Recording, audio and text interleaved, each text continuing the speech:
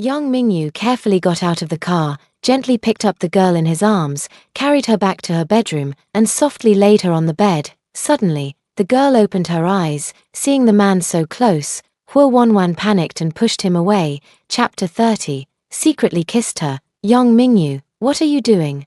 Huo Wanwan stood up, glaring angrily at the man. Yang Mingyu explained, I saw you were sleeping soundly, called you a few times but couldn't wake you up.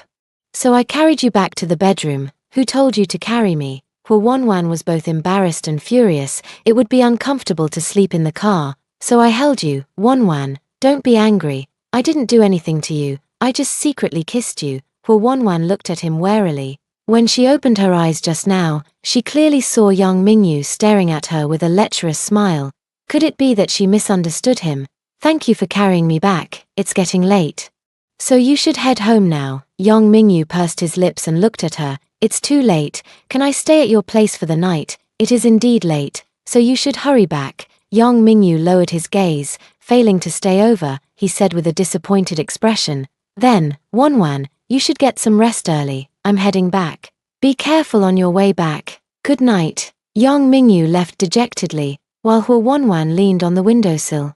Watching him slowly walk out of her living room, the man suddenly looked up toward the girl's room, and their eyes met. Huo Wanwan waved her hand. Hurry back, be careful, and good night. Yang Mingyu's eyes lit up. Wanwan, why was she leaning on the windowsill watching him? Was she worried about him? Go back quickly. It's already very late, Huo Wanwan said. Since it's so late, can't I stay overnight? Yang Mingyu pleaded, looking at him and asking, it's not impossible.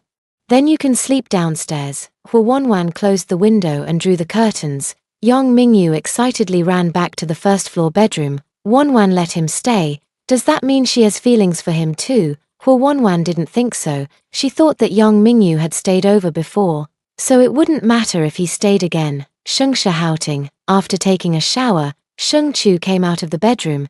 The man was already sitting on the bed, reading a book. Seeing his wife come out after her bath, he placed the book on the bedside table and looked at her with a smile. Chu, it's so late. You must be very tired, right? Hu Jinghuai wrapped his arms around the girl's waist and pulled her onto the bed. I am a bit sleepy. Sheng Chu lay down, and Hu Jinghuai pulled her into his arms. Then let's sleep. Hu Jinghuai gently stroked the girl's hair, the fragrance continuously drifting into his nostrils, making him feel somewhat intoxicated. Why? Do you think Mom and Dad like me? Sheng Chu asked worriedly. Of course they like you. Can't you feel it? They are very open-minded. As long as I like someone, they will like them too. Besides, Chu, you are so charming. Otherwise, why would I have fallen in love with you at first sight back then? The man looked at her with deep affection, his lips slowly drawing closer to hers. Sheng Chu's slender fingers pressed against his lips. Why? Why would Dad give me shares? He has plenty of shares. If he gives them to you, just accept them. Shares in Shengsha Group are very valuable. How could he give them to me so easily? Since you married me, you're part of the Hua family, it's only right to give you shares. Actually, Chu, I want to give you everything I have. Property, real estate, shares, funds. I want to give it all to you. You're my wife. We're one. There's no distinction between us. Hu Jinghuai moved her hand away, interlocked his fingers with hers, and slowly leaned in closer. Sheng Chu closed her eyes. I'm sleepy. Wife, let me give you a kiss. Hu Jinghuai moved closer to her. No, I'm very sleepy. I want to sleep. Sheng Chu turned over, facing away from him, but a smile was on her face. Hu Jinghuai could only lean against his wife's back and kissed the nape of her neck. Sheng Chu felt ticklish and shrank her neck. Hu Jinghuai, I'm really sleepy. The girl raised her voice a notch, but to his ears, it all sounded like a coquettish plea. Good night, Chu. Hubby won't tease you anymore. Hu Jinghuai indeed quieted down, no longer moving his hands and feet. The wife in his arms fell into a deep sleep within 2 minutes, her long, steady breath slowly drifting over. Hu Jinghuai, intimately connected to her body, closed his eyes. The next day was a work day. Sheng Chu got up, washed up, and had breakfast with Hu Jinghuai. While eating, she noticed the house felt empty and suddenly remembered that Duo, the fluffy one who usually played in the living room, was nowhere to be seen. She asked, why? Where's Duo? Hu Jinghuai replied, this morning, Lin Lin took Duo Duo and Tuan Tuan Yuan Yuan back to the old house. Sheng Chu felt a bit disappointed. Oh, missing them. I can ask Mom to bring them back. Not for now. Mom just got back from her trip and must really miss them. So let them spend more time with her. Hu Jinghuai noticed that although his wife said this, the disappointment on her face didn't seem fake. Chu Chu really did like Duo Duo a lot. Then how about this, after work today, we go to the pet store and buy a dog? Sheng Chu thought for a moment and shook her head. Forget it, when I miss it, you can just take me back to the old house. Hu Jinghuai lowered his gaze, lost in thought. He planned to go to the pet market later to pick out a dog and buy it for Chu Chu. After all, Duo Duo was his mother's dog, and having one of their own at home would feel different. After the meal, Hu Jinghuai drove Sheng Chu to her company. She waved goodbye to him and then turned to head upstairs. Meanwhile, Hu Jinghuai went to the pet market. After an hour of browsing, he finally found a yellow-furred dog and brought it to the company, asking his secretary to take care of it. With 2 days off over the weekend, Sheng Chu spent the entire morning catching up on her piled-up work. Once she finished, she slumped into her chair, exhausted. Wen went to get water and passed by her workstation, saying, "Would you like some coffee? I can bring you a cup while I'm at it." "Thank you, Wen. I don't drink coffee, I'll just have hot water." "All right." Wen took her cup and poured her a glass of hot water. Sitting at her workstation, Wen was still busy with work while talking to her. "I didn't expect it, just 2 days off and so much work piled up. I'll need at least 2 more hours to finish." Sheng Chu volunteered bravely. Wen, let me help you with a bit. Send it over." Wen was moved to tears. "Chu Chu, you're so kind, I'll send it to you right away." "You're welcome." While Sheng Chu was looking up words in the dictionary and translating the document, Wen spoke to her again.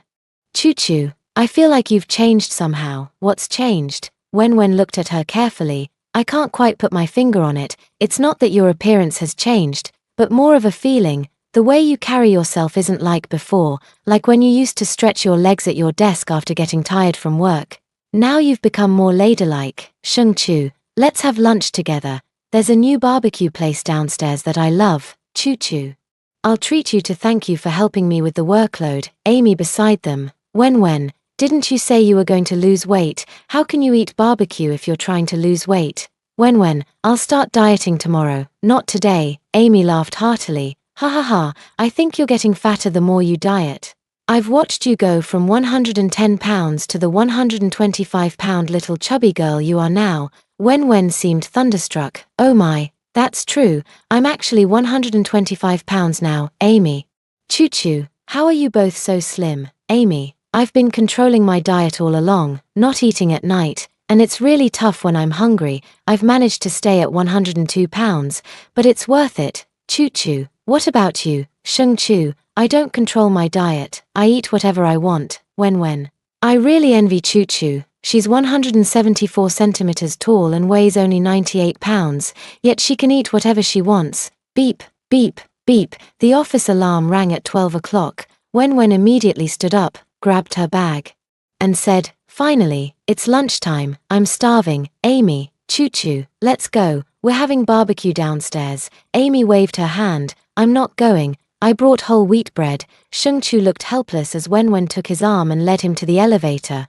Wen, let me treat you," Sheng Chu said. Wen refused. "How can that be? I already said I'd treat you." Sheng Chu wanted to say something more, but after a pause, he decided against it. Arriving at the barbecue restaurant on the first floor, the server arranged 2 seats for them. Wen first ordered 2 glasses of juice. Sheng Chu, smelling the barbecue aroma wafting from the neighboring table, felt extremely uncomfortable and nauseous. Covering her mouth, she stood up and headed toward the restroom. At the sink, Sheng Chu retched several times. Wen hurried over, patted her back, and asked with concern, "Chu Chu, what's wrong?" Chapter 31.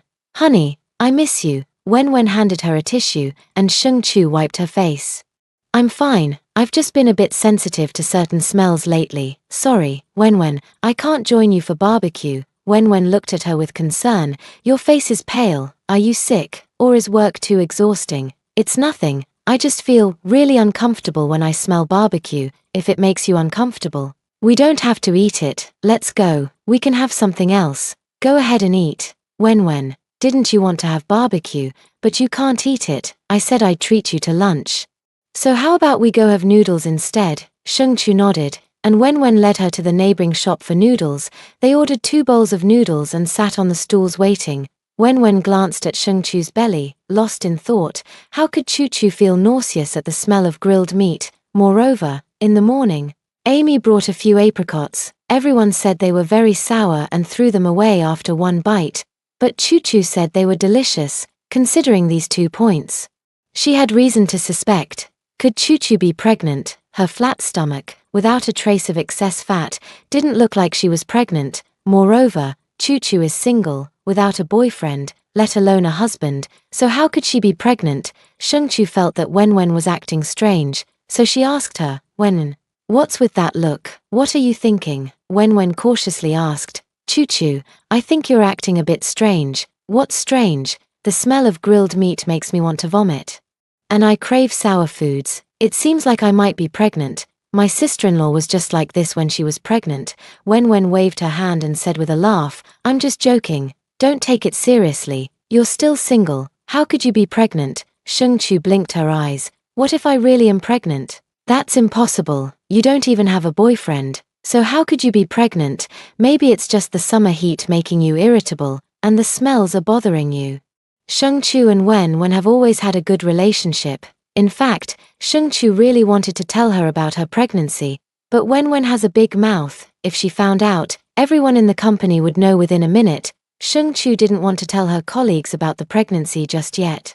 She smiled and brushed it off. The noodles arrived, but Shengchu didn't have much of an appetite and only took a few bites before stopping.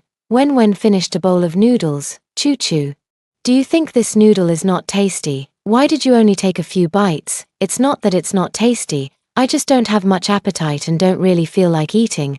I really envy you. You get full after just a few bites, unlike me. I always have a good appetite, no matter the time or place. I've never had a poor appetite before. Woo. After eating the noodles, Wen also bought a cup of milk tea to hold and drink. Shengchu didn't want to drink any, so she didn't buy one. The 2 of them returned to the company together. The company was very quiet. Colleagues were all taking a nap after lunch, so the 2 of them also returned to their workstations, pulled their chairs flat, covered themselves with blankets, and took a nap. Shengchu couldn't fall asleep, so she just stared at the ceiling with her eyes open. After staring for a while, she closed her eyes and dozed off for a bit. After an unknown amount of time, she heard light footsteps approaching her. She opened her eyes and saw her boss, Tang Yihua, placing a bottle of milk on her desk. Shengchu closed her eyes and pretended to be asleep. Tang Yihua stood there, watching her for a full minute before quietly walking away. Shengchu looked at the milk thoughtfully. She knew Tang Yihua liked her. Once, when she went to the office to see the boss, she overheard Tang Yihua and Jack talking at the door. Jack urged him to confess to her quickly. After learning this, Shengchu deliberately kept her distance. As for delivering milk, Tang Yihua gave it to the employees every day, so there was no need to avoid suspicion. However, he always personally delivered it to her desk, while other colleagues had to go to the office to get it themselves. Because of this, their colleagues had teased them about it. A few days ago, Tang Yihua had met Hu Jinghuai and learned that he was her boyfriend. Why hadn't he given up yet? Shengchu sat up and saw over a dozen WeChat messages. A few from Shenqi, a few from Hu Jinghuai, and even some from Su Zhenzhen. She replied to each one, starting with Hu Jinghuai's. Hu Jinghuai had asked if she missed him, saying he missed her a lot. He also asked what she had for lunch and mentioned he would pick her up after work to give her a surprise. Shengchu replied with a smile, didn't miss you, I had noodles for lunch. Hu Jinghuai, T to the power of T. My wife doesn't miss me, but I miss her so much. Crying, Shengchu. Just imagining the scene of a 9-meter tall man acting cute is simply unbearable to watch. Clicking on Shenqi's WeChat profile picture, she posted that the song Su Yang wrote for her has gone viral, with over 40 million plays on Kugu Music, and it's trending at number 9 on Weibo. #YouthfulUs#. Shengchu replied with a smiling emoji. Shenqi, what kind of expression is that? Shengchu, what kind of expression do you think I should have? Shenqi, Su Yang, I've known you for over 2 years and liked you all along, But I never confessed. Now that you're a married woman, it's too late for regrets, Sheng Chu. I've never had any thoughts about him. No matter when he confesses, I would never agree, and I wouldn't waver either, Shen Qi. I don't believe it. A man wrote a song for you and confessed to you in front of the whole world during a live stream. How could you not feel even a little shaken, Sheng Chu? There is indeed a strange feeling in my heart, but I definitely haven't wavered, Shen Qi. Alright, that heart of yours is so tough, even this couldn't move you. Sheng Chu opened Su Zhenzhen's WeChat, where she had posted a photo with a caption, Su Zhenzhen, picture, Chu Chu, this is my mother, wearing the jewelry you picked out. What do you think? Does it look good? She's really happy. Sheng Chu opened the picture. In the photo was a woman wearing a cheongsam that accentuated her figure. Her expression was gentle and kind, and she looked to be in her late 30s or early 40s. For some reason, Sheng Chu felt that this auntie looked very familiar. Sheng Chu, your mother is so beautiful. Is this really her? Su Zhenzhen, I just told my mom that you complimented her, and she was so happy. Sheng Chu, your mom really has a great presence. Su Zhenzhen, thank you for the compliment. Mom said she'd like to invite you over for a meal another day. Sheng Chu, sure, I'd love to when I have the chance. Hu Jinghuai sent another message. Opening it, he said, Wife, I'm starting work now. I'll be off in 3 hours and then come pick you up. Sheng Chu, hurry up and get to work. I have things to do too. Hu Jinghuai. Sheng Chu smiled while holding her phone. Wen, who had approached unnoticed, asked, Chu Chu, what are you smiling at with your phone? Sheng Chu put away her phone. It's nothing. You're not in a relationship, are you? You look all flushed with happiness. Sheng Chu nodded. Wen was stunned and leaned in closer. What? You're really in love? Yes. I am in love. Wen, I'm your best friend, and you didn't even tell me you're in a relationship. We haven't been together for long. Who is he? What does he do? How old is he? The boss walked out and said loudly, Wen, what are you doing during work hours? Have you finished your tasks? Wen rolled her eyes. Got it. I'll get to work right away. As she left, she also said to her, Chu Chu, let's chat after work. 2 minutes later, Wen suddenly turned her head and asked, Chu Chu, your boyfriend couldn't be the boss, could he? Sheng Chu smiled helplessly. How could it possibly be him? Wen felt relieved and patted her chest. It's good that it's not him. But the boss has always liked you. If he finds out you have a boyfriend, he'll probably be very sad, right? Within half an hour, colleagues congratulated her one by one for having a boyfriend. Sheng Chu glanced at Wen. Did you say it? Wen smiled awkwardly in response. There were already few colleagues to begin with. When she went to get water or use the restroom, she would tell anyone she saw that Chu Chu had a boyfriend. Now everyone was coming to congratulate her, and Sheng Chu felt quite helpless. Only Tang Yihua sat in the office, seemingly having lost his soul. Chapter 32. A surprise for you. Jack patted him on the shoulder. I told you a long time ago to confess to her, but you kept dragging it out. Now it's too late for regrets. Tang Yihua glanced at him. I'm already hurt enough. Don't make it worse. Having a boyfriend doesn't mean she's married. You could actually confess to her. Tell her how you feel. Maybe there's a chance. Tang Yihua shook his head. Forget it. Why should I add to her troubles? This isn't adding trouble. It's about expressing the feelings you have for her in your heart. Since she has a boyfriend, I won't say anything unless she breaks up someday. Jack laughed. You kid. When it was time to get off work, colleagues gradually left the company. Sheng Chu also packed up her things and headed home. She took the elevator down to the first floor. As soon as the elevator doors opened, she saw Hu Jinghuai at the entrance. He smiled and reached out his hand to her, and Sheng Chu, also smiling, extended her hand to meet his. Hu Jinghuai held her hand, their fingers tightly interlocked. Why are you waiting for me at the door? I wanted to see you sooner. Sheng Chu looked up into his gaze. The man's eyes were bright, not hiding his longing for her at all. Getting into the car, Hu Jinghuai fastened her seatbelt and took the opportunity to sneak a kiss on his wife's cheek. After the stolen kiss, he straightened up and stepped on the gas. Sheng Chu was utterly helpless. The car came to a stop at a traffic light, right next to a shopping mall.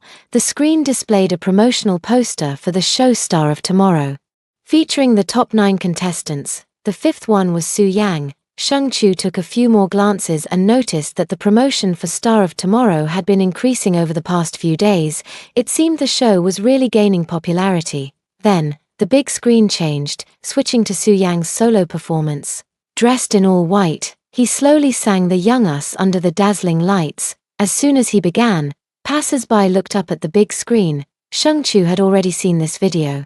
Su Yang was good-looking, his singing was melodious and pleasant, and the melody of this song was also quite nice. It sounded like a song that would become popular. In terms of appearance, he stood out among the other top 8 contestants. As for talent, the song had already surpassed 100 million views so far. With both talent and looks, Su Yang was likely to gain some popularity for a while. Hu Jinghuai, on the other hand, frowned and glanced at Sheng Chu's expression. But she showed no particular reaction. Chu, I've prepared a surprise for you. Hu Jinghuai diverted her attention. Sheng Chu indeed looked at him and asked, "What surprise?" "You'll know when we get home, still keeping it a secret. You'll definitely like it. Why don't you take a guess?" Sheng Chu thought for a moment and shook her head. "I can't guess. Give me a hint." Hu Jinghuai reached out and took the girl's hand. "Hint, it's fluffy." "Fluffy?" Sheng Chu still shook her head. "I can't guess." Why? Just tell me. If I tell you, you won't be surprised when you see it. I'll keep the suspense." Sheng Chu shook off the man's hand. "If you don't tell me, I won't let you hold my hand." Hu Jinghuai showed a meaningful smile. When Chu acts coquettish, she's really playful and cute. Sheng Chu received a message, a voice message from Shen Qi. She opened it to listen. Chu, I got the tickets, live tickets for Star of Tomorrow, and 2 of them. It's a live broadcast on Friday. You have to come with me." Hu Jinghuai slowly furrowed his brow. Sheng Chu replied via voice message. "How did you manage to get tickets for Star of Tomorrow?" "I just signed up casually, and I never expected to actually be chosen." Chu, do you know how lucky I am? There were hundreds of thousands of people who signed up, and only 500 audience members are selected for each episode, and I was one of them. I am indeed quite lucky. But I don't want to go. "Why? Do you know how many people want to go but can't? I managed to get 2 tickets with great difficulty. The first time I told you and shared it with you. I just hoped you would accompany me. Why don't you want to go?" "Sheng Chu, I'm not interested in going." "How could you not be interested? When we went to concerts before, weren't you quite happy too? How could you not be interested? Is it because your husband won't let you go? Does he know that Su Yang likes you and even wrote a song for you?" Chu, please come with me. You're my best friend. We've known each other for over a decade." Sheng Chu glanced at Hu Jinghuai, who wore a faint smile. Hu Jinghuai said, Chu, if you want to go, then go. I'll respect your decision. I just think the event might be quite noisy. And the live stream will last at least 2 hours. But, since Chi invited me like this, it doesn't feel right to refuse. Chu, if you want to go, just go. No need to worry. If you decide to go, I'll accompany you. Can you get tickets? Hu Jinghuai lowered his head with a smile. Of course. This event is organized by Shengsha Entertainment, and I am a major shareholder of Shengsha Entertainment. Oh, Sheng Chu nodded. Shengsha Entertainment, Shengsha Group, it's quite obvious. Huai is really amazing, even involved in the entertainment industry. I want to go. But Huai, don't misunderstand, I want to go, and it has nothing to do with Su Yang. I've never liked him. Hu Jinghuai let out an and then said, then I'll arrange 3 tickets in the best seats. Thank you. Huai, silly wife. Why say thank you to your husband? If you really want to thank me, just give me a kiss. Sheng Chu lowered her head, a smile playing at the corner of her mouth. When they arrived at Shengsha Houting, the 2 got out of the car together and headed home. Sheng Chu was held in Hu Jinghuai's arms as she looked up and asked, you said earlier that you prepared a surprise for me at home. Now that we're here, can't you tell me yet? You'll find out in a moment. Hu Jinghuai led Sheng Chu into the living room. At that moment, Hu Jinghuai noticed the little puppy on the sofa. He bent down to pick it up, and Sheng Chu's eyes lit up. She leaned closer to Hu Jinghuai, unable to hide her smile, her face full of surprise. What's this? Hu Jinghuai handed the puppy to her, and as Sheng Chu held it in her arms, her heart melted. After Duo passed away, I saw how disappointed you were, so I went to the pet store and picked out this puppy. It's only 2 months old and the same breed as Duo. From now on, this puppy will be ours. Sheng Chu was overjoyed. Does it have a name? No, Choo-Choo, you pick one. He's so soft. Cute and adorable, with snow-white fur. How about calling him Snowball? Okay, from now on, he'll be called Snowball. Sheng-Chu's heart melted as she held the puppy, unable to put it down. Snowball, Snowball, from now on, you'll be known as Snowball. You have to remember your name. She is looking at it. And he is looking at her. Seeing his wife so happy, he knew he had made the right decision by buying a puppy. At that moment, a strange girl walked in from outside. She was slightly chubby and looked to be in her early 20s. Sheng-Chu was a bit puzzled about who she was, so Hu Jinghua explained, "She is the nanny I hired for Snowball. From now on, she will take care of Snowball." Sheng-Chu nodded. The girl smiled and said, "Hello, madam, my name is Xiaofang." Sheng-Chu returned a smile. "Hello, Xiaofang, you don't need to call me madam in the future. You can call me Choo-Choo or Sheng-Chu." Xiaofang nodded. "Alright, then I'll call you Sister Choo-Choo." "Alright, Choo-Choo, Snowball needs to eat. Let me take her downstairs to feed her, and I'll bring her back once she's full." Sheng-Chu handed Snowball to Xiaofang, who took the kitten and went to feed her. Watching the girl's retreating figure, Sheng-Chu casually asked, "Why, how much do you pay Xiaofang per month for taking care of Snowball?" 30,000. Hu Jinghua had just posted the job advertisement for a dog caretaker today, with the condition that the person must live in. Offering a salary of 30,000. There were many applicants, and in the end, Secretary Yang Lan chose Xiaofang. Sheng-Chu widened her eyes. 30,000. A dog caretaker earns 30,000 a month. She only makes a little over 20,000 a month. Chapter 33. Why, you're very handsome. Hu Jinghua held his wife's surprised face and asked, "Why are you so surprised? Xiaofang's salary is really high. I was in a hurry to hire someone, and since it's a live-in nanny, the price is a bit higher. 30,000 is way too high. I only make a little over 20,000 a month. Not enough money. I'll transfer it to you right away." Hu Jinghua took out his phone. Sheng-Chu shook his head. "I have enough money. I'm just a bit surprised, that's all." As soon as he finished speaking, Sheng-Chu's phone chimed. Alipay payment received. 314, 520 yuan. Sheng-Chu was both surprised and delighted. "I already said it was enough. Why did you still transfer money to me? And such a large amount." Hu Jinghua held the girl in his arms. "It's not too much, as long as you're happy, my dear." How could anyone not be happy after receiving so much money? Over 1,000,000 yuan, and you just transferred it with a flick of your finger. Sheng-Chu looked up at the man, her eyes curved like crescent moons. "Beautiful and charming. This money is nothing. And besides, all my assets are our joint marital property, as long as it makes my wife happy.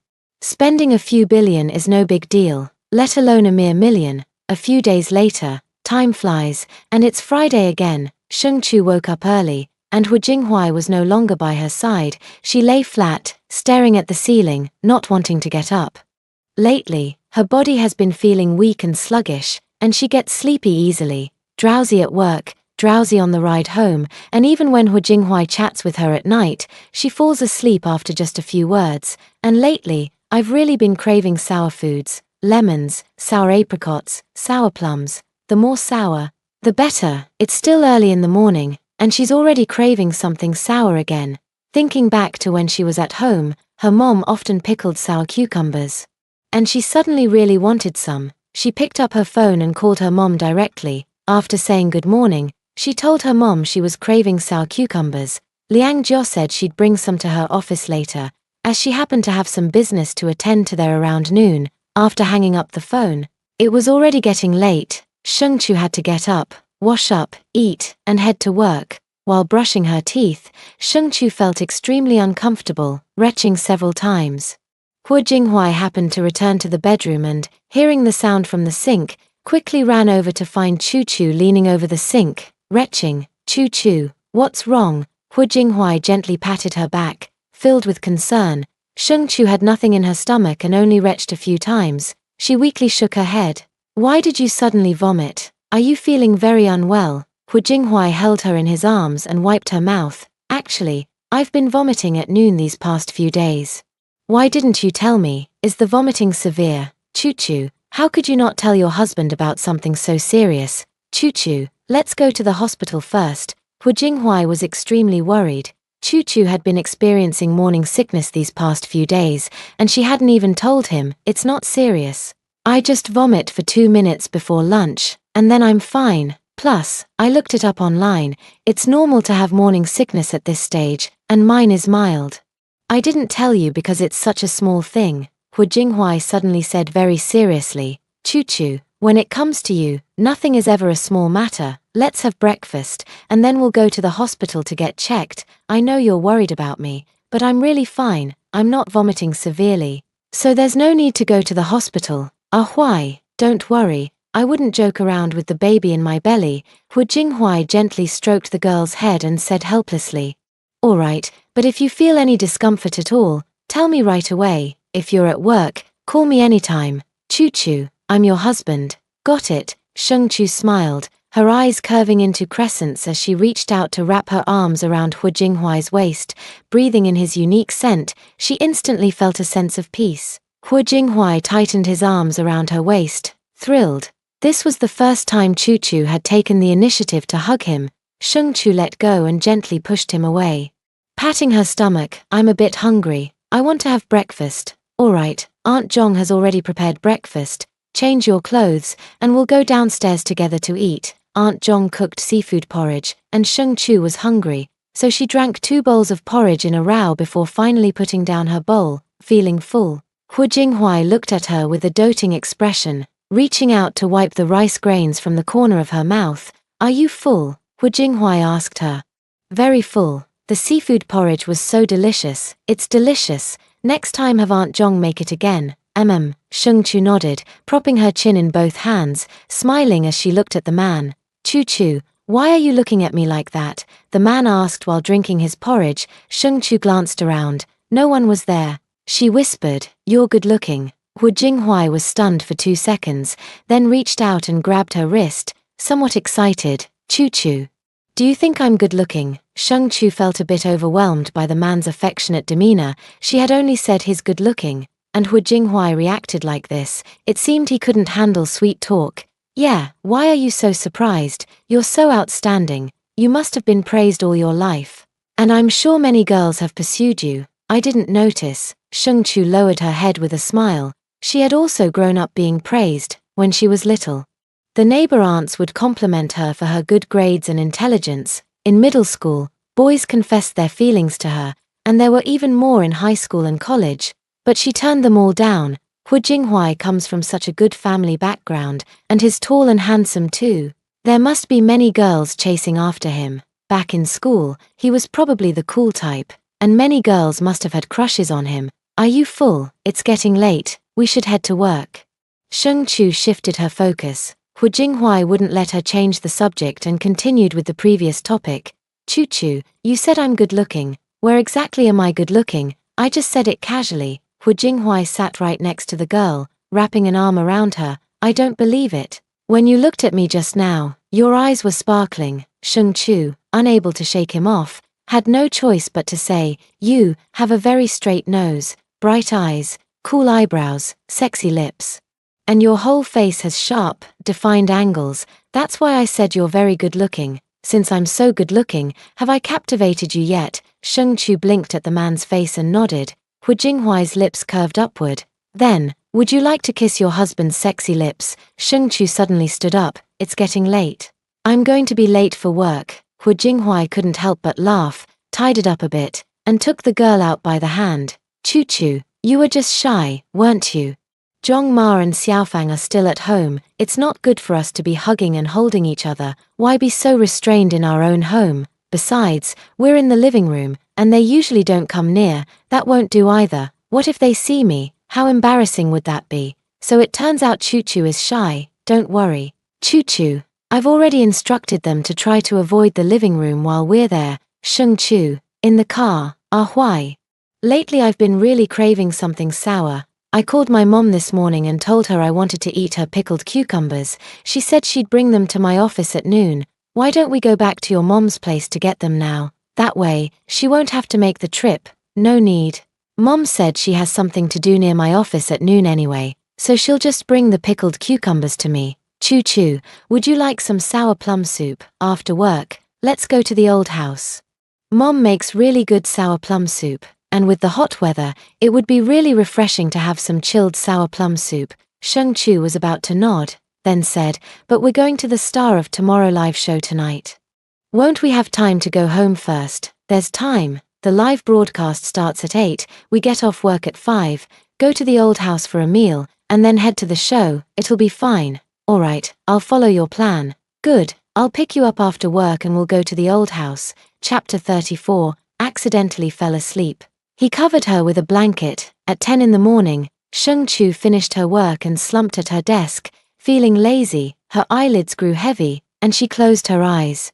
Drifting off to sleep, Tang Yihua, watching from his office through the glass window, noticed Sheng Chu had fallen asleep.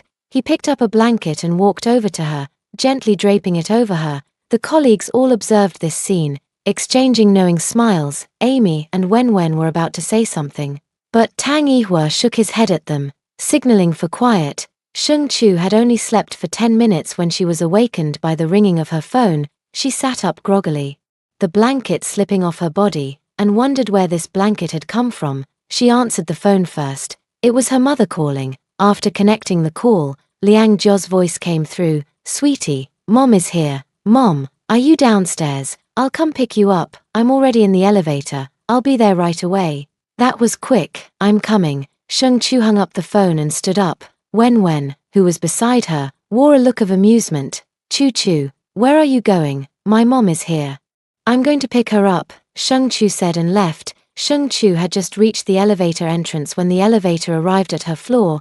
With a ding, the doors opened, and Liang Jio stood there holding a bag, smiling at her. Choo choo, Mom. Liang Jio looked at her daughter, reached out to touch her face, her expression full of heartache. You've lost weight, Sheng Chu pouted. Mom, I've been vomiting a lot lately, but it's strange. I don't vomit after breakfast or dinner, sweetheart.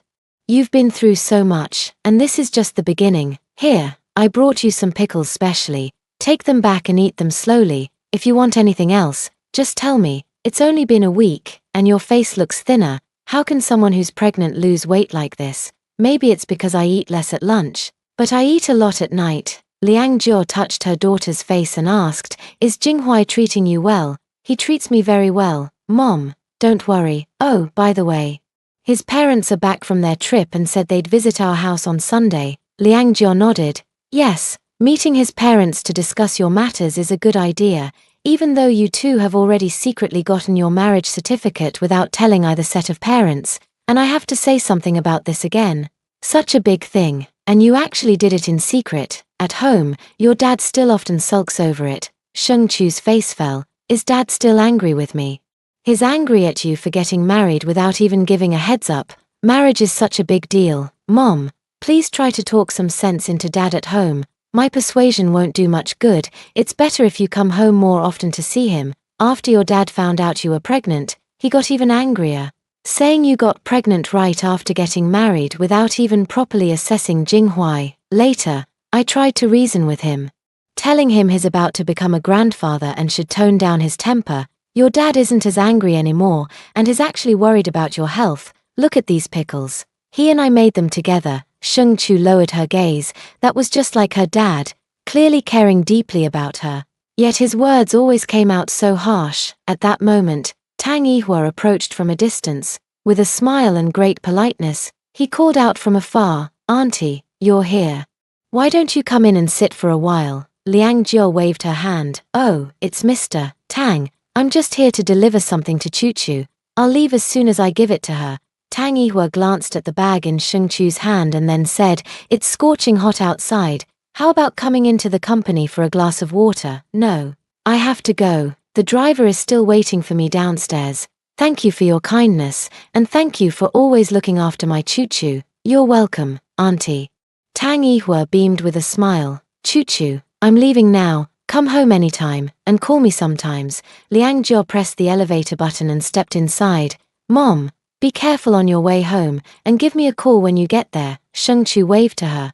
Got it, you should hurry back to work. As the elevator doors closed, Sheng Chu turned around to head back to the company. Tang Yihua said, Choo Choo, let me help you carry your things. No need, it's very light, I can manage. You look so young, I can't believe you're almost 50, she really takes good care of herself. Choo, your taste seems a bit strange lately. I heard from Wen that you really like sour foods and have been vomiting a lot recently. Is your stomach not feeling well? If you're not feeling well, you must go to the hospital. If you ignore a minor illness, it could turn into a serious one. Shengchu knew that Tang Yihua had always liked her, to make him give up sooner. She decided to tell him that she was already married. Shengchu smiled and said easily, "Actually, I'm pregnant, so my appetite has become strange. I've been craving sour things lately, so my mom pickled some sour cucumbers for me and brought them over specially." Tang Yihua was instantly struck as if by lightning, frozen in place for a few seconds before catching up to the girl and asking in disbelief, "Pregnant? You're pregnant?" Shengchu nodded slightly. "Actually, my husband and I have already registered our marriage. I didn't tell my colleagues because I was afraid they'd make a fuss and ask about my husband, so I just said he's my boyfriend." After saying this, Shengchu entered the company, leaving Tang Yihua standing there alone. He originally thought that Shengchu just had a boyfriend, but he never expected that she was already married and even pregnant. Now, he should completely give up hope. He can no longer wait for her to break up.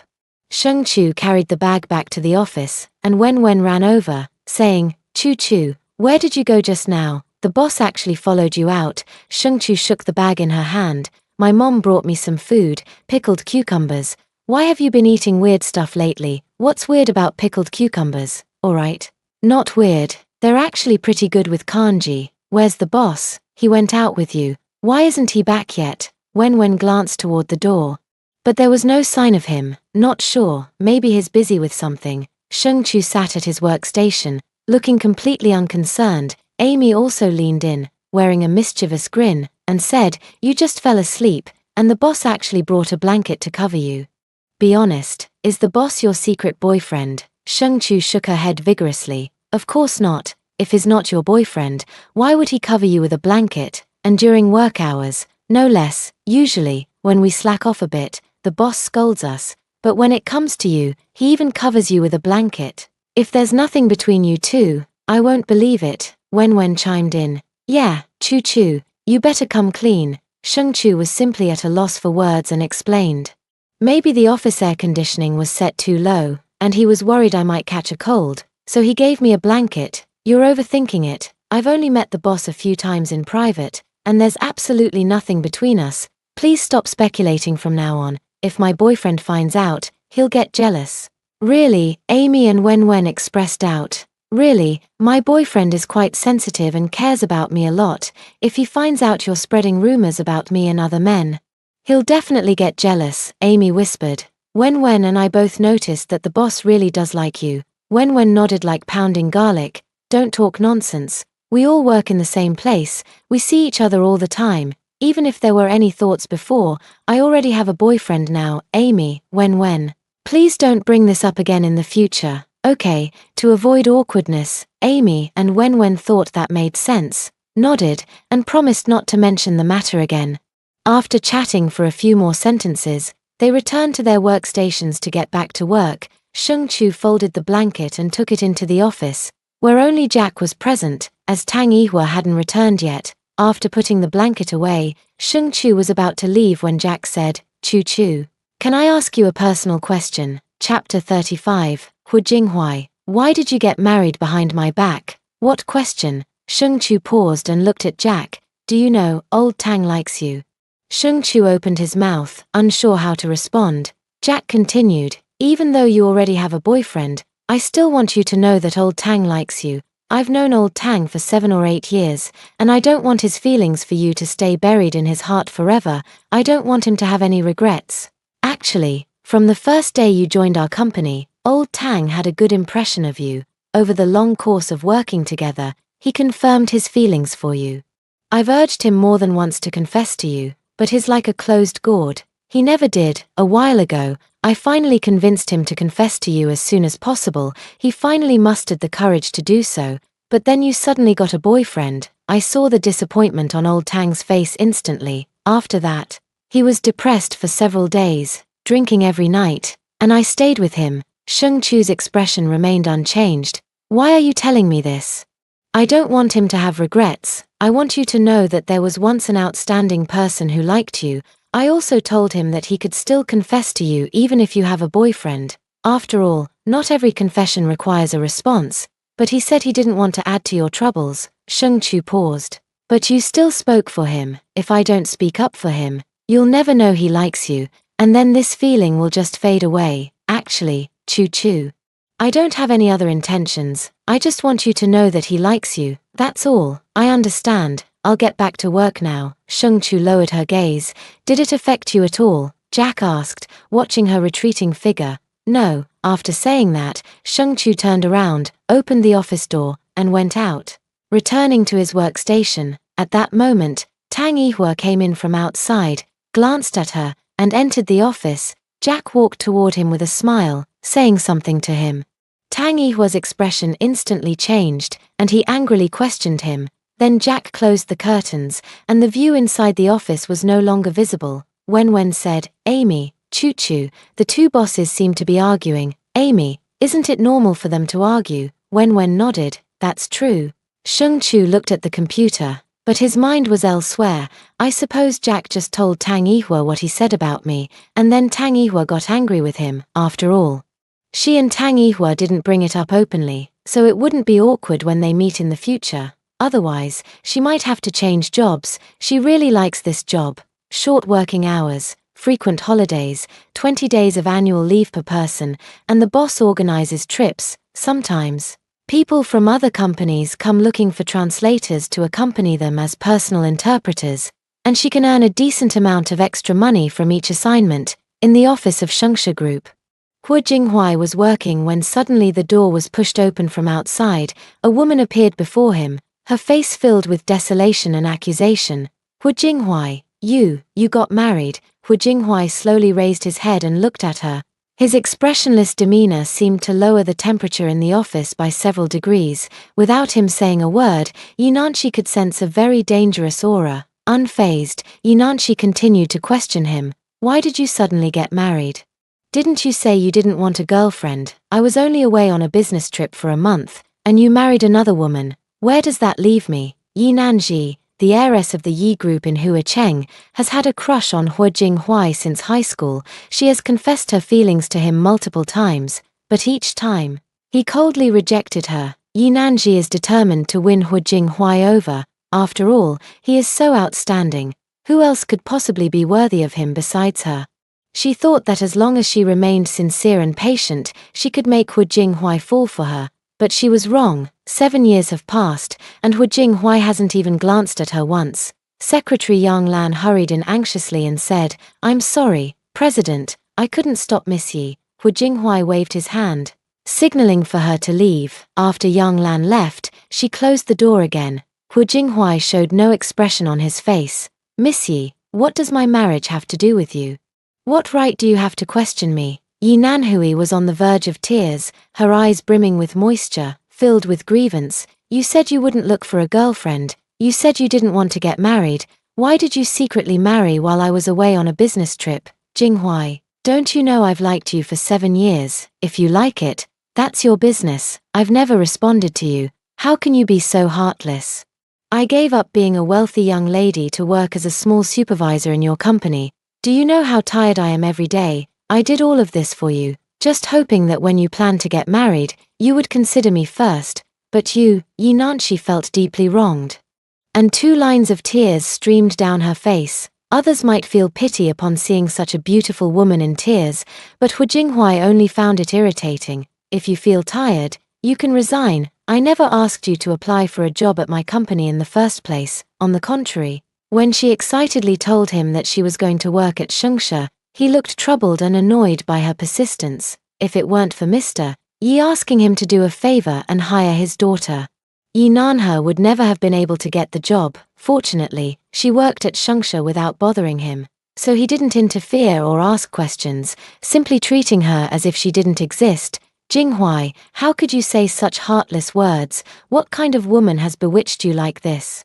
I was only away on a business trip for a month, and you got married. Yi Nanji, don't you dare speak about my wife, otherwise, don't blame me for not giving your father any face.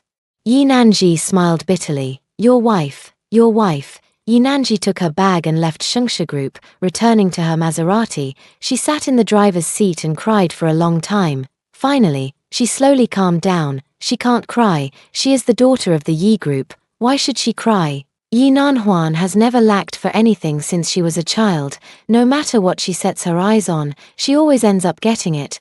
But the man she has her heart set on was actually snatched away by another woman.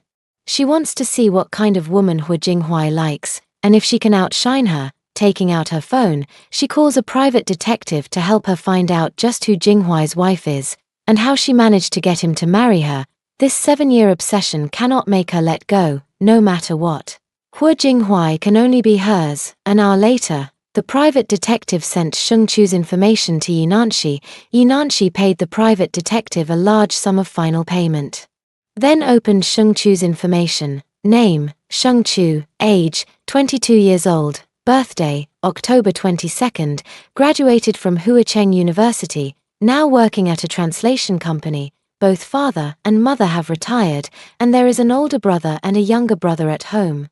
The older brother inherited the small company left by their father and is now the chairman of Jiaming Company. Yi Nanhua looked at Sheng Chu's photo with a serious expression, because Sheng Chu was indeed very beautiful. Even though she herself was also outstanding and beautiful, she admitted that in terms of appearance and figure, Sheng Chu was not inferior to her. Yi Nanhua searched for Garmin on Baidu and sneered disdainfully. This small company wasn't even listed on the stock market. It wasn't even worthy of polishing her family's shoes. Moreover, she was the only daughter of the Yi family and would inherit the Yi Group in the future. As for Sheng Chu, with an older brother and a younger brother, the company wouldn't have the slightest connection to her. Sheng Chu, how could someone like you even compete with me? A strange glint flashed in Yi Nanhua's eyes. Chapter 36. Why is she here? Sheng Chu had the pickled cucumbers that Liang Jia brought over for lunch. Strangely enough, she didn't experience any morning sickness at noon today. Hu Jinghuai sent a message to check on her, asking what she had for lunch, whether she missed him, and telling her that he missed her very much. Sheng Chu chatted with him for a while with a smile on her face. Soon, colleagues began their lunch break, drawing the curtains, turning off the lights, and Sheng Chu also lay down to rest for a while. At this moment, Wen beside her whispered, "Chu, where are you going to play this weekend?" Sheng Chu thought for a moment. "I haven't decided yet." Wen, do you have any ideas? Wen, I want to get a tattoo, do my nails, and then travel to the neighboring city. You're so cool. What are you getting tattooed? Maybe a flower. Chu, do you want to get one together? I'll pass. Sheng Chu declined. How could she get a tattoo while pregnant? Actually, I've always wanted a tattoo. I used to be afraid of the pain, but I later found out that you can get anesthesia. I'll take a look after it's done. Amy, Wen, I want to get a tattoo too. Let's go together. Wen, sure, let's go after work. Soon it was time to get off work. Sheng Chu packed up her things and left, only to find Hu Jinghuai already waiting for her outside. In the car, "It's my first time going to the old house. Let's buy some gifts for your parents," Sheng Chu suggested. Hu Jinghuai replied, "They don't lack anything. There's no need to buy anything. But as a daughter-in-law visiting my in-laws' house for the first time, wouldn't it be inappropriate to go empty-handed?" "There's nothing inappropriate about it. Besides, you're not going alone. You have me and the baby with you." Sheng Chu gently touched her flat stomach. "But, why? Let's still buy something to bring." "Alright, then let's go buy some gifts." Passing by the mall, the two got out of the car to pick out gifts. They bought skincare products for the mother-in-law and high-quality tea for the father-in-law. In the end, Hu Jinghuai paid the bill. Sheng Chu was still a bit displeased. Why did you pay? I should have paid." Hu Jinghuai held the bags in one hand and wrapped his other arm around her waist. "We are husband and wife. Everything I have is yours, so it doesn't matter who pays." When the car arrived at the old house, Xu Ya and Hu Qianzong were already waiting at the door. As soon as the car stopped, Sheng Chu opened the door and got out. Xu Ya immediately grabbed her hand. "Chu, you've finally arrived." "Mom," Sheng Chu greeted with a smile, then turned to Hu Qianzong and called out, "Dad." Hu Qianzong nodded. "Come on in," Xu Ya said. "Yes, Chu, I heard you've been craving sour things lately. I made my specialty sour plum soup. Come on, Let's go in and have some. Hu Jinghuai followed behind, carrying a few bags in his hands. Hu Qianzong looked at him with a strange expression and asked, Jinghuai, what's this? Hu Jinghuai replied, this is a gift from Chu for you. Hu Qianzong said, really? I was wondering why my son came home carrying something. So it was bought by my daughter-in-law. Jinghuai, you've been living apart from us for 10 years, and every time you come home, you come empty-handed. Did you know that? Hu Jinghuai said, you don't lack anything. Why would I need to buy something? Hu Qianzong rolled his eyes. Is it the same when you buy it yourself versus when your child gives it to you? Having 2 sons is really useless. My Wanwan is the best. She always buys things for your mom and me when she comes home. You and Xiuhua have never brought us gifts. Shuwei. Exactly. The only good thing about Jinghuai is that he found me such a wonderful daughter-in-law. Hu Qianzong. That's about the only use he has. Hu Jinghuai. He was being looked down upon. His parents used to praise him, saying he was smart, but now that they have a daughter-in-law, they're looking down on him. The servant, Aunt Wang, ladled out some sour plum soup and brought it over. Shu Wei picked it up and handed it to Sheng Chu, saying, Chu, try a little. When I was pregnant with Jinghuai, I also loved drinking sour plum soup and eating sour things. Thank you, Mom. Sheng Chu took the sour plum soup and took a couple of sips. The taste was cool and refreshing, and she gulped down a whole cup in one go. Chu, how does it taste? Shu Wei asked. It's really delicious. Mom, you're amazing. Can you teach me how to make sour plum soup? Of course, but since you're pregnant now, it's better not to do it yourself. I'll teach Jinghuai, so he can make it for you. Hu Jinghuai took a sip and felt the sourness making his cheeks ache. So, this was the kind of taste Chu liked after getting pregnant. His heart instantly ached a little more for her. Chu is now doing everything for him. Not only experiencing morning sickness but also having strange cravings, so he needs to cherish her even more. Sheng Chu asked Shu Wei, Mom, where's Duo? I haven't seen him. Shu Wei replied, Lin took him for a checkup. They'll be back in a while. Sheng Chu nodded. Although they already have Snowball at home, she still misses Duo quite a bit. The food was served, and the family was about to eat when suddenly they heard a woman's voice. Auntie, I came to see you. The woman wore delicate makeup and a form-fitting red dress that accentuated her beautiful figure. Her long, slightly curly hair cascaded down her back as she walked toward them slowly in high heels. Hu Jinghuai narrowed his eyes. Why had this woman come? He immediately glanced at his wife. Shu Wei stood up with a smile to greet Yi Nanji. It's Nanji. Yi Nanji glanced at the woman sitting beside Hu Jinghuai at the dining table, then smiled and reached out to link arms with her. Responding to Shu Wei, yes, Auntie, it's been a while since I last visited. I've missed you so much. Auntie, was Switzerland fun? I've been planning to travel there too. Shu Wei, it was quite nice. If you want to go, you should definitely visit. Have you eaten yet? If not, you can join us for a meal. Yi Nanji, I haven't eaten yet. I came to see Auntie right after getting off work. Then, she deliberately looked at Sheng Chu and asked, Auntie, may I ask who she is? Shu Wei introduced. She is my son Jinghuai's wife. Her name is Chu. Yi Nanhe feigned surprise. Brother Jinghuai actually got married. How come it's so sudden? Why wasn't there any news before? When you meet someone you like, you get married. There's nothing sudden about it, Shu Wei said. Hu Jinghuai remained expressionless, serving Sheng Chu food without even glancing at Yi Nanhe. This woman sure knows how to put on an act. At the company this morning, she clearly already knew he was married and even barged into his office to confront him. Yet now she's pretending not to know. Chu, the sweet and sour pork ribs are quite good. Have some. Sheng Chu noticed that Hu Jinghuai's expression had changed from the moment that woman walked in. Could it be that Jinghuai and this woman? Yi Nanshi smiled and greeted Sheng Chu. Hello, I'm Yi Nanshi. Jinghuai and I grew up together. I never expected that in the month I was away on a business trip, he would get married. It's really unbelievable. Sheng Chu returned a smile. Hello, Yi Nanhui. I just heard from your mother that your name is Chu. Right, Chu. May I call you that? Sheng Chu showed a polite smile. Yes, you may. Yi Nanhui smiled. Chu, where are you from? What does your family do? How did you and brother Jinghuai meet? I've never heard before that brother Jinghuai had a girlfriend. So how did you suddenly get married? How did you win brother Jinghuai's heart? Sheng Chu, so many questions. Which one should she answer first? She felt that although the woman in front of her was smiling, there was something about her smile that felt fake, giving her a bad premonition. Shu Ye, Nanji, why are you asking Chu Chu so many questions all at once? Chapter 37. How could she be worthy of standing by Jinghuai's side? Auntie, I'm curious. She is brother Jinghuai's wife. After all, Hu Qianzong spoke expressionlessly. Let's eat first. We can talk after the meal. Yi Nanshi had always been a little afraid of Hu Qianzong since childhood.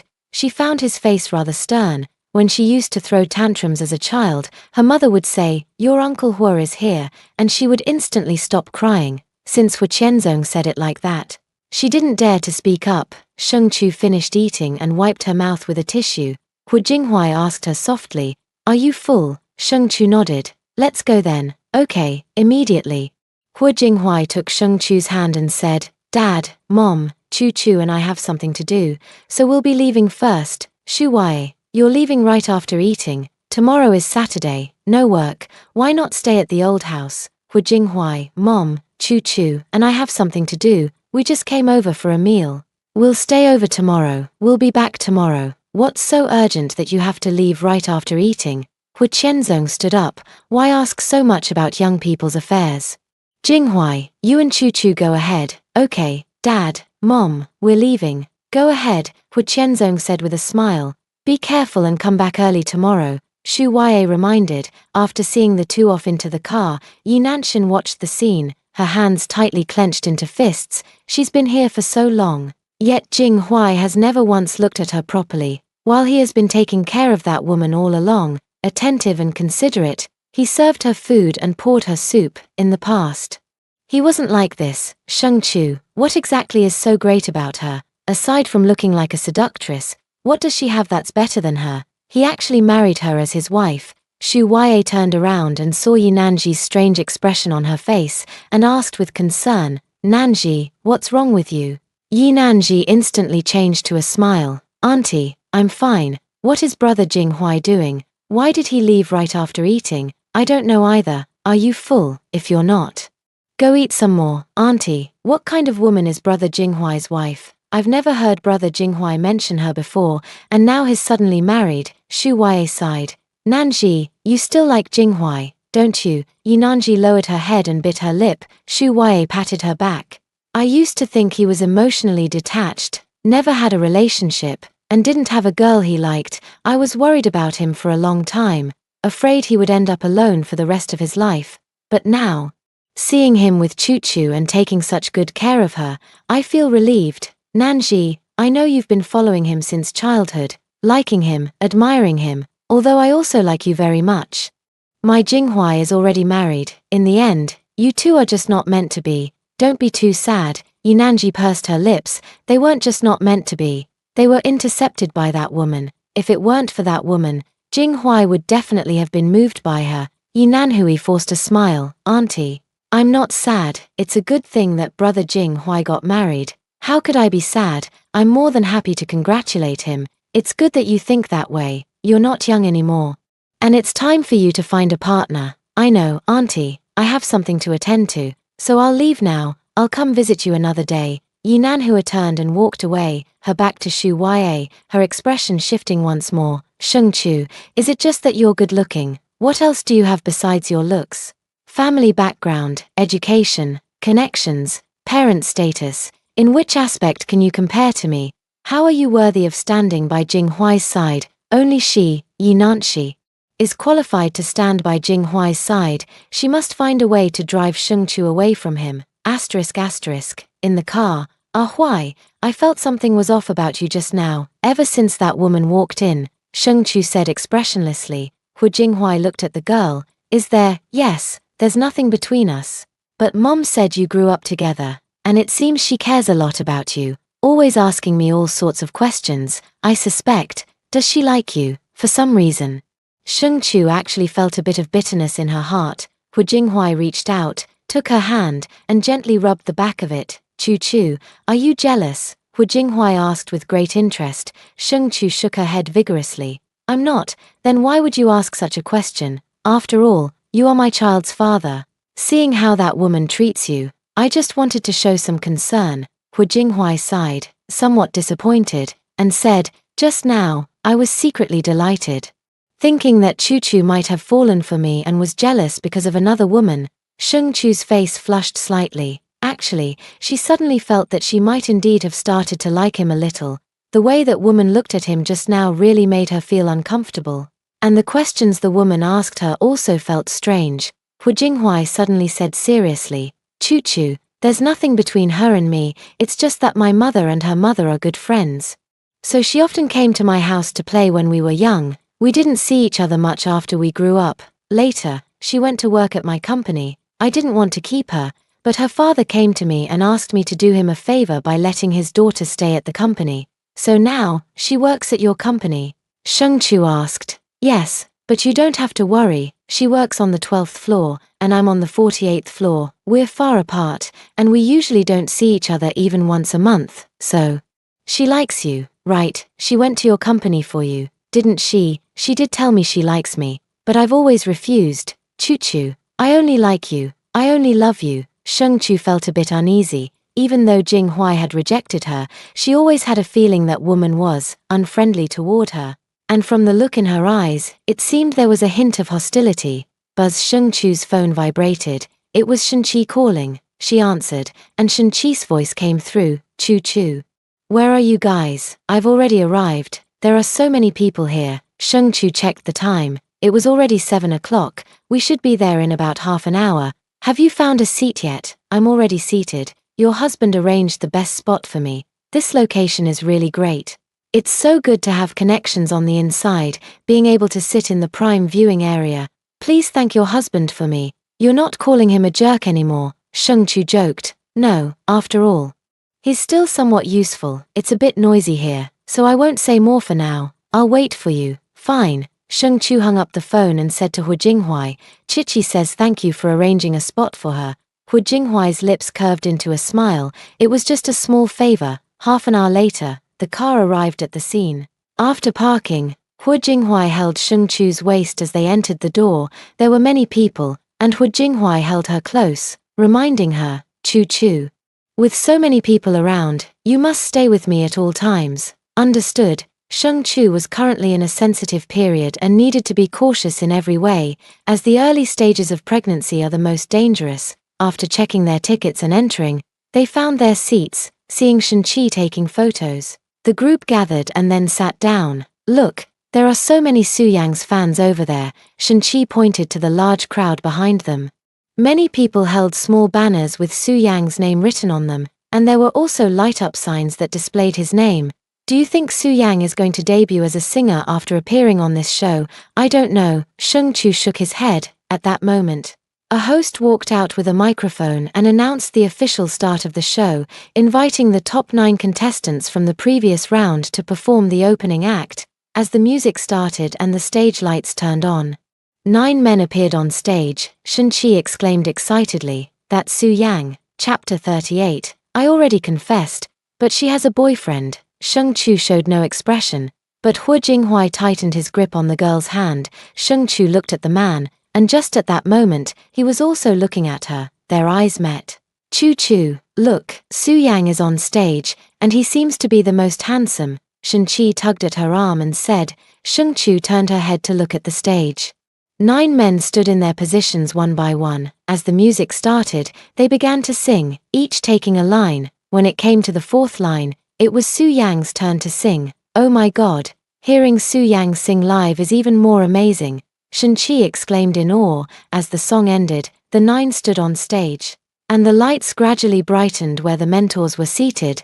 The fans below screamed wildly. Among the 3 mentors, the first was the powerhouse male singer Ying Jiang, a king of song who had won countless awards. With 15 years in the industry, he had written dozens of songs and amassed a large fan base. Whenever he held a concert, tickets would sell out in just 1 second. The second mentor, Xu Fenghua, was an idol-style male singer who had been active for 8 years.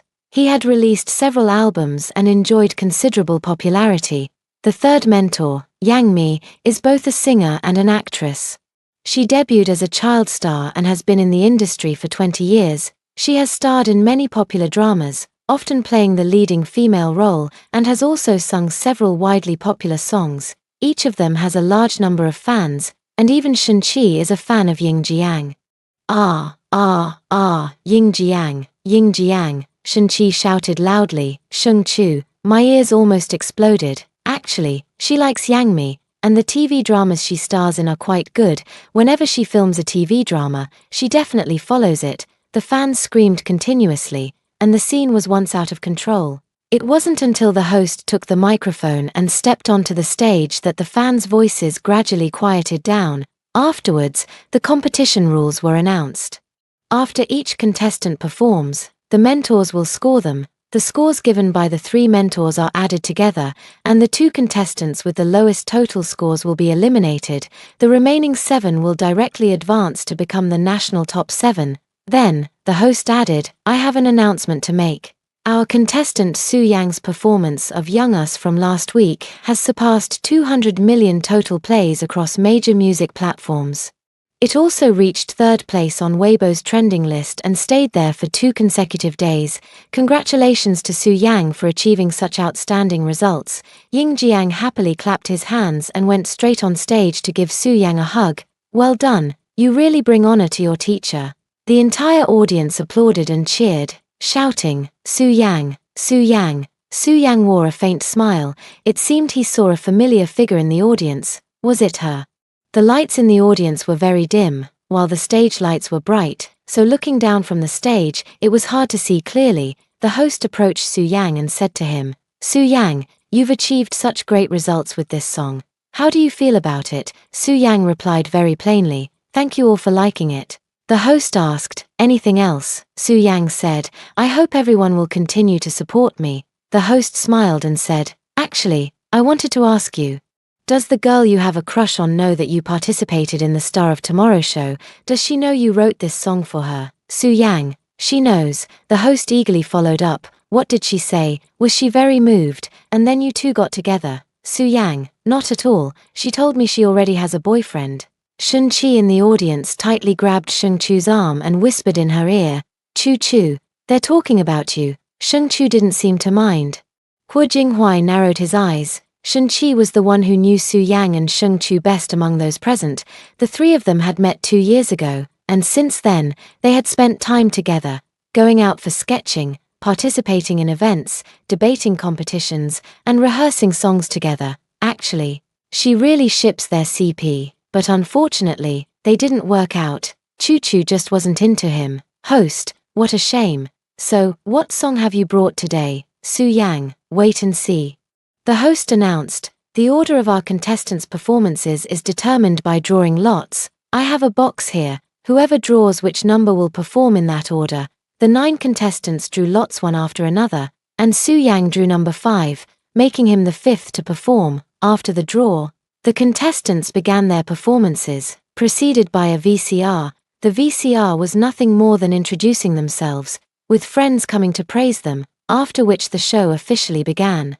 The first performance was a singing act. The contestant's voice was quite good. In the first half, he sang while playing the guitar, and in the second half, he put down the guitar and started dancing. Shengchu frowned as he watched, finding the dance a bit awkward. Shunqi also complained, can't he just sing properly? Why did he have to add an awkward dance? It was originally a 92-point performance, but after the dance, it dropped straight to 72 points. After the performance, the host took the stage. Thank you, Guozishuan, for your performance. Let's invite the judges to give their scores. Ying Jiang commented, Guozishuan, the first half of your song was performed exceptionally well, and it's your original work. However, why did you add a dance segment in the second half?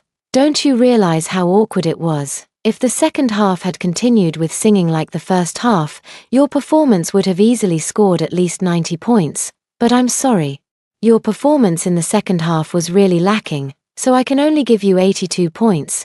My suggestion is to stick to singing next time and avoid awkward dancing. The second mentor, Xu Fenghua, commented, I have a different view from Yang Yang.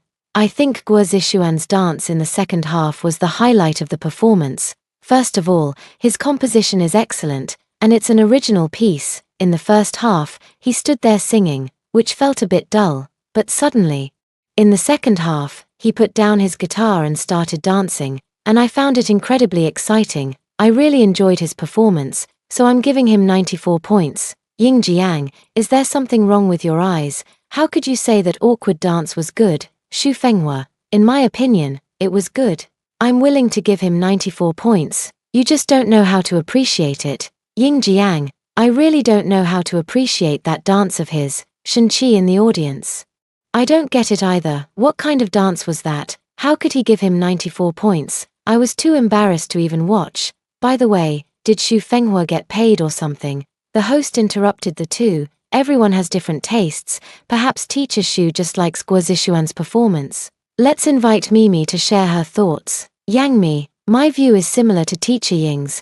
I also think this child standing there quietly playing the guitar is very good, very pleasing to the eye. And he's so handsome, right? But once he starts dancing, it feels like the style doesn't quite match, so I can only give him 84 points. The host announced, based on the calculations just now, Guo Zixuan's final score is 260. Congratulations. Let's welcome the next contestant's performance. It's still a VCR of the contestant, and after it ends, the performance begins. The second contestant is a rapper, accompanied by a few backup dancers. The rap lyrics are fast. And the whole performance has a good rhythm, Shen Qi said. I usually don't really like this kind of music, but it sounds pretty good live. Plus, this contestant is quite handsome. What do you think? Chu Chu, not bad. Sheng Chu didn't know much about rap songs, so she didn't dare to make any rash comments. Chapter 39, the wedding date is set. Please come to our wedding. After the performance, the judges gave their comments, all of which were positive. The final total score added up to 268 points, a very good result. Next, the third place with 261 points, the fourth place with 270 points, and finally, the fifth place, Su Yang. First, Su Yang's VCR was played. In the footage, Su Yang's friend Wu Chenghao appeared. He said that Su Yang really enjoys creating music and always sings his new songs to him after finishing them. Asking for feedback on what could be improved, several of his songs were inspired by a girl he had a crush on. He also asked everyone to support Su Yang. After the VCR ended, Shen Qi patted Sheng Chu. Sheng Chu also knew Wu Chenghao. They had participated in activities together at school, and the group of them were quite familiar with each other. Hu Jinghuai regretted it. He shouldn't have brought Chu Chu to watch this show. The host and Su Yang stood on the stage, and the host asked him, "May I ask? Su Yang, what performance will you be bringing today?" Su Yang, "Today, I will be performing an original song called The Love Letter That Was Never Sent." Mentor Ying Jiang, "Alright, then please begin your performance." The host exited the stage, the spotlight fell on Su Yang, and the music slowly began. At that moment, he caught sight of Sheng Chu sitting in the center of the first row. He froze, never expecting her to come, and beside her was Shen Qi. They had come together. Why did Sheng Chu come? Did she come specifically for him? Last time I confessed to her, she said she had a boyfriend, and he was upset for several days. In the end, it was his mentor, Ying Jiang, who told him to perform well and not let down the fact that he had chosen him from the very beginning, which made him start rehearsing seriously. Su Yang closed his eyes and began to sing with full concentration. His voice was melodious and skillful, and as soon as he started, his fans began to scream in support. 3 minutes later, the song ended, and Su Yang bowed to the audience. Shen Qi clapped her hands. Su Yang's song is also so good.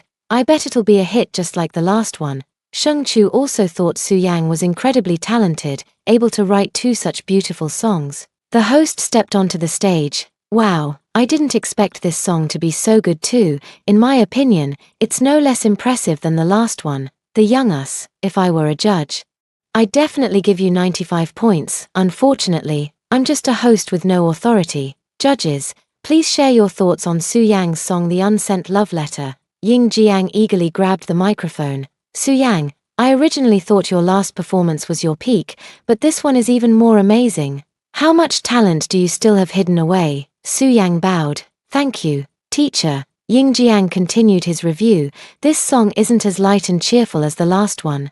When I listen to it, I feel a bit of suppression, like there's an emotion that can't be released. It's as if you're constantly controlling your feelings. afraid that she might find out, carefully guarding your love for her. Fortunately, this love letter was never sent out. If it had been, we might not have been able to hear such a beautiful song. Host, that's high praise from Teacher Ying. May I ask what score you would give Su Yang for this performance? Ying Jiang, 94 points.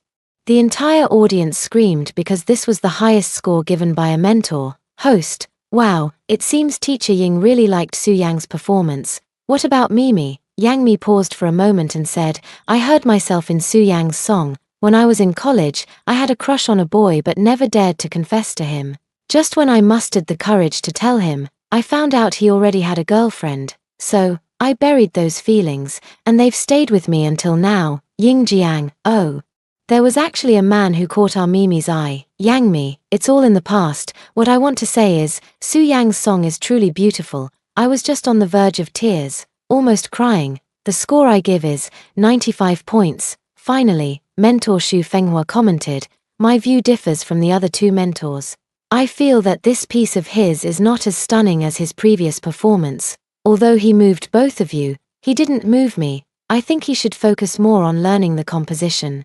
Of course, his singing technique and lyrics are still quite good, so the score I give is 89. Host, congratulations to Su Yang. With a total score of 278, temporarily ranking first, the entire audience screamed and applauded. 2 minutes later, Su Yang returned backstage. He performed exceptionally well in this show because, before singing, he saw Sheng Chu in the audience. He put even more effort into his performance, hoping that Chu Chu could hear the deep affection in his lyrics. Even though she already has a boyfriend, it doesn't change the fact that he once loved her. Sheng Chu wanted to go to the restroom midway through the show. She told Hu Jinghuai, and he offered to accompany her. So the two of them went to the restroom together. Sheng Chu went into the women's restroom, while Hu Jinghuai leaned against the wall and waited. At that moment, he saw Su Yang enter the men's restroom.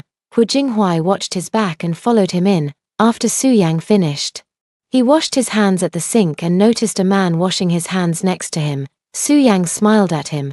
Hu Jinghuai remained expressionless and called out, Su Yang. Su Yang was astonished. You know me, of course. He had known Su Yang for a long time. This person had always liked Chu Chu, and he was well aware of it. Su Yang thought carefully. The man before him had a strong presence, but he had no impression of him at all. Did you watch my performance? I did. Su Yang smiled awkwardly, not understanding why this man had specifically come to greet him. I have some matters to attend to over there, so I'll be going now. Hu Jinghuai didn't show much expression and just let him leave. Su Yang never expected to run into Sheng Chu as soon as he stepped out. Both of them had just come out of the restroom and bumped into each other. Su Yang greeted her first with anticipation. Chu Chu, what brings you here today? I thought I was seeing things, but it really is you. Sheng Chu saw Hu Jinghuai behind him. Both of them had just come out of the restroom. Had they already met earlier? Sheng Chu offered a polite smile. Shen Qi said she wanted to watch the live broadcast and asked me to accompany her. You were outstanding today. Thank you. After today's event, could I invite you to dinner? There are some things I'd like to discuss with you. Su Yang looked at Sheng Chu with hopeful eyes.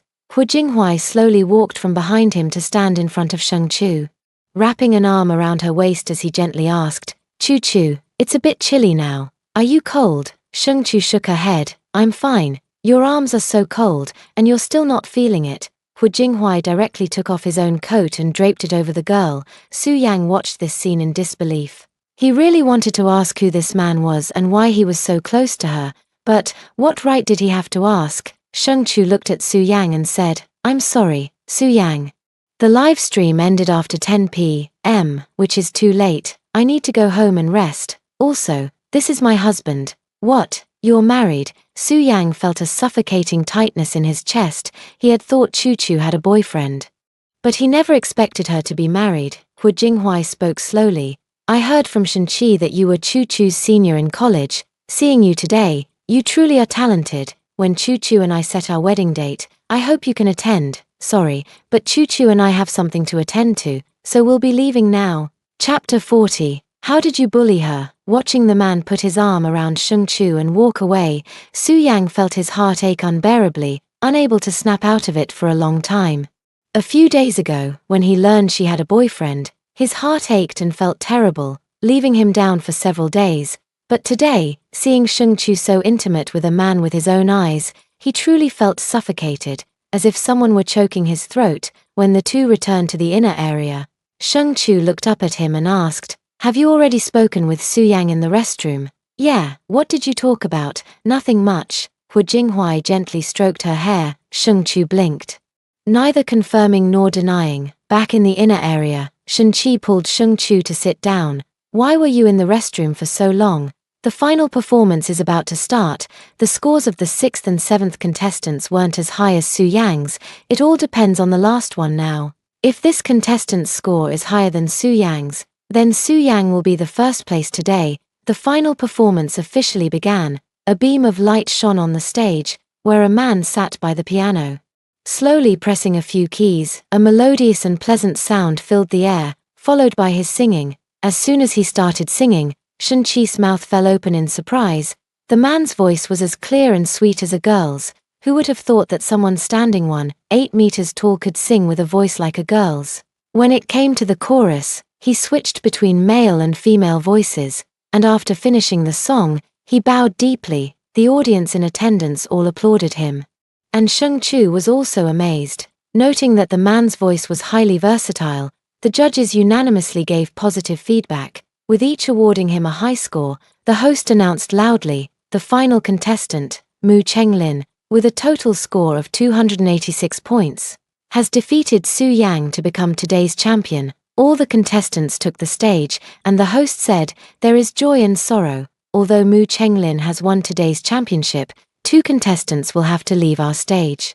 The 2 contestants with the lowest total scores hugged the remaining contestants one by one. Sheng Chu clearly noticed that Su Yang's expression seemed a bit dazed. Whenever someone spoke to him, he would force out a fake smile. Mentor Ying Jiang even teased, "Su Yang, you didn't win the championship. Are you really upset?" Su Yang shook his head. "No, I just can't bear to see them leave." Ying Jiang said, "Actually, you are outstanding, truly outstanding. But today's performance really couldn't match Mu Qinglin's. Just keep working hard next time." "Actually, I was hit hard by Sheng Chu. Yang Mi, I thought your expression meant you were unhappy, but second place is also really good." After watching the contestants tearfully bid farewell to the stage, the live broadcast was nearing its end. Hu Jinghuai was worried that once it ended, the crowd would be too dense and might squeeze Chu Chu, so he took her and left the venue, with Shun Qi following closely behind them. Once outside, Shun Qi said, "The last contestant, Mu Chenglin, is truly impressive. Even though I don't understand music, I was captivated by him." Sheng Chu nodded, "It's truly impressive. I never expected his voice could switch to such a beautiful female tone." "Exactly. When he started singing, I heard a female voice and thought there was another girl singing. I never imagined it was actually him. That's amazing. I wonder if he might be the champion of Rising Star. Compared to the other contestants, he is indeed a bit stronger. Su Yang is also quite impressive. I think Su Yang should be able to reach second or third place." Almost, Shen Qi glanced at the time. "Wow, it's already past 10 o'clock, it's so late. Let's hurry home and rest." Sheng Chu, "Chichi, did you drive here?" "Yes, I did. Don't worry about me. You're pregnant, so hurry home with your husband. I'm going to sleep all day tomorrow. Goodbye, Chu Chu. Good night. Good night. Drive slowly, and give me a call when you get home." "Got it." Shen Qi pressed the car key, then opened the car door, stepped on the gas, and drove out of the parking lot. Hu Jinghuai also helped Sheng Chu into the car. 2 minutes after the car started moving, Hu Jinghuai looked at her. "Chu Chu, are you tired?" "I'm a bit sleepy." "Then take a nap for a while. I'll wake you up when we get home. It's nearly an hour's drive back. I'll keep you company and chat." Sheng Chu leaned back in the seat, looking at the man with a smile in her eyes. "All right." Hu Jinghuai looked at his wife beside him, her smile as bright as a flower, her eyes full of light as she gazed at him. "Chu Chu, you are so beautiful, like a flower on a mountaintop, like an island in the vast ocean. I want to give you the whole world." Sheng Chu burst into laughter. "Chu Chu, what are you laughing at?"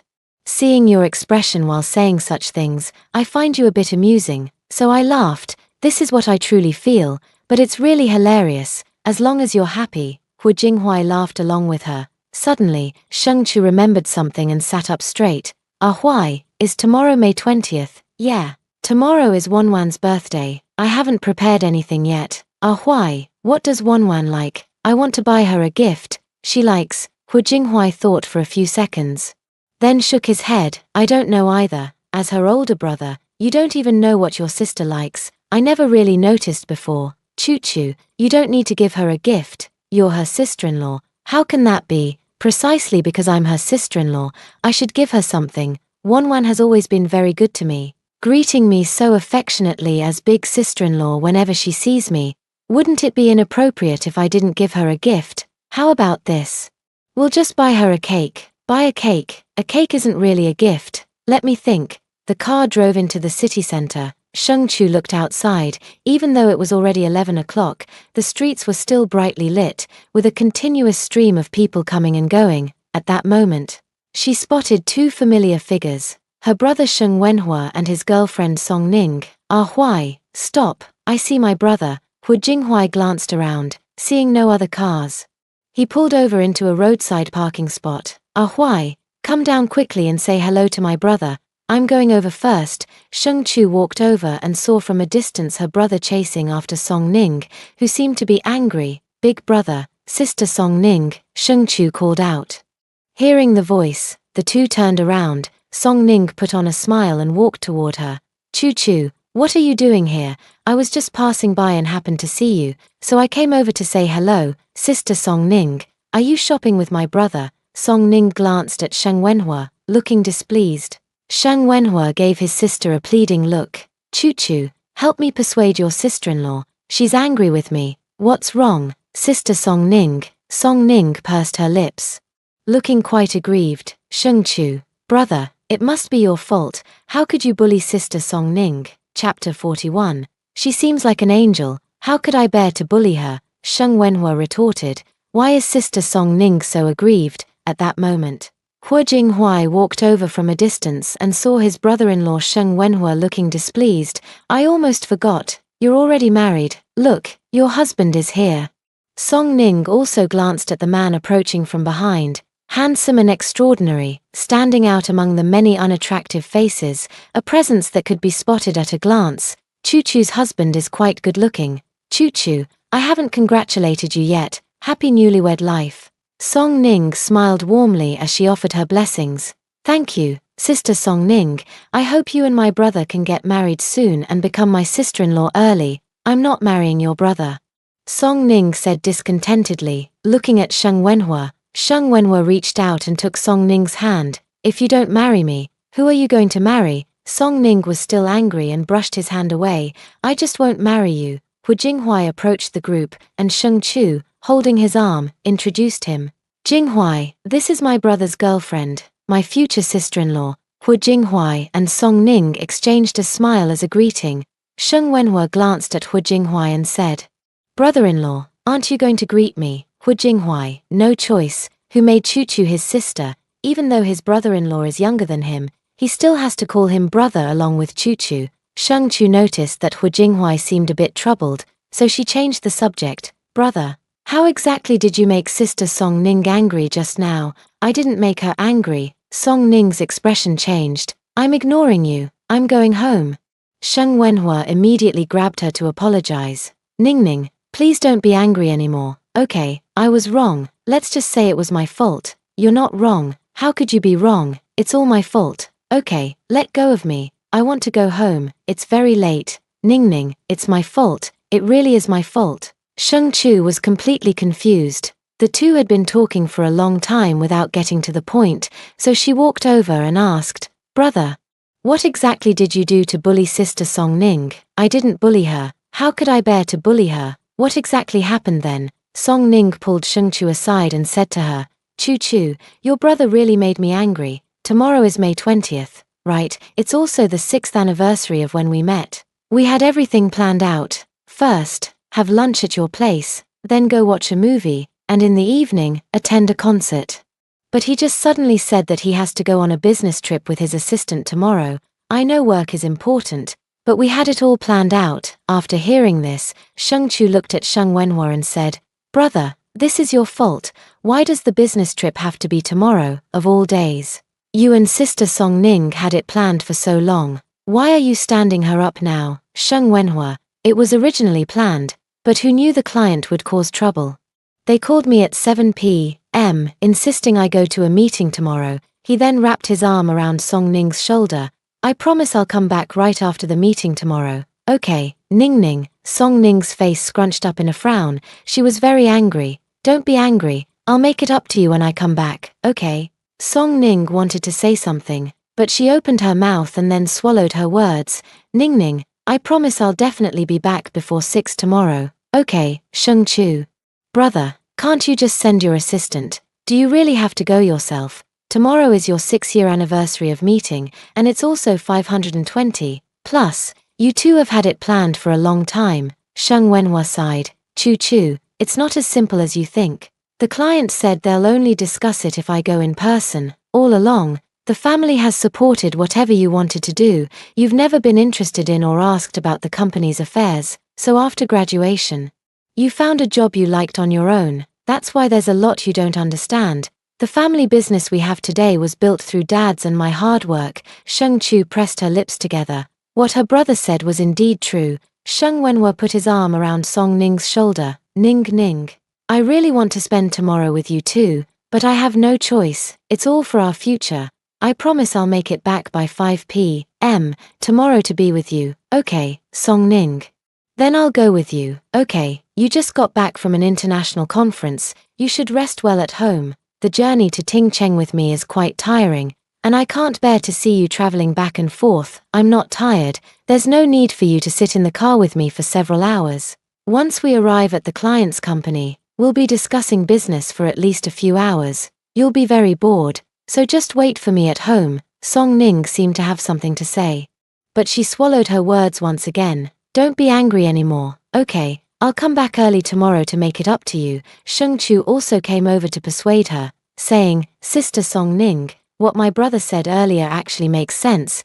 Please don't be angry, okay? He didn't want to break his promise either.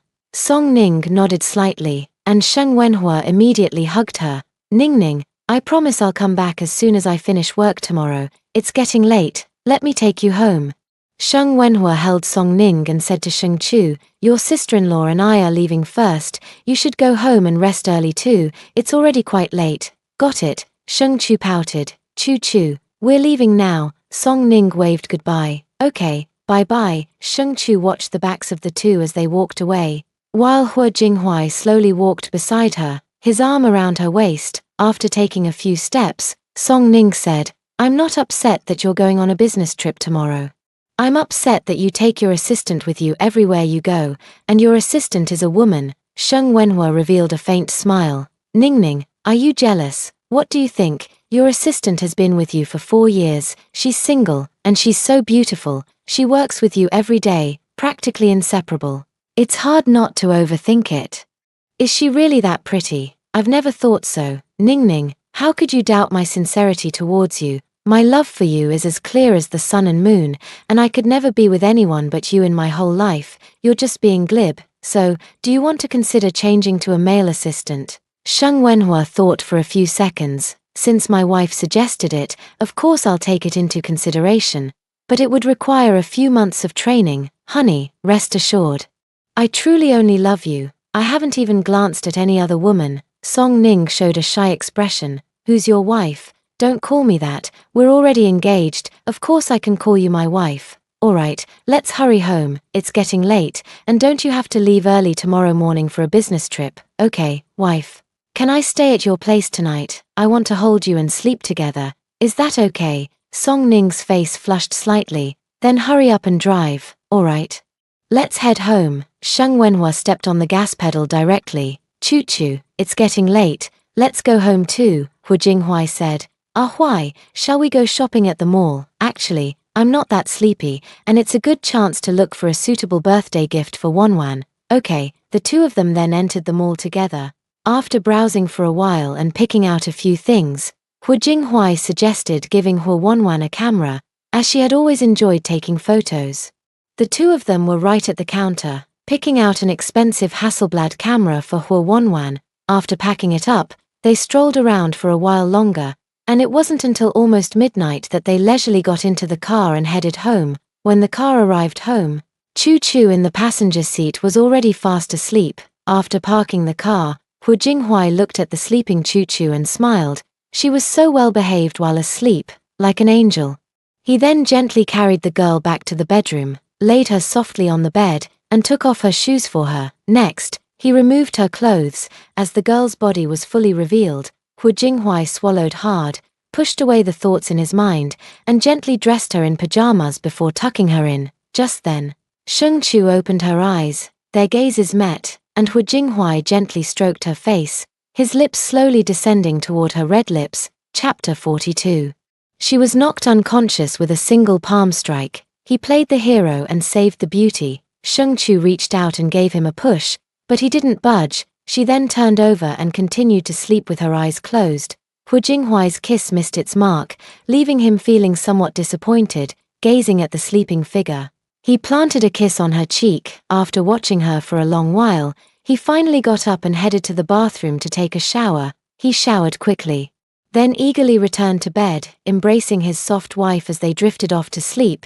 He didn't know what kind of magic Choo Choo possessed that made him love her so much. After returning home and taking a shower, Shun-Chi couldn't fall asleep no matter what. She lay in bed playing with her phone for an hour, but still felt no drowsiness at all. She sat up directly. Since she couldn't sleep, she might as well go out and have fun.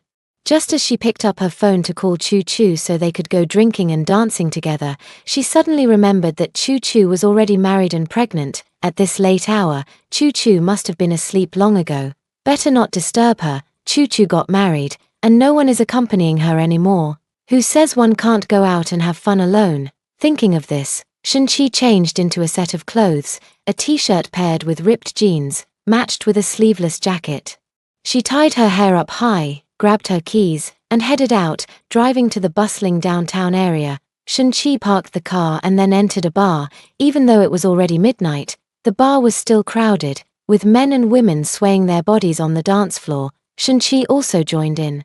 It wasn't until she was drenched in sweat that Shun-Chi found a place to sit down and ordered a cocktail. At that moment, a man walked over to strike up a conversation. "Hey, beautiful, are you alone? Can I sit at your table?" Shun-Chi glanced at the man. He was average-looking and of average height, so she didn't want to engage with him. "Isn't there a spot over there? I just want to sit at your table." "Beautiful, you came to the bar alone late at night. Aren't you lonely too? The night is long. Would you like me to help you pass the time and ease your loneliness?" Shun-Chi rolled her eyes.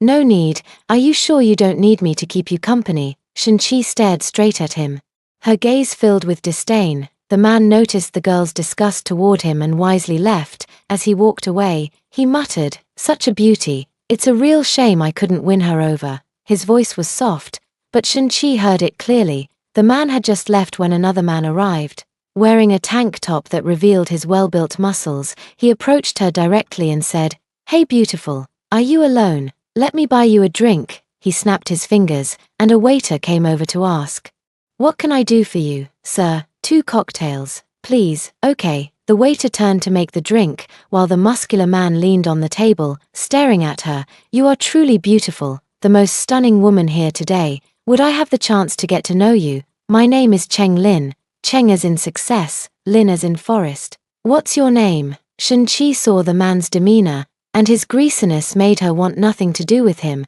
After finishing her drink and having had enough fun, she stood up and left without even acknowledging the muscular man. The man stood up and walked alongside her. "Hey beautiful, are you leaving? Let's be friends." "I don't want to be friends with you." "Don't say that. The more friends you have, the more paths you'll find." "Beautiful, you haven't told me your name yet.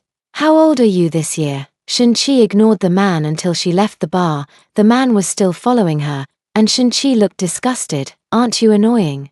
I just want to be friends with you." "What, not giving me face?" The man was slightly annoyed. No woman had ever ignored him before. If it weren't for her good looks, who would bother with her? "Who do you think you are? Why should I give you face?" Shun-Chi had always had a bad temper and spoke her mind directly. The man changed his expression, his eyes fixed on Shun-Chi as he looked her up and down, then said flippantly, "Heh. Anyone who comes to a bar in the middle of the night can't be any good either. Aren't you just here to pick up a sugar daddy? I've got plenty of money. If you come with me tonight, I'll give you $800. How about it? Pretty generous. Huh? Shin-chi was furious. This man actually saw her as some kind of loose woman. She immediately slapped him across the face, with a crisp smack. The man was stunned for a moment. Watch your damn mouth. The man snapped back to his senses, his eyes wide with fury. How dare you hit me? I'm hitting you exactly because you deserve it. You scum, a disgrace to society. Shin-chi snorted and turned to leave. You think you can just walk away after hitting me? The muscular man grabbed her slender arm. What are you doing? Let go of me. Shin-chi struggled. Unfortunately, the disparity in strength between men and women was too great.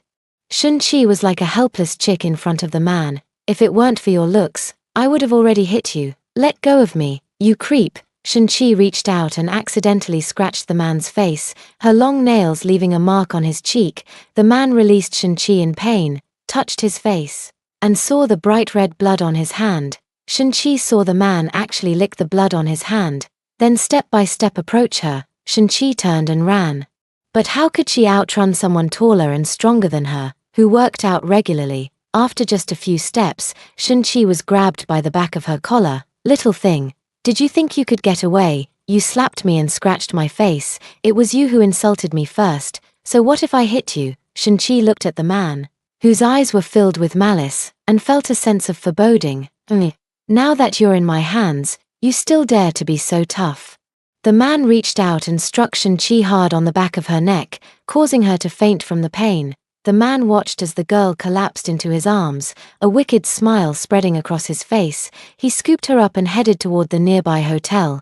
Tonight, he will possess her, such a beautiful woman, what a bargain. He took a few steps while holding Shin-chi, when suddenly, a man blocked his path. Cheng Lin angrily said, "Are you blind? This man is none other than Mo Yuchuan."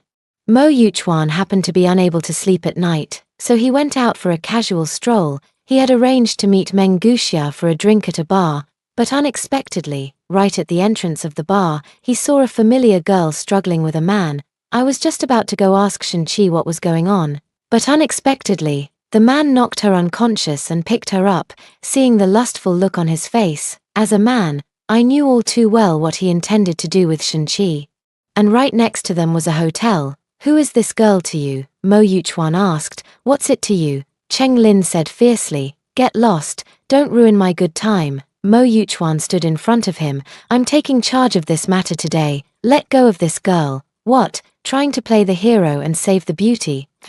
I know what you're thinking. This girl is very beautiful, and you want to sleep with her too, right? It's fine. She's not conscious right now anyway. How about the three of us go to a hotel together and… Mo Yuchuan clenched his fist and punched the man in the face. The man felt an intense pain and loosened his grip, causing Shin-chi to fall from his arms. Mo Yuchuan quickly caught the girl and placed her to the side, then he kicked him several more times fiercely. Before the man could react, he was knocked down by Mo Yuchuan. Cheng Lin was still making threats. "Do you know who I am? How dare you hit me? Don't you want to survive in Huacheng anymore?" Chapter 43, The Kiss. Conquering her city, Mo Yuchuan squatted in front of him, looking down. "I really don't know who you are. Tell me your name, and let's see if I can still make a living in Huacheng. My dad is Cheng Zongyao. You're finished, I'm telling you, Yuchuan." "What are you squatting there for?" Meng Guxiao asked from behind. Half an hour ago, Mo Yuchuan said he couldn't sleep and invited him out for a drink, to keep his friend company. Even though he had already gone to bed, he agreed to come and have a drink with him. Why is Shin-chi here? Is she asleep? Meng Guxiao crouched down to check on Shin-chi, only to find her sound asleep. Shin-chi was knocked unconscious by him. Mo Yuchuan replied, "What do you mean? I just happened to see this man knock Shin-chi unconscious and try to take her to a hotel." Meng Guxiao's expression instantly turned serious. "What? That bastard wanted to take advantage of Shin-chi." Cheng Lin, lying on the ground, was surprised. "You know that woman?" Mo Yuchuan stood up, lifted his leg, and viciously crushed his hand, causing Cheng Lin to howl in pain. "Ah, it hurts so much. You actually stepped on me, you bastard. My hand is going to break. Let me go. Ah, I'm going to tell my dad. You're finished. Don't even think about making it in Huacheng. Big brother, please let me go." Mo Yuchuan curled his lips into a smile. Weren't you quite arrogant just now? Why are you begging for mercy now, Cheng Lin? Of course I'm begging for mercy, or else my hand would be crushed to a pulp by him. Scum like you, you're not even as good as an animal. Old Meng, call the police, let him reflect in jail on how to respect women. Mo Yuchuan lifted his leg and moved toward Shen-Chi. Alright, Meng Guxiao called the police, and they said they would arrive in 5 minutes. Cheng Lin smiled on the ground. Call the police, ha ha ha, once he's in. As long as Dad bails him out, he can get out. Everything in the world can be settled with money.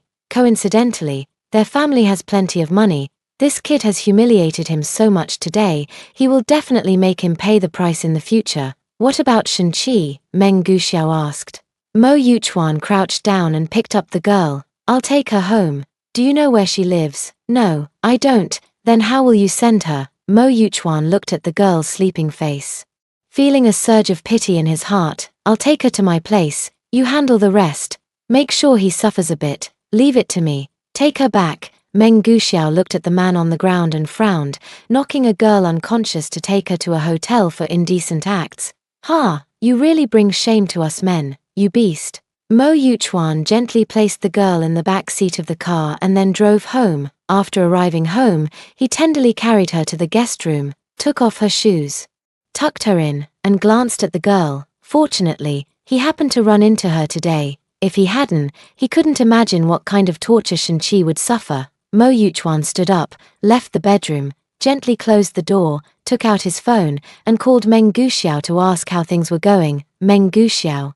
No wonder this kid is so arrogant. His father, Cheng Zongyao, runs a casino and has some influence. I heard he went to the police station and brought money to bail him out.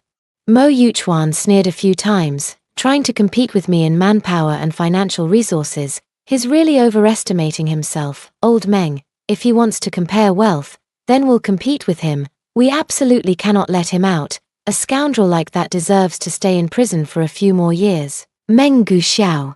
Don't worry, I can't stand such beasts either. Is Miss Shen okay? She should be fine. She'll be better when she wakes up tomorrow. Meng Guxiao teased. Yuchuan, you don't have feelings for her, do you? You actually took her to your place. You've never brought a girl home before. Admit it. You like her, don't you? Don't talk nonsense. She's a good friend of my sister-in-law, and besides, we've had meals together. It's only right to help her, even if she were a stranger. Seeing her being bullied by a beast, we should step in, shouldn't we? Why explain so much? If you don't like her, just say you don't like her. Alright, it's so late, I won't waste any more words on you. Once you've sorted things out, hurry home and rest. Okay. In the early morning, a woman's scream woke Mo Yuchuan. He opened his eyes, sat up, got out of bed, and opened the door, only to see Shen-Chi at the guest room entrance. Looking flustered, Shen-Chi saw Mo Yuchuan, froze for a second, and looked defensive.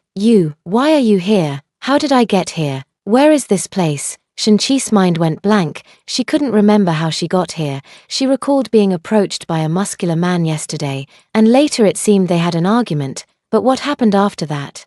She couldn't remember. Mo Yuchuan quickly explained. Don't get the wrong idea. Yesterday, I went to the night bar and happened to see you being knocked unconscious by a man. I noticed that the man seemed to have ill intentions toward you, so I rescued you from him. I originally wanted to take you home, but I didn't know where you lived, so I brought you to my place instead. Shen-Chi breathed a sigh of relief. So that's what happened. That scoundrel yesterday. Don't worry. I already taught him a lesson yesterday and reported it to the police. He's now been transferred to a detention center. The incident from yesterday has been officially filed. And he'll likely be sentenced to over 10 years. That kind of scoundrel should be locked up for life. Shen-Chi said angrily. Don't be angry. He'll get his comeuppance in prison. Shen-Chi pursed her lips and looked at Mo Yuchuan. Thank you. If it weren't for you yesterday, I would have. Mo Yuchuan rubbed the back of his head. No need to thank me. I believe any decent person would step in when they see a girl being bullied. But you really shouldn't go to bars alone anymore. You're so beautiful, it's easy to get taken advantage of. Shen-Chi's brow twitched slightly. Did he just say she was beautiful? She then nodded gently. Actually, I rarely go to bars. I couldn't sleep last night, so I thought I'd have a couple of drinks. Someone tried to strike up a conversation, but I ignored them. That man kept following me and took advantage of the situation. Are you okay, then? Mo Yuchuan asked with concern. Yesterday, I saw that man strike you on the back of the neck. And you fainted. That blow must have been quite heavy. Shang-Chi moved her neck and indeed felt a sharp pain. Ah, that hurts. Mo Yuchuan took a few steps closer. Does it hurt a lot? Mind if I take a look? Could you take a look for me? I didn't notice until you mentioned it, but now that you bring it up, it does hurt quite a bit. Shang-Chi lifted her long hair and turned around. Mo Yuchuan looked at the back of the girl's neck, where there was a red mark, a bit red. That guy really gave you a hard hit, otherwise he couldn't have knocked you out with one slap. Do you want to see a doctor? Let me take you to the hospital. No, it's not really that painful. I might just put on a medicated patch and be fine. Thank you for last night. I owe you one. If there's anything you need in the future, just let me know. Well, it's already daylight, so I'll be going now. Let me walk you home. No need, I've already troubled you enough. I'll just take a taxi back myself. It's not easy to get a taxi in this villa area. Let me give you a ride. Then, I'll trouble you. You're welcome. Shang-Chu woke up to the scent of flowers. Opening his eyes, he saw a large bouquet of pink roses beside him. Delighted, he sat up and blinked. Hu Jinghuai walked to the bedside and sat down beside her, speaking with tender affection. Darling, I love you. Shang-Chu had just woken up when she received flowers and her husband's confession. Feeling pleasantly surprised, Huai, what is this? Hu Jinghuai wrapped his arm around her waist. Today is May 20th, which in Chinese sounds like I love you. On such a wonderful day, of course, I have to give my wife flowers. Darling, do you like them? Shang-Chu blushed and nodded. As long as my wife likes it. The two locked eyes, the temperature around them slowly rising. Hu Jinghuai leaned in close to the girl's lips and kissed her. The gentle kiss slowly conquered her defenses. Shang-Chu, held by him, was gradually pressed down onto the bed. Chapter 44. Can I go to your house? The passionate kiss left Shang-Chu somewhat overwhelmed. She reached out to push against his chest, avoiding his lips. Huai, thank you for sending me flowers. I really like them. Hu Jinghuai looked at her and asked. Then do you like me? Shang-Chu gazed at the man's jawline, then looked into his eyes, which were so deep with affection they seemed to brim with tenderness. Chu. I'm waiting for your answer. Throughout their days of marriage, Hu Jinghuai had taken care of her with meticulous attention, and without even realizing it, she had already fallen for him. I do like you. Hearing the answer, Hu Jinghuai's eyes crinkled and the corners of his mouth lifted. Really, Ever since we got married, you've been so good to me, so gentle. I feel so happy being with you. Silly wife, of course I'll be good to you. Hu Jinghuai gently tapped the girl's nose. Huai, I'm a little hungry. Could you get off me? Hu Jinghuai slowly stood up and pulled his wife up as well. Breakfast is ready. Seafood porridge and steamed buns, both your favorites. Shang-Chu patted her stomach. Now that you mention it, I'm even hungrier. Then let's go down and eat first. I haven't washed up yet. I'll carry you there. Hu Jinghuai suddenly picked her up and headed towards the bathroom. Shang-Chu, nestled in his arms, looked at his thin lips and said, You kissed me without me having washed up. Aren't you disgusted by me? Hu Jinghuai smiled faintly. I cherish you too much to ever be disgusted. As long as Chu doesn't mind me, that's all that matters. Upon reaching the washroom, Hu Jinghuai set her down and then took the initiative to squeeze toothpaste onto her toothbrush and hand it to her. Shang-Chu smiled and took it. All right, you can go out now. Okay, I'll go out and prepare the clothes you need to wear today. Today is Wanwan's birthday, so pick me a long dress. Dear, I'll wait for you outside. Hu Jinghuai left a kiss on her cheek and then left the bathroom. Shang-Chu looked at herself in the mirror. Her smile blooming like a flower. At this moment, she truly felt so happy. After washing up, she went to the bedroom and saw a long, blue floral dress laid out on the bed. Hu Jinghuai wrapped his arms around her from behind, leaning close to her ear and whispering gently, The temperature is quite high today, so I picked out a cooler dress. Do you like this one? If not, we can change it. I like it. Then go ahead and change. Once you're done, come downstairs for dinner. Shang-Chu turned around, and the two of them were face to face, with the man still holding her slender waist. How can I change clothes if you're holding me like this? You're right, I'll help you change, Hu Jinghuai said as he took off Shang-Chu's pajamas. Shang-Chu covered her private parts, annoyed. What are you doing? Don't look, get out. Hu Jinghui was both amused and exasperated. Choo-choo, we're husband and wife. What's there to be embarrassed about? Which part of your body haven't I? Stop talking. Sheng Chu hurriedly put on her underwear, slipped into her dress, and quickly walked out the door, with Hu Jinghui following closely behind. Choo-choo, slow down. Hu Jinghui caught up with Sheng Chu and took her hand. Choo-choo, are you angry? Sheng Chu pursed her lips. She wasn't really angry, just a bit shy. Seeing the girl remain silent, Hu Jinghui quickly apologized. I'm sorry, Choo-choo, next time you change clothes, I'll make sure to step away. Please don't be angry. Choo-choo, your husband was wrong. Don't be mad at your husband, okay? Watching the man humbly apologize to her, Sheng Chu smiled. Honey, you're smiling. So you're not mad at me anymore. Yeah, I'm not that petty. Great, you're the best. Honey, Hu Jinghui hugged her tightly and gave her a kiss on the cheek. Sheng Chu was simply at a loss. Her husband's appearance and personality were completely mismatched. He looked like a serious, no-nonsense successful man. But his personality was quite the opposite. He could effortlessly spout sweet words and occasionally even acted coquettishly toward her. Mo Yuchuan drove Shenqi to her doorstep. Shenqi thanked him, saying, "Thank you for driving me back, and also for last night. I'll treat you to a meal another day to express my gratitude." Mo Yuchuan nodded. "Okay, I'm available anytime. I'll wait for you to treat me to a meal. You should go home quickly, you haven't been back all night. And your parents must be worried about you." Shenqi's expression changed. "I live alone. It's not very safe for a girl to live alone. Have you considered living with your parents?" "My parents got divorced. They both have their own families now and have long stopped caring about me." Mo Yuchuan saw the loneliness on the girl's face and felt an inexplicable ache in his heart. "I'm sorry, I didn't know you. There's nothing to be sorry about. I'm doing just fine on my own now. I have great friends, a job I love, and a little villa to live in. I'm happy every day." Although Shenqi had a smile on her face, Mo Yuchuan could tell that it was a forced one. Who wouldn't want a harmonious family with loving parents? Unfortunately, not every marriage can last forever. And when a marriage ends, the first to be hurt is the child. "If I may ask, when did your parents separate?" Mo Yuchuan knew this question would make Shenqi uncomfortable.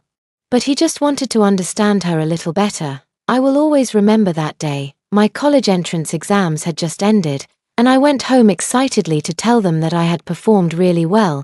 Before I could even open my mouth, they dropped a bombshell on me. They had already gotten their divorce certificate that day.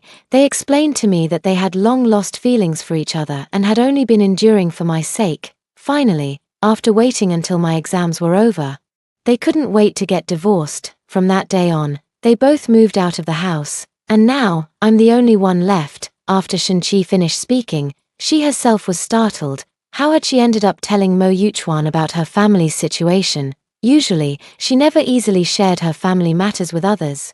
After hearing this, Mo Yuchuan felt even more heartache for the girl in front of him. After she turned 18, she started living alone. Only 18 years old, she was still a child.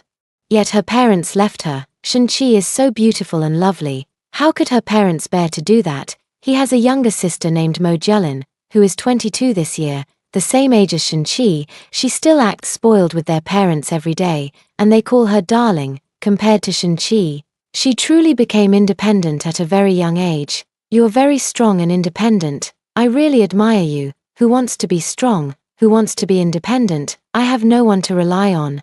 So I have no choice but to be independent, but over the years I've gotten used to it." Shenqi brushed her long hair aside and said with a smile, "All right, Mo Yuchuan, thank you for bringing me back. You probably haven't had breakfast yet, so hurry home and eat. Can I go to your place for a meal?" Mo Yuchuan blurted out. He didn't know why he said it or why he wanted to go to her home. "To my place? All right, you saved me last night, took me to your place to rest for the night, and brought me back today, so I'll make breakfast for you as a thank you." Chapter 45, Tricked into Marriage. Mo Yuchuan didn't expect Shenqi to agree to him. He said in surprise, "Then I'll thank Arki for the hospitality first." "Arki?" Shenqi blinked, feeling that this address was a bit strange. "Can I call you Arki? After all, we are already friends. Calling you by your full name feels too distant. I thought about it and decided that calling you Arki is better. It's just a name." You can call me whatever you like. Let's go, come into my house and make breakfast. Actually, I've been hungry for a long time. Mo Yuchuan followed behind her, maintaining a distance of 1 meter. After entering the house, Shun-Chi asked him to sit in the living room for a while she went to the kitchen to prepare breakfast. Mo Yuchuan observed the surroundings.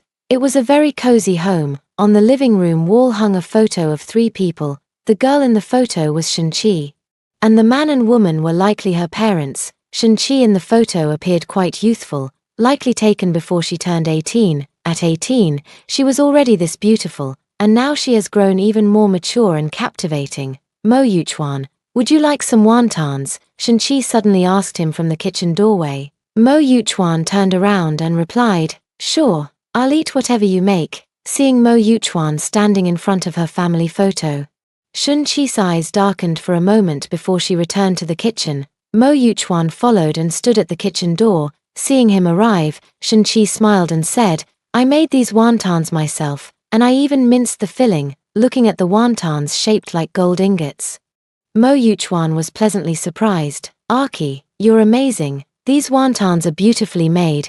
Thank you for the compliment. Do you usually cook? Aki, not really often, just occasionally making breakfast. I have lunch at the company, and dinner is prepared by the auntie. Sometimes when I'm bored at home, I'll make some wontons or dumplings. I have a sister who's about your age, 22 years old, and doesn't know how to do anything. She just stays at home all day.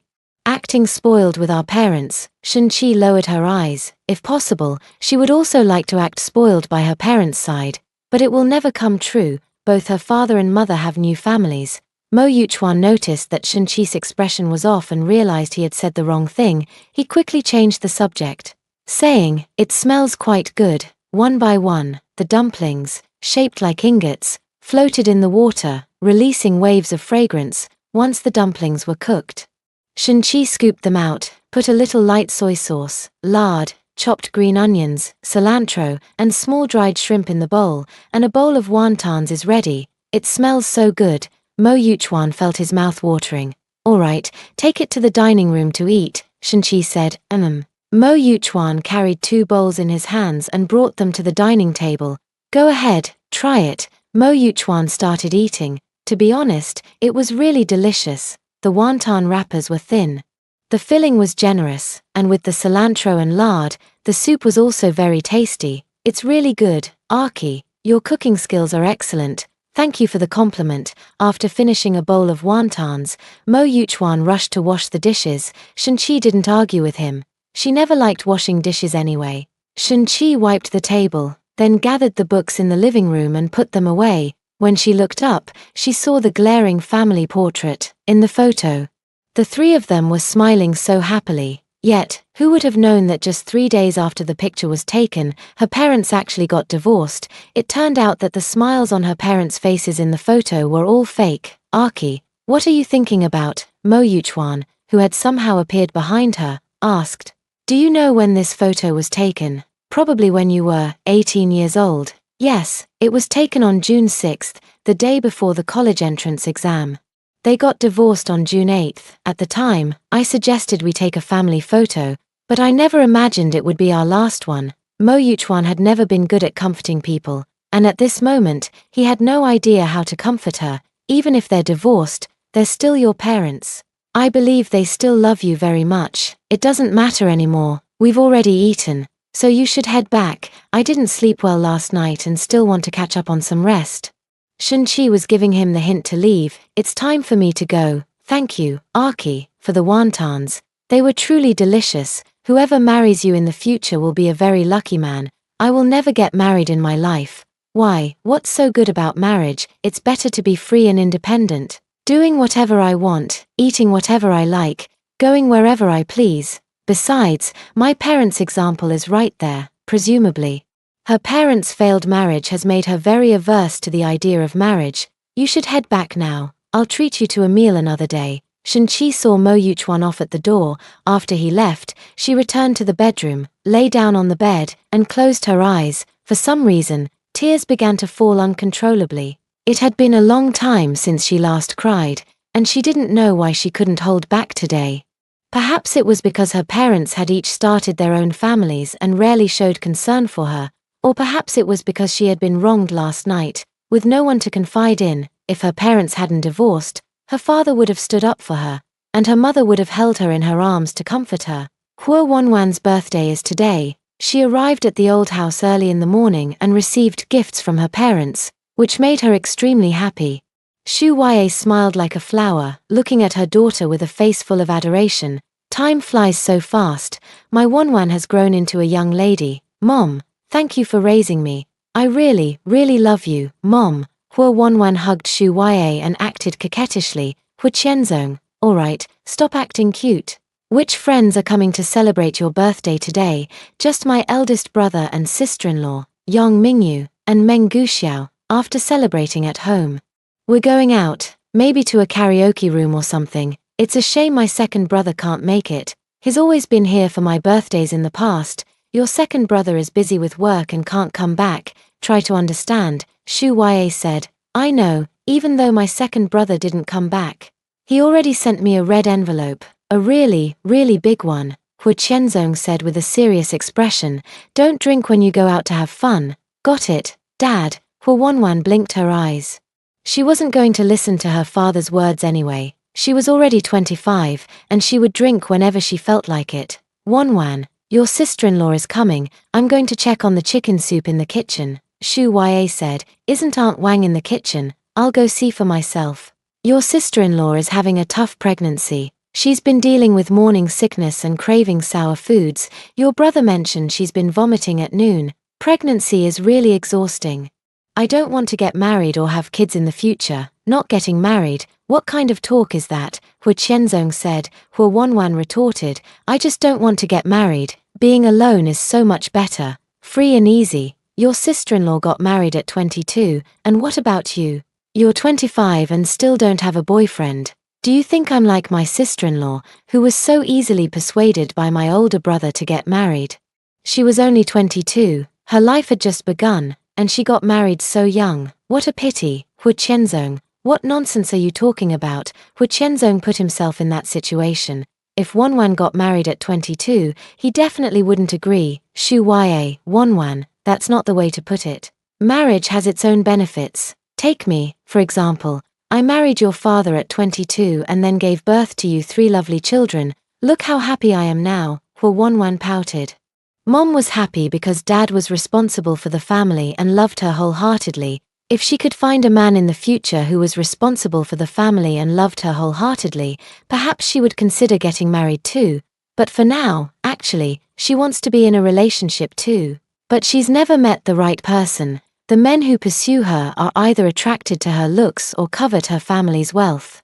So when it comes to love, it's better to have nothing than to settle for less. Chapter 46. Do you have a partner? Wanwan, Wanwan, a familiar voice called out to her from downstairs. Hu Wanwan was playing with her phone in her room when she heard the voice. She went to the window, leaned out, and saw young Mingyu. You're here. Mingyu, Hu Wanwan waved to him. Mingyu looked up at the girl. Happy birthday, Wanwan. Thank you. Did you come alone? Yes, I'll be right down, Hu Wanwan. Holding her phone, quickly descended the stairs. Yang Mingyu, with a smile on his face, watched the girl run toward him.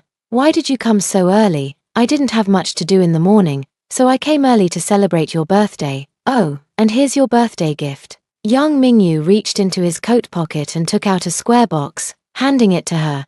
Thank you. Hu Wanwan happily accepted it, opened it, and saw an exquisite bracelet inside. The bracelet was a light pink color, appearing crystal clear and very beautiful under the sunlight.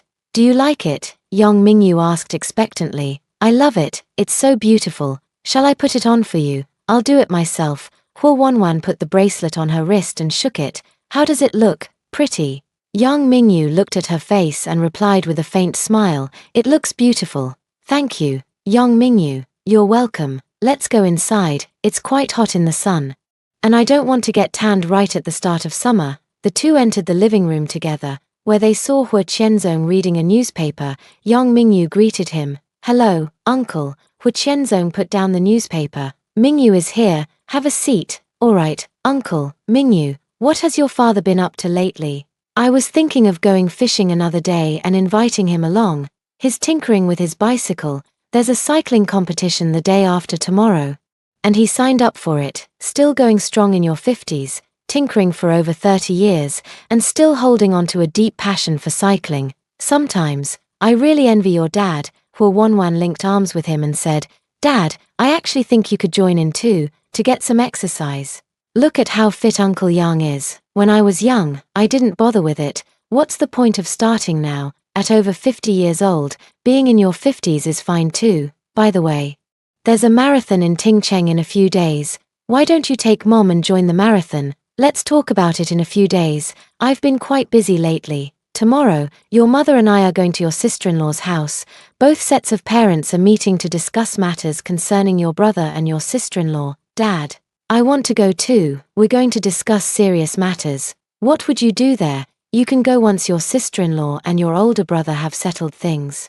While they were talking, Sheng Chu and Hua Jinghuai returned, and Hua Wanwan excitedly got up to greet them. Sister-in-law, you're here. Yes, Wanwan, happy birthday to you. Thank you, sister-in-law. Hua Jinghuai handed her the bag and said, This is a birthday gift from your sister-in-law. Hua Wanwan took the bag and saw the Hasselblad logo printed on the box inside. Her eyes instantly lit up with surprise as she exclaimed, A camera, sister-in-law, how did you know my camera was old?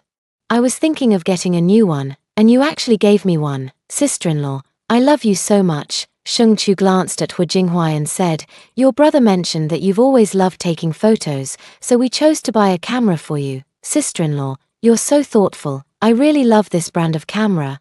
Shu Wei came out of the kitchen and, seeing her daughter-in-law, walked over with a smile. Choo-choo is back. Come, sit down and rest. Would you like something to drink? Mom will prepare it for you. Sheng Chu, seeing her enthusiastic mother-in-law, smiled as well. Mom, no need to trouble yourself, it's no trouble. How about some lemon water? Jinghuai mentioned that you've been craving sour things lately, unable to decline such kindness. Sheng Chu nodded. Thank you, Mom. Lemon water it is, then. All right, Jinghuai, take Choo-choo and have a seat to rest. After sitting down, Hua Qianzong said, Choo-choo, your mother and I will visit your family tomorrow. Have you informed your parents? Yes, Dad, I've already told my parents. Good, we'll be at your place around 9 tomorrow morning. Jinghuai, come with me to the study for a moment. There are some matters I'd like to discuss with you. Hua Qianzong stood up and walked towards the study on the second floor. Hua Jinghuai gently stroked Sheng Chu's hair and said softly, I'll go to the study first. You can wait downstairs for me. Sheng Chu smiled sweetly and said, Go ahead. Hua Jinghuai stood up and took a few steps, then turned to Hua Wanwan and instructed, Wanwan, take good care of your sister-in-law. Got it, big brother. Hua Wanwan came to Sheng Chu's side, sat down next to her, and linked arms with her. My brother is really something. He just stepped away for a moment and still asked me to take care of you. Sister-in-law, my brother really loves you a lot. Sheng Chu's face flushed slightly. Not at all. Yes, ever since my brother married you. He's changed so much. I never knew he had such a gentle side. Young Mingyu, I can vouch for that. See, sister-in-law, even Mingyu says so. My brother used to be proud, aloof, quiet, calm, and rational. His personality was so boring. Since he married you, I never expected him to change like this. It's like he's become a completely different person, inside and out. Young Mingyu chimed in. Back in our circle, old Hua was known as the iceberg CEO, famously uninterested in women. There was even a newspaper that once made a list of the most eligible bachelors in Huacheng, and old Hua ranked first. Hua Wanwan exclaimed in surprise. Really? How come I haven't heard about it? When was it reported? It was indeed reported. Meng Guxia walked in from outside and continued, at the time. We used that report to tease old Hua, thinking he would get angry, but it turned out he didn't care at all. Young Mingyu said, Old Meng, you're here. Please, have a seat.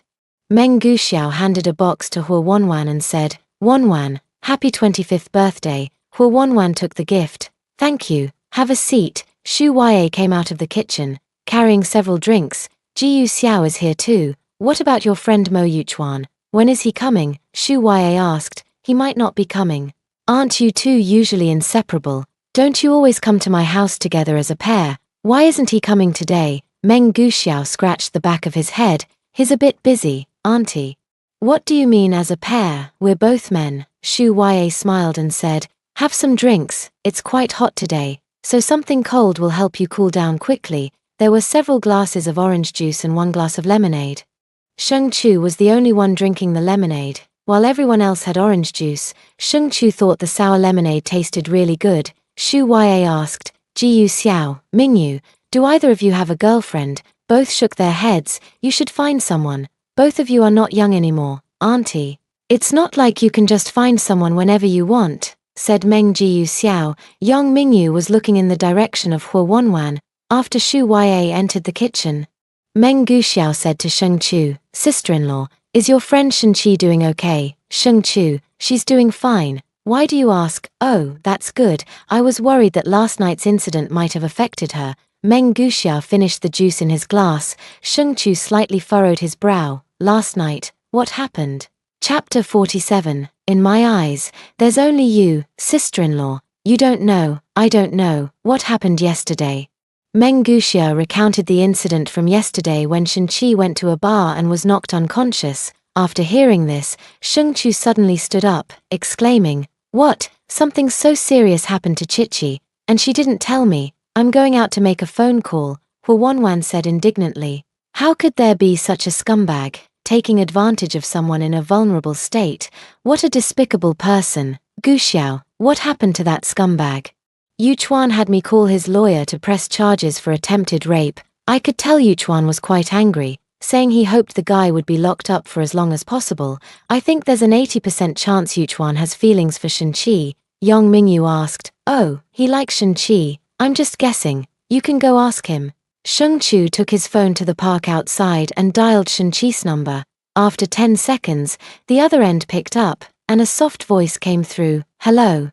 Sheng Chu couldn't wait and said, Chichi, where are you? Are you okay? I'm fine. What's wrong? You sound so urgent. You didn't tell me about what happened yesterday at the bar when you got bullied. I had no idea at all. Chu, how did you find out? Shen Qi slowly sat up. Meng Guxiao told me. I wouldn't have known if he hadn't said anything. Why didn't you tell me? Telling you wouldn't have made a difference anyway, and it's already been resolved.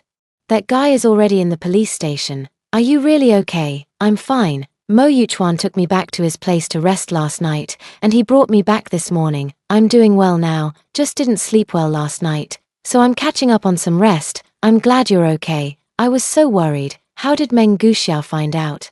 Did Mo Yuchuan spill the beans? Shen Qi asked belatedly. No. I heard from Meng Guxiao that he also went to the bar and happened to see Mo Yuchuan beating up the guy who bullied you, and he did it really brutally. He even stomped on the guy's hand until it broke. Really? Yeah, according to Meng Guxiao, Mo Yuchuan was especially furious. That scumbag's hand was stomped into a bloody mess. Afterward, Meng Guxiao also added a few more blows, and then he followed the police to the station and called Mo Yuchuan's lawyer. The idea was to make sure that scumbag gets locked up for a few more years. Was Mo Yuchuan venting his anger for her? Shen Qi chuckled softly. Someone was standing up for her. While her own parents hadn't contacted her in half a year.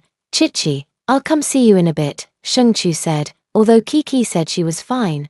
After suffering such a great injustice, she must still be scared deep down. Sure, come to my place anytime. I'll be waiting for you. Today is Jinghuai's sister's birthday.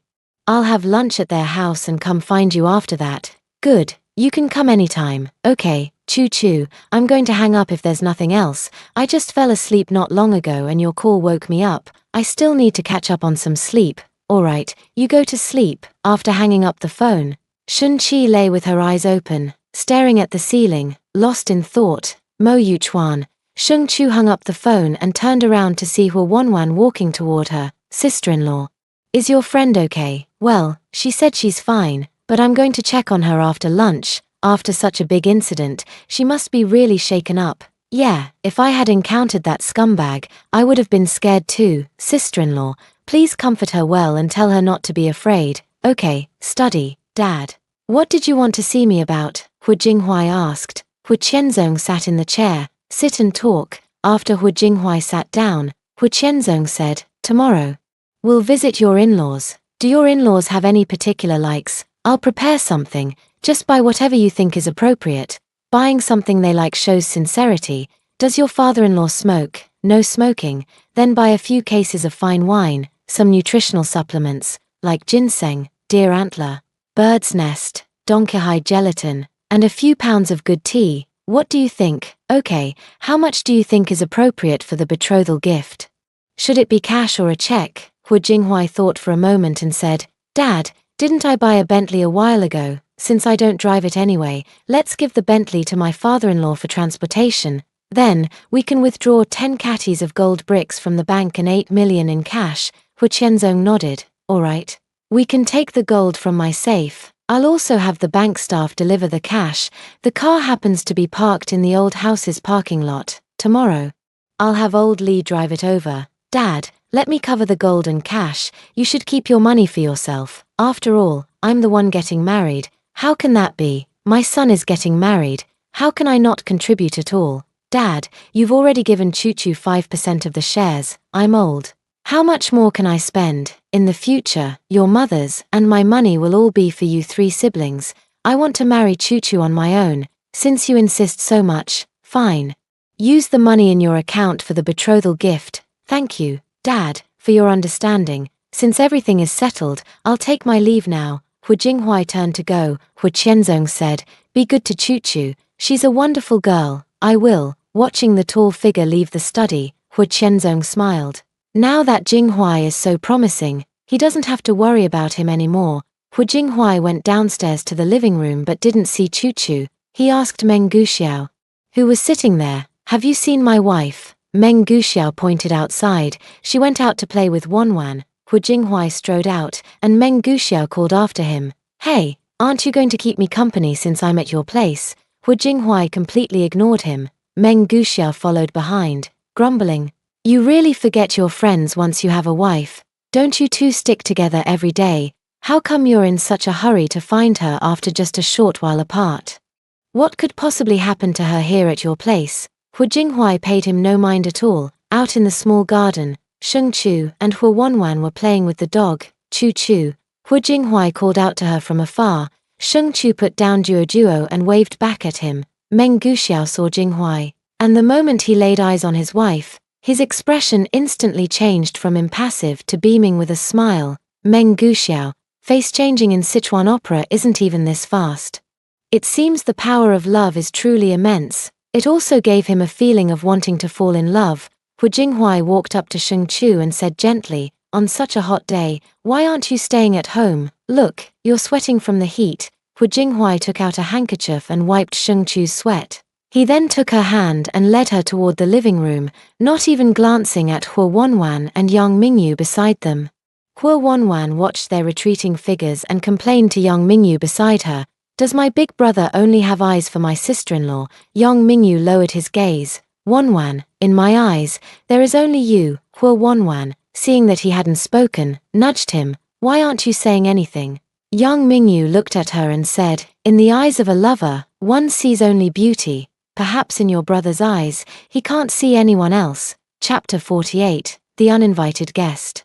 Hu Wanwan turned her head to stare at Yang Mingyu, moved closer to him, and gave a playful smile. Seeing Wanwan so close to him, Yang Mingyu's heartbeat uncontrollably quickened. Wanwan, why are you looking at me like that? The girl with crimson lips slowly spoke. How do you know so much? Could it be you have a girl you like? Are you in love? Yang Mingyu's ears instantly turned red, and he shook his head vigorously. Wanwan, I'm not in love, I'm not. Why are you stammering?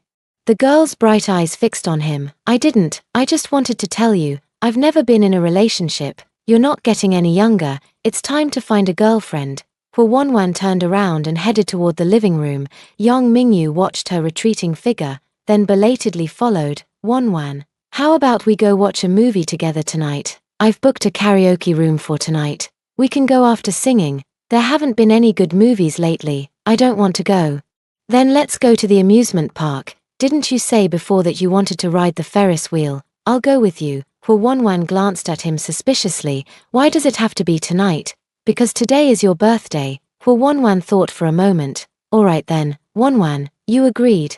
Yang Mingyu was slightly excited. Yeah, wasn't it you who insisted I go? Yang Mingyu softly exclaimed. Yes, behind her, then continued to follow Hua Wanwan's footsteps, entering the living room.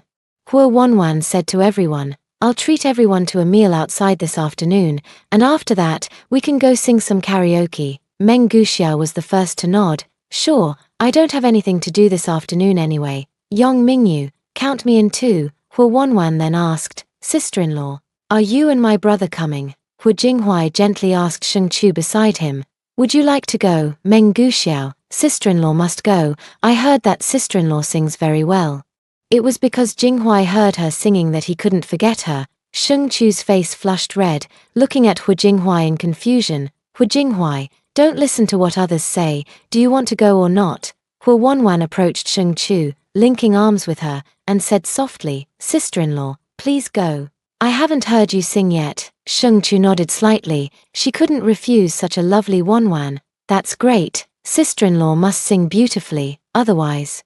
How could she have captured my brother's heart?" Sheng Chu blushed shyly. "Wanwan, don't talk nonsense." At that moment, a person came in from outside the door. As soon as she entered the living room, she greeted everyone with a smile. "Hello, everyone. Wanwan, happy birthday." Everyone turned to look at her. This person was none other than Yi Nanshi. Yi Nanshi and Hua Wanwan were friends, so it was only natural for her to come and celebrate Hua Wanwan's birthday. Hua Jinghuai remained expressionless, holding Sheng Chu's hand to examine it, checking how many whirls and loops were on her fingers. Hua Wanwan stood up and walked towards her. "Nanji, what brings you here? I thought you were on a business trip abroad. Last time I saw your social media, weren't you in France? When did you get back?" Yi Nanji glanced at Hua Jinghuai sitting on the sofa and noticed how close he was to Sheng Chu, though she couldn't tell what they were talking about. After 2 seconds, she shifted her gaze back to Hua Wanwan and said with a smile, "I just got back a few days ago. Happy birthday, Wanwan. This is my birthday gift for you." Hua Wanwan accepted the gift, saying, "Thank you, we've been friends for so long. No need to say thank you. Nanji, let's go sit down and talk." "All right, where are your parents? Why aren't they here?" "They'll be here soon." Yong Mingyu and Meng Guxiao exchanged a glance and smiled at each other. Both of them knew that Yi Nanshi had liked Hua Jinghuai since childhood and had been pursuing him all along, but Hua Jinghuai had never given her a second glance. In her pursuit of him, Yi Nanshi even chose to join Jinghuai's company instead of her own family's business. They had joked before that he might as well be with Yi Nanshi, since she was quite beautiful and came from a good family. However, Hua Jinghuai had seriously told them not to bring it up again. As he had no feelings for Yi Nanshi whatsoever, Hua Jinghuai whispered to Sheng Chu, "Chu, you have 6 dough." Sheng Chu nodded. "Let me take a look at yours." Hua Jinghuai stretched out his hand to show Sheng Chu, "You have 8 loops." Yi Nanheng watched the two being so intimate, suppressing the anger in her heart, and forced herself to keep smiling as she said, "Jinghuai, what are you and Sheng Chu playing?" Hua Wanwan also leaned in and asked, "Yeah, big brother. What are you and sister-in-law playing?" Hua Jinghuai just glanced over and didn't answer. Sheng Chu said, "Jinghuai and I are counting how many whirls we have on our fingers." Yi Nanshi, how childish. How could Jinghuai play such a childish game with her? Hua Wanwan laughed heartily a few times. "Are you kids? You're actually counting the whirls on your fingers?" Meng Guxiao asked. "So, Jinghuai, how many whirls do you have on your fingers?" Sheng Chu replied, "Jinghuai has 8, and I have 6. Hua Wanwan extended her hand to Sheng Chu. "Sister-in-law, help me see how many whirls I have." Sheng Chu indeed examined it carefully. 6, just like me. Meng Guxiao handed his hand to young Mingyu. "Mingyu, help me see how many whirls I have." Yi Nanshi, why are they all so childish? At that moment, Aunt Wang came out of the kitchen and said, "Dinner is ready." Hua Wanwan stood up. "Finally, I'm starving. Let's go, everyone. Time to eat." Yi Nanshi, "Wanwan, maybe I should head back first." Hua Wanwan pulled her back. "Why are you going back? Aren't you staying for dinner at my place?" Hua Wanwan said, "Don't be so hesitant. Come on, let's go eat." Once everyone was seated and the dishes were served, Hua Wanwan stood up, raised her juice glass, and said, "Thank you all for coming to celebrate my birthday. And thank you for the gifts. I'd like to propose a toast to everyone. Today's meal is quite sumptuous, with a cake in the center." Everyone was eating and chatting with laughter, but Yi Nanhui found it particularly dazzling. Jinghuai was actually taking such good care of Sheng Chu.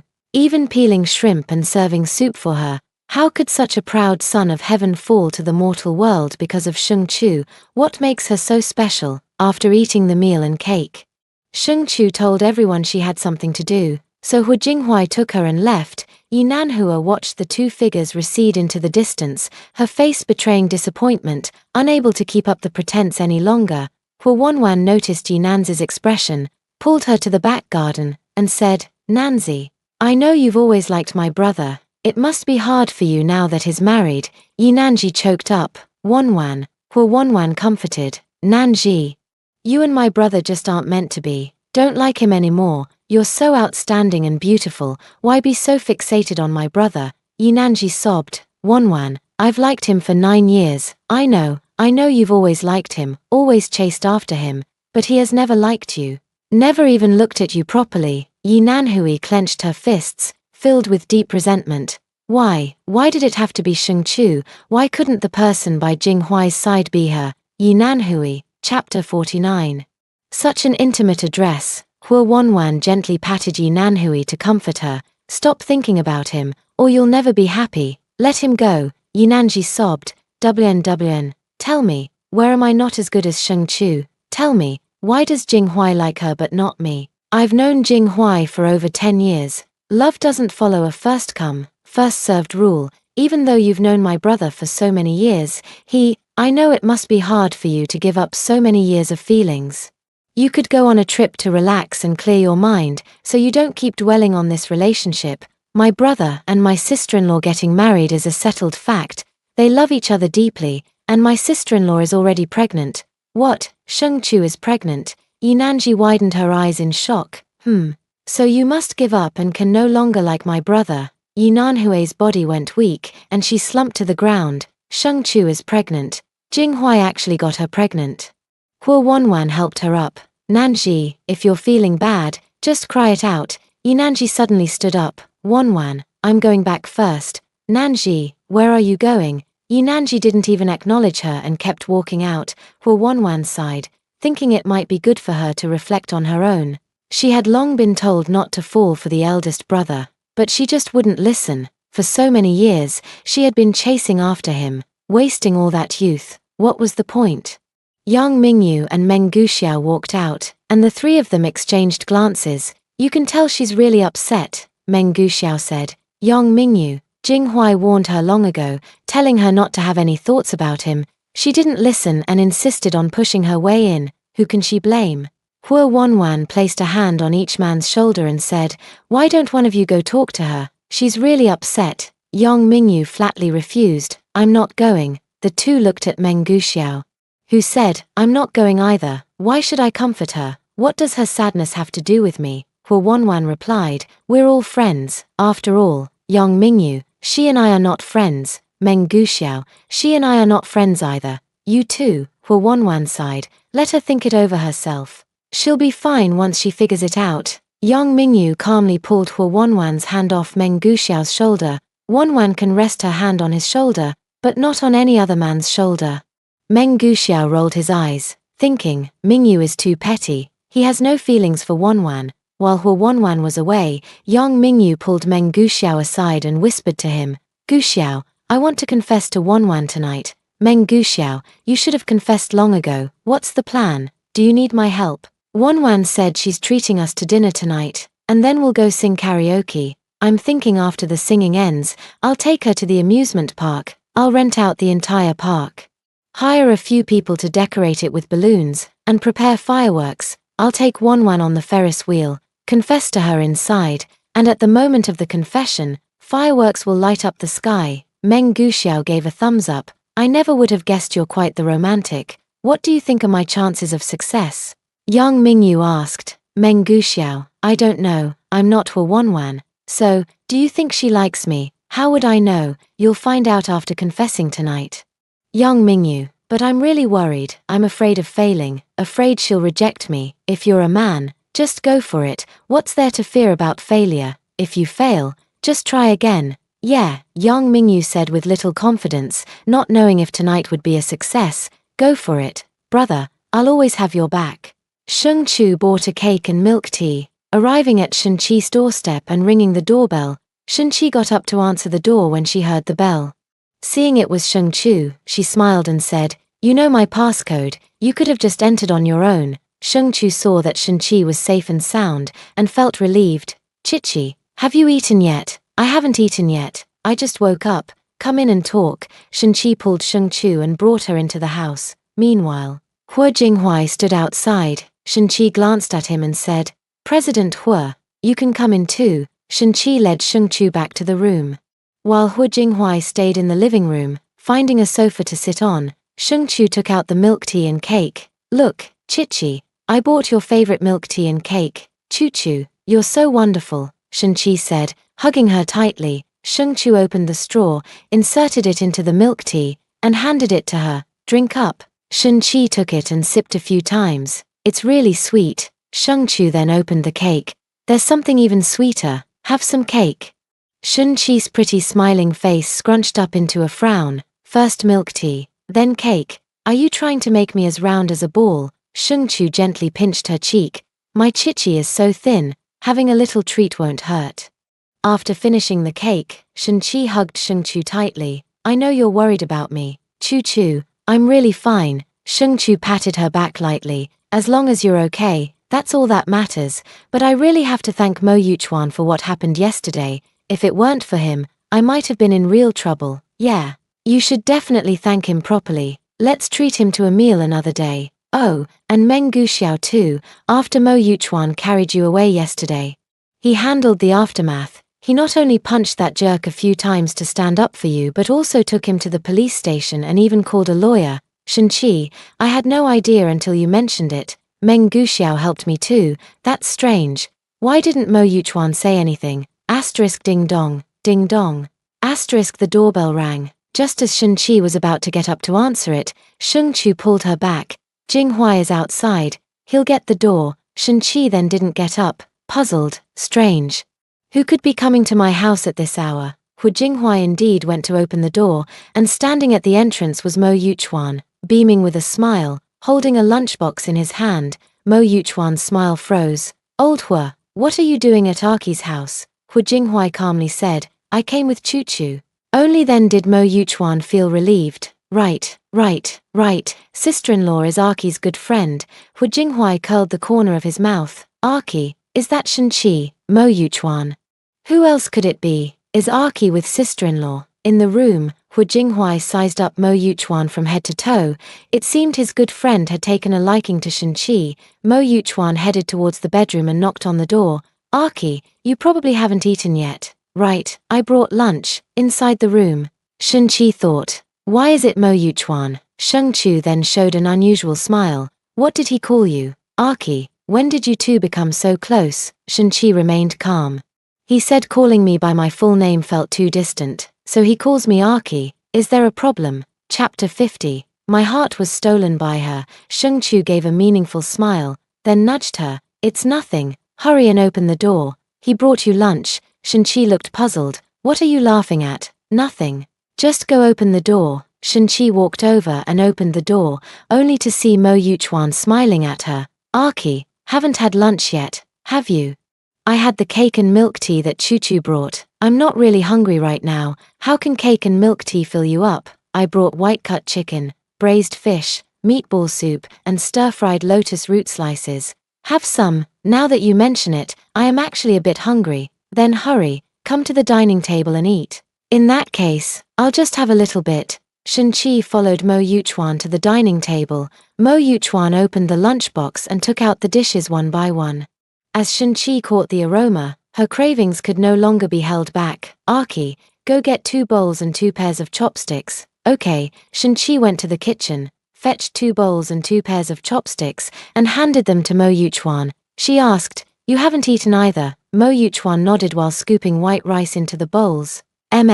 Just in time to eat together. Shung-Chu stood at the door, watching the interaction between the two, and smiled.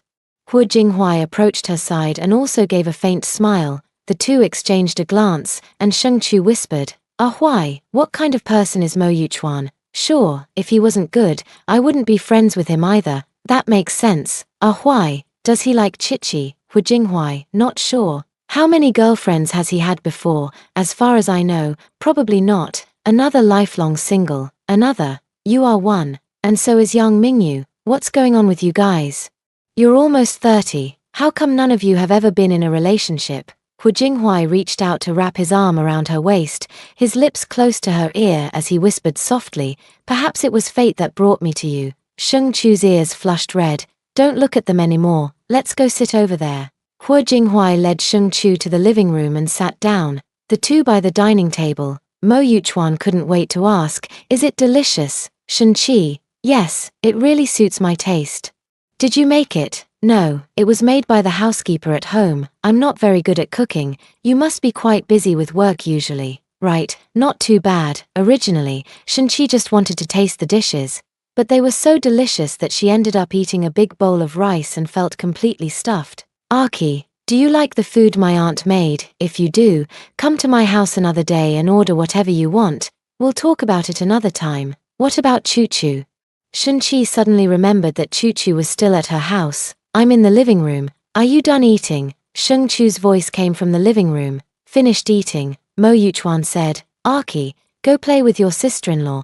I'll take care of the dishes." Shen Qi didn't stand on ceremony with him. "Then I'll trouble you." "No trouble at all." Mo Yuchuan began clearing the dishes. Shen Qi walked over to the living room sofa and sat down, whispering, "The food made by Mo Yuchuan's housekeeper is better than the one at my house. Choo Choo, don't tell Auntie Wang." "Okay, I'm afraid she'll be upset." Auntie Wang is the housekeeper Shen Qi hired. She doesn't live in, but comes every day to cook 2 meals for her and tidy up the house. "I won't tell Aunt Wang." "Choo Choo, let's go shopping this afternoon." "I have plans this afternoon. It's Jinghuai's sister's birthday." Shen Qi felt a bit discouraged. "All right. Then I'll just stay home and lie down this afternoon." "Chi, I'm free this afternoon. How about we go watch a movie?" Mo Yuchuan said as he came out of the kitchen. "Watching a movie?" Shen Qi pondered. "Yes, how about it?" Mo Yuchuan sat beside her, asking with anticipation. "All right, after watching the movie, I'll treat you to a meal. By the way, Meng Guxiao also helped me yesterday. Why don't you invite him out? I'll treat both of you to dinner." Mo Yuchuan quickly waved his hand. "He doesn't have time. He has plans tonight." "All right then, I'll treat him to a meal another day." Mo Yuchuan was ecstatic inside. Archie was inviting him to dinner alone. Strange, why is he so happy that Archie invited him to dinner alone? Sheng Chu's beautiful eyes darted back and forth between Shen Qi and Mo Yuchuan. She almost felt that Mo Yuchuan genuinely seemed to like Chichi. "Choo Choo, since you're free now, could you come with me to buy some clothes? Summer is here. And I don't have anything suitable to wear," Shen Qi said. "Didn't you just buy over a dozen sets online the other day? How come none of them are suitable? I don't like any of them. Come with me. Help me pick something out." Sheng Chu nodded with a smile. "All right, let's go now then." Shen Qi stood up. "All right then." Hu Jinghuai was driving in front, while Sheng Chu was pulled into the back seat by Shen Qi, the two chatting intimately. Seeing the two so close, Hu Jinghuai felt a bit uncomfortable. Even though the one holding Choo Choo was Shen Qi, he still felt a little jealous. Meanwhile, Mo Yuchuan was driving alone. Following behind, Shen Qi pulled Sheng Chu and said, "Choo Choo, didn't I buy a lot of clothes online a few days ago? I feel that several sets are not of very good quality. And they don't fit well either. They highlight my flaws. I still think it's better to go to a store and try them on, than buy the ones that look good. After all, you can't see them properly online." "Yeah, I bought a black dress before, and it didn't look good on me either. It made my stomach look big. And the quality wasn't great either. It got deformed after just one wash." "Right, and it was still ridiculously expensive." Chi, which store are you planning to go to?" "Let's go to Phoenix Road. We bought a few sets there before, and they were pretty good." "Right, let's just go there," Sheng Chu said to Hu Jinghuai in the front.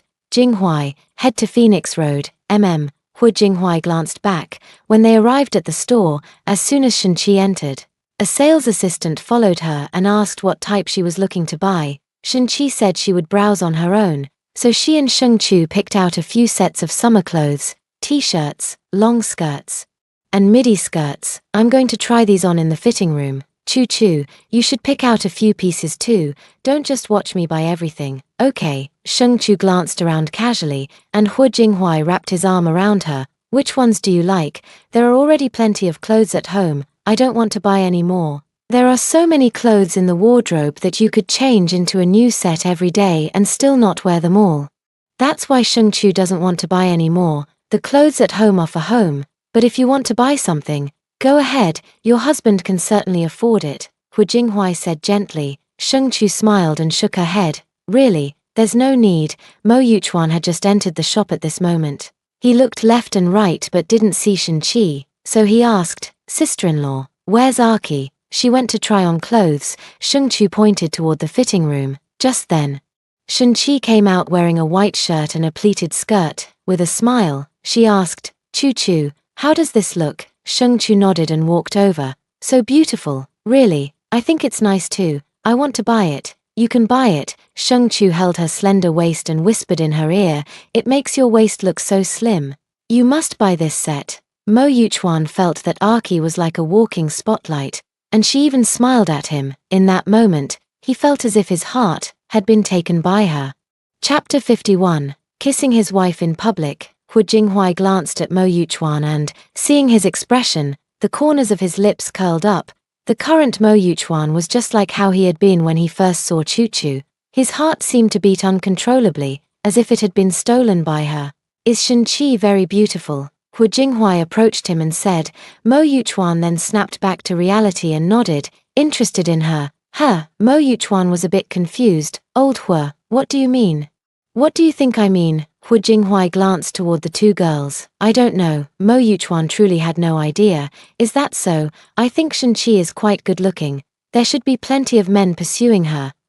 Who's chasing Aki? Mo Yuchuan's expression changed. Hu Jinghuai raised an eyebrow. I don't know. Mo Yuchuan pressed further. You definitely know. What do you feel about Shenqi? Do you like her? Mo Yuchuan thought for a moment, not knowing how to respond. Hu Jinghuai revealed a meaningful smile. Hesitation means he is thinking about what kind of feelings he has for Shenqi. He actually hopes that Mo Yuchuan will quickly win Shenqi over. Otherwise, she keeps clinging to Chu, and he can't even hold his own wife. Shenqi selected 6 sets of clothes and was just about to pay when Mo Yuchuan said he would cover the bill, but Shenqi firmly refused.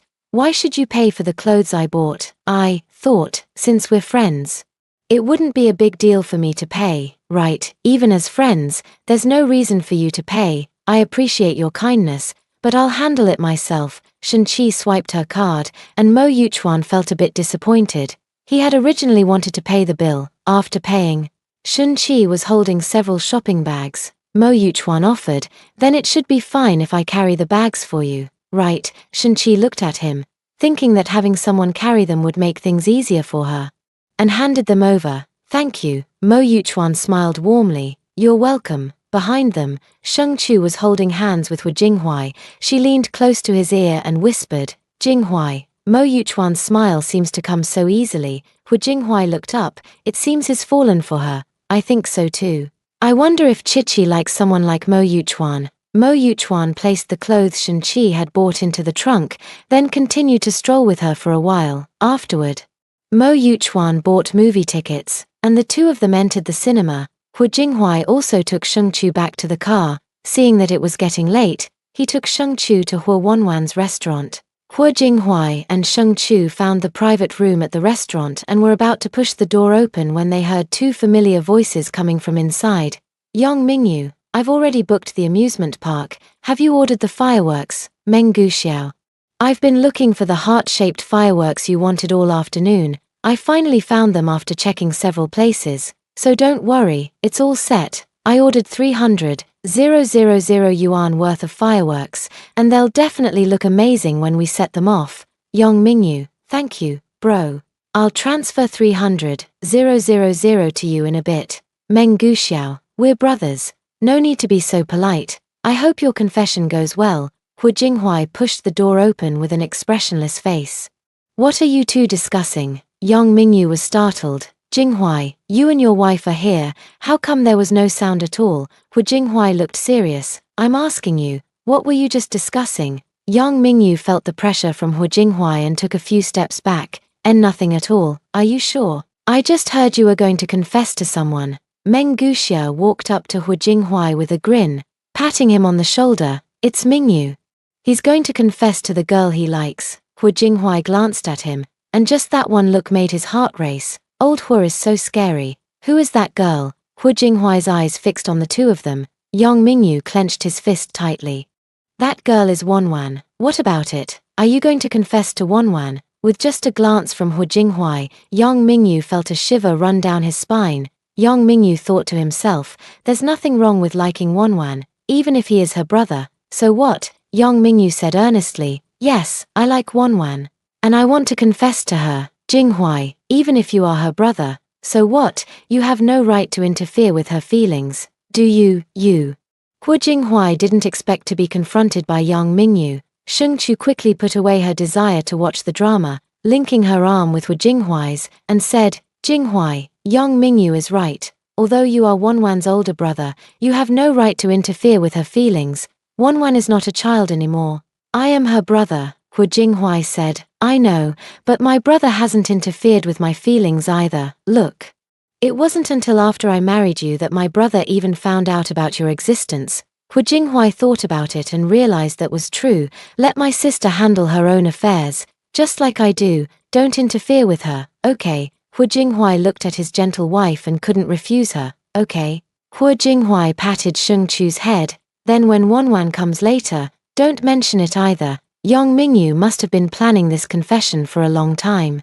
Hu Jinghuai glanced at Yang Mingyu and still nodded. Yang Mingyu was moved to the point of tears. Thank you, sister-in-law. You're so kind, sister-in-law. It's nothing. Sheng Chu shook his head slightly. The door was pushed open, and Hu Wanwan walked in. Seeing the somewhat serious atmosphere, she said, why aren't you all sitting? Please, have a seat. The food will be served soon. At that moment, the group finally took their seats. After the meal, they all went to the karaoke room. Hu Wanwan pushed Sheng Chu to go pick a song. Sister-in-law, I've long heard that you sing beautifully. Hurry up and sing a song for me. I want to hear what kind of voice captivated my brother. Sheng Chu felt awkward. Actually, I don't sing that well. If it wasn't good, how could it have captivated my brother? Sheng Chu.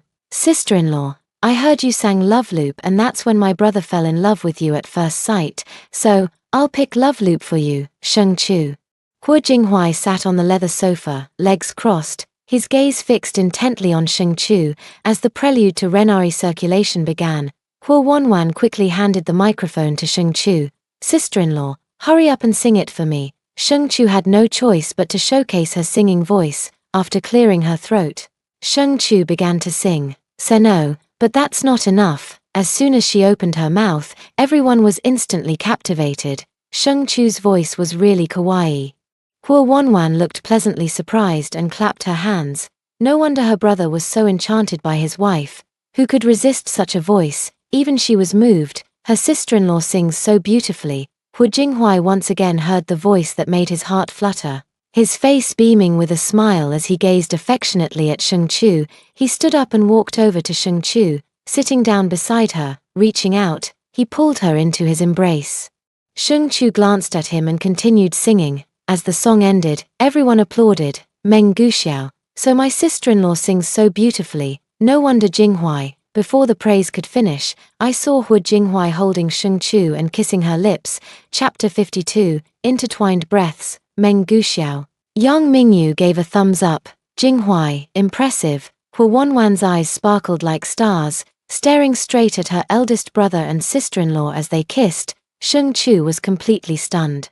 How had it suddenly happened that his enlarged face was pressed against hers, his lips sealing hers, and he was even deepening the kiss, prying open her teeth? Meng Guxiao started to cheer. Wow! Yang Mingyu joined in the cheering. Wow! Oh! Hu Jinghuai's kiss grew deeper and deeper, and Sheng Chu quickly pushed him away. Standing up in shock, how could he kiss her like this in front of their friends and Wanwan? Meng Guxiao, never one to shy away from stirring up trouble, shouted. Another kiss, another kiss. Hu Jinghuai stood up and moved closer to Sheng Chu, afraid he might kiss her again. She took a few steps back. What are you doing? Sheng Chu said with a grievance. Because they were in the karaoke room, the flickering lights made it hard to see the girl's real skin tone. In fact, her face had already turned as red as an apple. Chu, I'm sorry, I couldn't help myself for a moment. Hu Jinghuai said with deep affection. His attention entirely focused on Sheng Chu, but you shouldn't have done it in front of them. What does that matter? We're husband and wife. Isn't kissing perfectly normal? Seeing that Sheng Chu was a bit shy, Hu Wanwan stepped forward, linked arms with her, and said with a smile, "Sister-in-law, are you feeling shy? There's no need to be shy. When you and big brother have your wedding, you'll be kissing in front of everyone, and there will be even more people watching." Sheng Chu. Wanwan seems to be right. At the wedding, with so many people around, if Hu Jinghuai wants to kiss her, oh my god, just thinking about it is so awkward, kissing in front of so many people. What's the difference between that and taking a dump on the street? She didn't understand why, at weddings, the bride and groom had to kiss. With all the relatives and friends watching from below, Hu Jinghuai took the opportunity to pull Hu Wanwan away, wrapping one arm around her waist. His voice gentle and doting, "Chu-chu, I won't do it again next time. Don't be angry." Sheng Chu looked up at the man, so sincere, and said, "I'm not angry, it was just that kissing her in front of so many people had made her feel very awkward." Hu Jinghuai glanced at his watch and said gently, "It's getting late. Let's go home." Sheng Chu was still feeling a bit awkward at the moment, so it was better to leave this place. "Amham," she nodded, receiving his wife's response. Hu Jinghuai put his arm around Sheng Chu and left the karaoke room. Sheng Chu turned her head and said to Hu Wanwan, "Wanwan, we're leaving now, I'll see you off." Hu Wanwan followed them out the door, walking behind the two. Once outside the karaoke room, Hu Jinghuai said, "No need to see us off, go back quickly." Oh. Only then did Hu Wanwan stop, watching as her older brother walked away with his arm around her sister-in-law. She then turned around and went back into the karaoke room. "Chu-chu, were you angry just now?" Hu Jinghuai asked the girl in his arms. Sheng Chu pouted her little mouth. "What do you think? Did your husband do something wrong? You're so bad, how could you kiss me in front of so many people? I couldn't help myself." "Chu-chu, do you know, your singing today reminded me of this past year without you. The sleepless nights. The constant worry in my heart. Now that you're in my arms, it still feels unreal. I deeply regret not going to find you a year ago. If I had, perhaps we would have been married for a year already." Sheng Chu felt a warm glow in her heart, then playfully replied, "How do you know I would have liked you? Maybe if you had come to me a year ago, I wouldn't have paid you any attention. That wouldn't have happened. Since you've agreed to marry me now, you would have a year ago too. I'm agreeing to marry you now because of the baby in my belly. If it weren't for the baby, I wouldn't marry you. I wouldn't marry you this quickly." She had long been moved by Hu Jinghuai. How could she not be moved by a man so handsome, whose eyes and heart were only for her, and who doted on her in every way? Marrying him was only a matter of time. Hu Jinghuai tightened his embrace around the girl in his arms a little more. "Then I should thank the baby in your belly for helping Daddy out, making it possible for Mommy to marry Daddy. But Chu-chu, even if there weren't a baby in your belly, I would still pursue you seriously. Chu-chu likes men of my type, and you would definitely fall for me. Without the baby, we would just be together a little later." Sheng Chu looked at him with a smile. Hu Jinghuai had truly spoken everything that was on her mind. In the car, just as Sheng Chu fastened her seatbelt, she suddenly thought of something and said, "Ah Huai, let's go home a bit later. I want to watch young Mingyu confess to Wanwan." Hu Jinghuai's expression changed. "What's so interesting about it? I want to go see it. Can I?" The girl looked at him with her beautiful eyes, pleading coquettishly. How could he resist? "Then give me a kiss, and I'll take you there." Hu Jinghuai made his demand. If you don't kiss me, I won't go." Sheng Chu thought that since no one in the car could see them, a kiss wouldn't hurt. "Bring your face closer." Hu Jinghuai smiled and moved his face close to the girl. Sheng Chu casually kissed his cheek. "Is that enough?" Hu Jinghuai shook his head. "No, you have to kiss here." Hu Jinghuai pointed to his thin lips. "You're pushing your luck." "How am I pushing my luck?" Hu Jinghuai grabbed her hand. "So, are you going to kiss me or not? If you don't, it means you're not going, and we might as well just go home." Sheng Chu really wanted to see if young Mingyu could successfully confess his feelings. So she had no choice but to. Sheng Chu turned her head and moved toward his lips. The moment she kissed him, the man suddenly wrapped his arms around her and deepened the kiss. Their breaths intertwined, tender and lingering. The temperature in the car slowly rose, sensing the man's unusual reaction. Sheng Chu tried hard to push him away, but he closed his eyes, Lost in the passionate kiss, Sheng-Chu couldn't match his strength. So she had no choice but to give up resisting and let him do as he pleased. 5 minutes later, Hu Jinghuai finally pulled away from her lips with a dazed look in his eyes, holding her tightly in his arms. Chu-Chu, I love you. Sheng-Chu's breathing grew heavier from the kiss, and her face flushed bright red. Chu-Chu, do you love me? A warm voice came through, and Sheng-Chu remained silent against his chest. Honey, are you mad at me? Did I kiss you for too long? Hu Jinghuai looked at the girl's face and saw no signs of anger. The girl's red lips parted slightly. I'm not angry, but you kissed for so long that I'm a bit tired. Hu Jinghuai patted the girl's head. Then answer my question from earlier. Do you love me? A little bit, Sheng-Chu said. Just a little. It seems I haven't done well enough yet. I haven't made my wife love me. I'll have to treat my wife even better in the future. You're already very good to me, not enough. Otherwise, why doesn't my wife love me at all? Would I let someone I don't love kiss me? Hu Jinghuai's brow twitched. Darling, do you love me? Sheng-Chu, however, changed the subject. Jinghuai, you promised to go watch Yang Mingyu and Wanwan confess their feelings. Hurry up and call Meng Guxiao to ask where they are. We don't want to miss it. Chapter 53, Witnessing the Birth of a Relationship. Chu-Chu, don't change the subject. Hu Jinghuai was utterly helpless. Hu Jinghuai, you're so mean. You clearly promised me that if I kissed you, you'd agree to let me go. Not only did I kiss you, but you also held me here and kissed me for a long, long time. Now you don't want to go. Are you going back on your word? Sheng-Chu deliberately feigned anger. Seeing how adorable the girl looked even when angry, Hu Jinghuai had no choice but to give in. Alright, I'll call Jiyu Xiao right away. Take out the phone and dial Meng Guxiao's number. After it connects, he asks, where are you, Meng Guxiao? On the way to the amusement park. Why, is something up? Which amusement park? My wife wants to go. Ha ha ha, is it your wife who wants to go? Not you. I thought you didn't want to know about your sister's decision tonight. I have no say in whatever decision she makes. At the suburban amusement park, starting around 11 o'clock, upon getting the time and location, Hu Jinghuai immediately hung up the phone. Chu-Chu, let's go. Hu Jinghuai looked at his wife in the passenger seat, his eyes once again filled with tenderness. At 10:48, the car arrived at the amusement park parking lot. After parking, Meng Guxiao walked towards them. After getting out of the car, Hu Jinghuai opened the passenger door for Sheng-Chu and helped her out.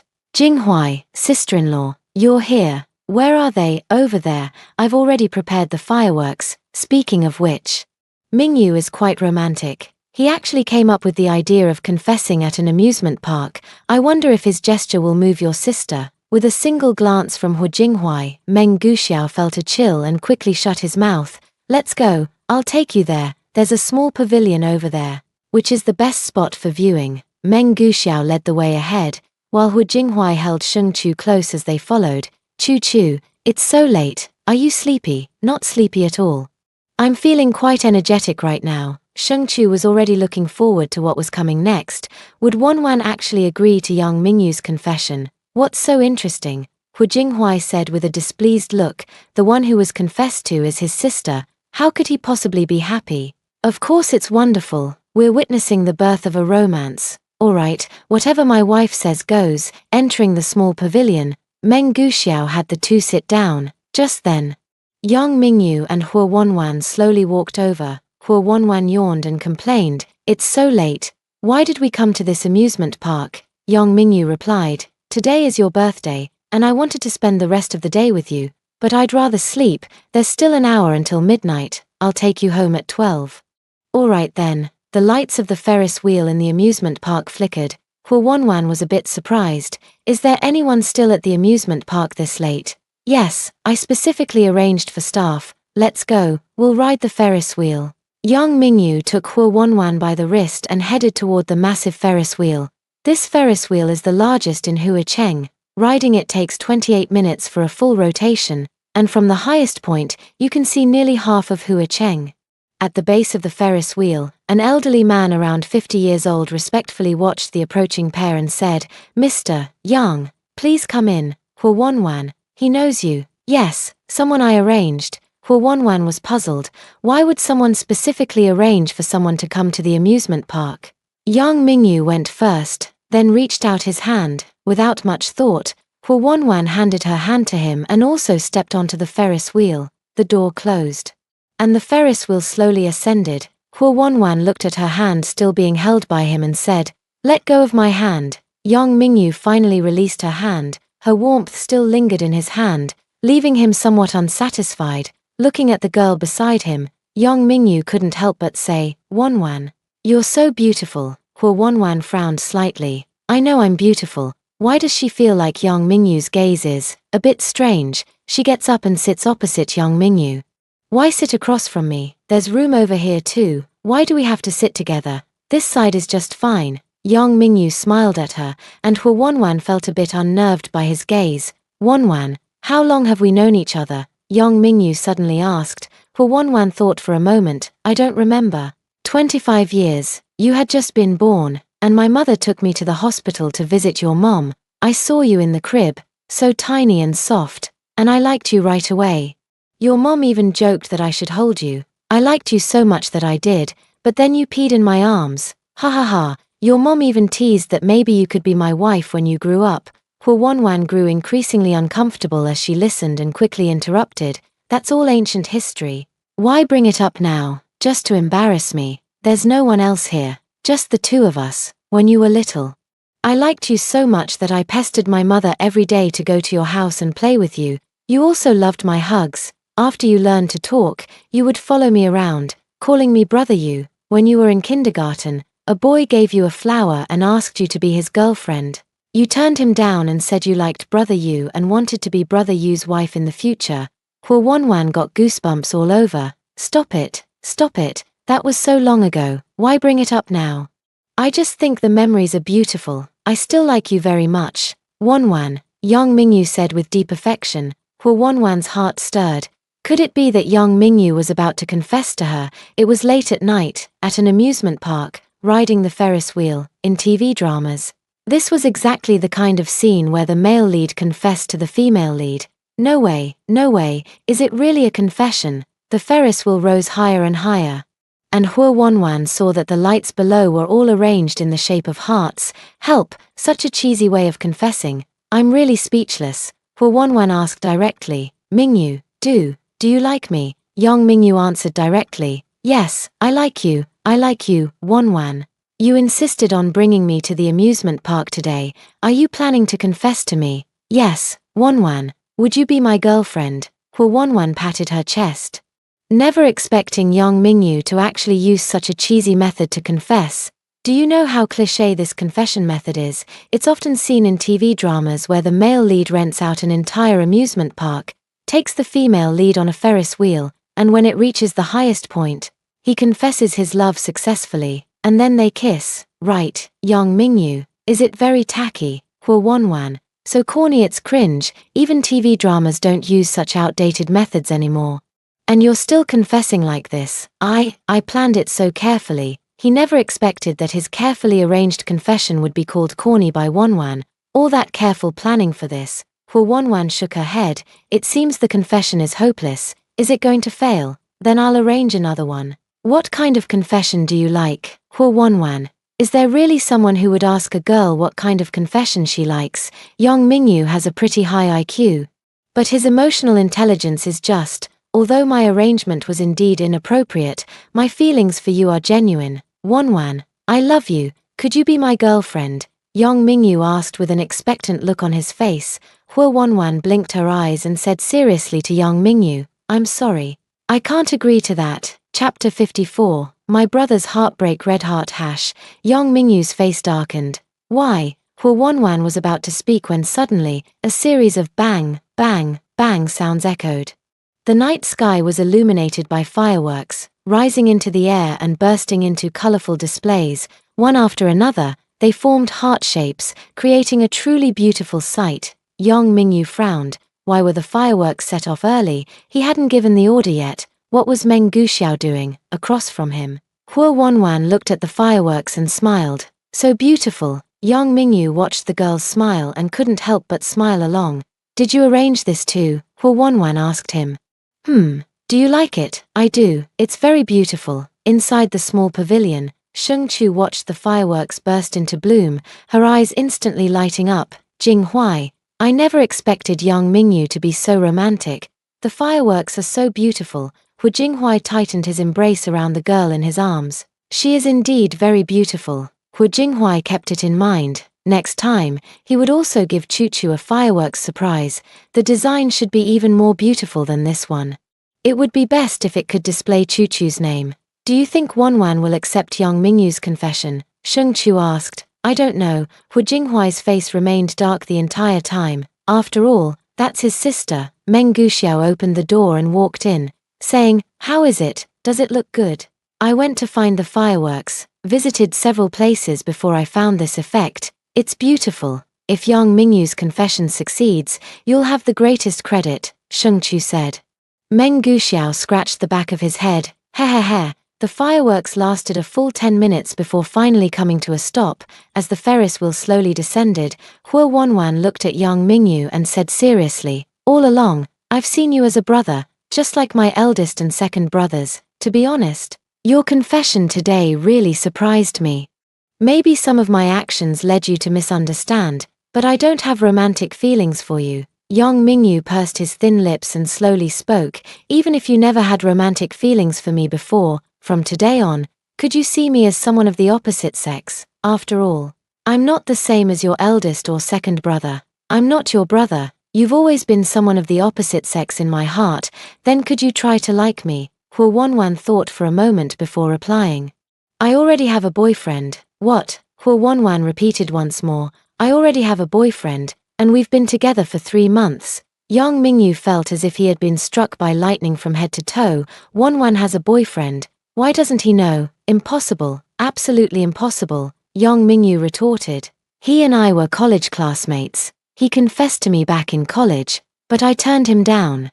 Then he went abroad for further studies for 3 years and returned half a year ago to collaborate with me on a project. After the project ended, he confessed to me again. At the time, I had quite a good impression of him, so I agreed. So, Mingyu, I already have a boyfriend.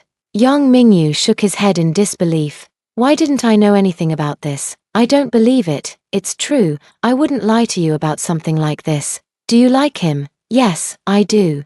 Young Mingyu slumped to the ground. Hua Wanwan wanted to reach out to comfort him, but after a moment's thought, she didn't extend her hand. Mingyu, I've always thought of you as a brother. I never expected you to feel this way about me. Mingyu, please don't like me anymore. I believe you have no shortage of admirers. As the Ferris wheel reached the bottom and the door opened, Hua Wanwan glanced at young Mingyu and stepped out. At that moment, she saw Meng Guxiao walking over with a smile. Wanwan, did you accept his confession? Hua Wanwan shook her head and walked away. After walking a few steps, I saw Hu Jinghuai and Sheng Chu again. Sister-in-law, brother, what are you doing here? Hua Wanwan was somewhat surprised. Hu Jinghuai looked at her expressionlessly. Did you agree to Mingyu? Hua Wanwan was puzzled. What? He confessed. No. Hu Jinghuai's expression finally improved a bit. Hurry back, it's so late. Got it, big brother. How about you give me a ride?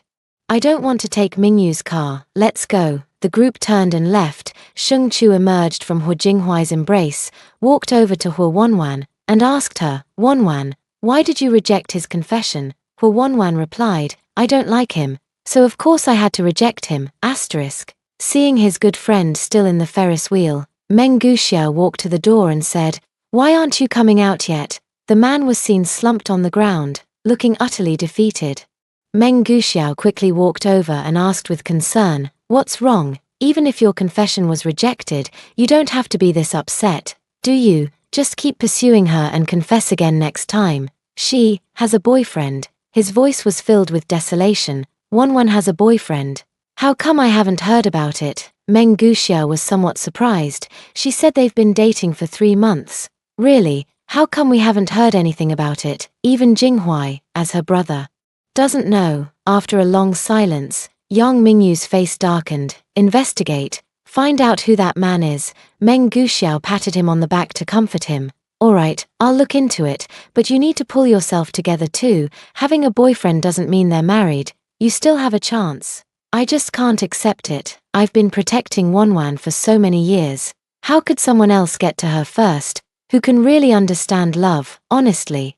You should have confessed to Wonwan earlier. If you had, maybe there would have been a chance. All along, he had been protecting Wonwan, always treating her like a child. Whenever a suitor appeared around her, he would eliminate them one by one. But after she started working, he let his guard down a bit. He never expected that in such a brief moment of inattention, Wonwan would end up in a relationship. Meng Guxiao helped Yang Mingyu up and said, "Let me take you home. Where's Wonwan?" At that moment, there was no sign of Wonwan in the amusement park. She went back with her eldest brother and sister-in-law.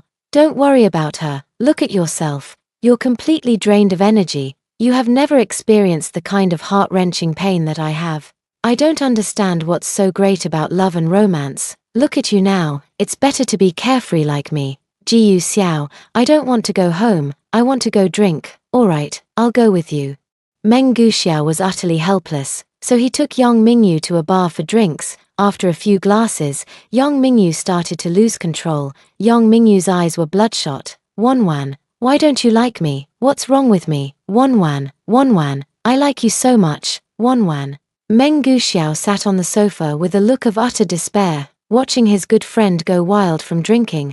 After Yang Mingyu passed out drunk, he helped him back home. After placing Yang Mingyu on the bed and tucking him in, Meng Guxiao quietly left the room, took out his phone, and dialed his assistant's number. When the call connected, he said, "Go investigate Miss Hua Wonwan and the men she's been in contact with recently. I heard she has a boyfriend. Find him." Chapter 55. The production team wants to interview me. The Maybach car arrived at the old house. Hua Wonwan said to Hu Jinghuai in the front and Sheng Chu in the passenger seat, "Sister-in-law, big brother. Why don't you stay and sleep at home tonight? Aren't you going to sister-in-law's house tomorrow? You can go with mom and dad." Hu Jinghuai looked at Sheng Chu. "Chu, do you want to go home or stay here? It would take over 40 minutes to drive home, and it's already so late. You must be quite tired too." "Let's just stay here. I'm not tired. My wife actually doubted his energy. It's a pity she's pregnant now. Otherwise I'd let her experience it." That night didn't end until dawn. Sheng Chu didn't know what Hu Jinghuai was thinking. She said, "Actually, I'm a bit sleepy. Alright, let's stay here then." The group got out of the car. Hu Jinghuai was about to put his arm around his wife when Hua Wonwan stopped him. "Sister-in-law, it's so late. Everyone should be asleep by now, right? Let's keep our voices down then." "Okay, Wonwan, I have a question for you. Do you have a boyfriend?" Hua Wonwan glanced at Hu Jinghuai behind her and quickly denied it. "No. I don't have a boyfriend. If you don't like Yang Mingyu, then what kind of man do you like?" "Well, he should be tall, fair-skinned, and have a sunny personality, with dimples when he smiles, someone who can make me laugh, and with beautiful eyes." Hua Wonwan thought of Jiyu Jing'an as she spoke. Hua Wonwan described everything according to Jiyu Jing'an's characteristics. Sheng Chu, seeing the happy smile on Wonwan's face, asked, "You described it so clearly. You must have such a friend around you, right?" Hua Wonwan bit her lip and glanced at Hu Jinghuai beside her. She immediately retorted, "No, how could that be possible?" Sheng Chu blinked. Wonwan probably has someone she likes. But because Jinghuai is here, she's too embarrassed to admit it. Hu Jinghuai suddenly pulled Hua Wonwan away, wrapped his arm around Sheng Chu, and said, "Our room is on the left. Yours is on the right. Go to sleep. Got it? Good night, sis-in-law." Hua Wonwan pouted and parted ways with her sister-in-law. "Good night, Wonwan." Hua Wonwan walked to the right and went up the stairs. Hu Jinghuai held Sheng Chu and returned to the room. Sheng Chu thought of something and said, "I've never stayed at the old house before, so I don't have any clothes here. I'll go borrow something from Wonwan." "I'll go." Hu Jinghuai pressed her onto the bed. "You go take a shower and wrap yourself in a towel first. I'd better go. It's so late. I don't feel comfortable letting you go. You go take a shower, and I'll be back soon." Sheng Chu nodded. "Alright." Hu Jinghuai pulled Sheng Chu into the bathroom, closed the door, and then went to find Hua Wonwan to get a set of pajamas and clothes for the next day. After retrieving them, the sound of water in the bathroom hadn't stopped yet, so Hu Jinghuai went to the walk-in closet to take a look. All the clothes were his, so it seemed he still needed to prepare some clothes for Chu Chu. After Sheng Chu finished showering, he came out wrapped in a towel and saw Hu Jinghuai walking toward him. "Chu Chu, let me blow-dry your hair for you." Hu Jinghuai held a hairdryer in his hand, smiling as he looked at her. No need. I can do it myself. Sheng Chu felt that Hu Jinghuai's smile was mischievous and that he was definitely trying to take advantage of her. Why be so polite with your husband? Hu Jinghuai directly pulled his wife to sit by the bed, took her towel to wipe her hair, then plugged in the hairdryer and gently began drying her hair. Chu, do you want to lie down? You'll be more comfortable. Sheng Chu was indeed a bit sleepy. She lay on the bed, resting her head on his lap. The man gently dried her hair, the warmth on her scalp making her whole body relax. In a daze, she closed her eyes. After Hu Jinghuai finished drying Chu's hair, he noticed the girl's steady breathing. He gently placed her on the pillow and removed the bath towel, revealing the girl's perfect figure. Hu Jinghuai swallowed hard. Gradually, his body temperature rose as he recalled that chaotic night with Chu. It's a pity that Chu is pregnant now, otherwise, once the child is born, he must spend 3 days and 3 nights alone with Chu in the room. Dispelling the yellow thoughts from his mind, he gently dressed her in her pajamas. Early in the morning, the old mansion was already bustling with activity. Hu Qianzong and Xu Yue were going over the gift list.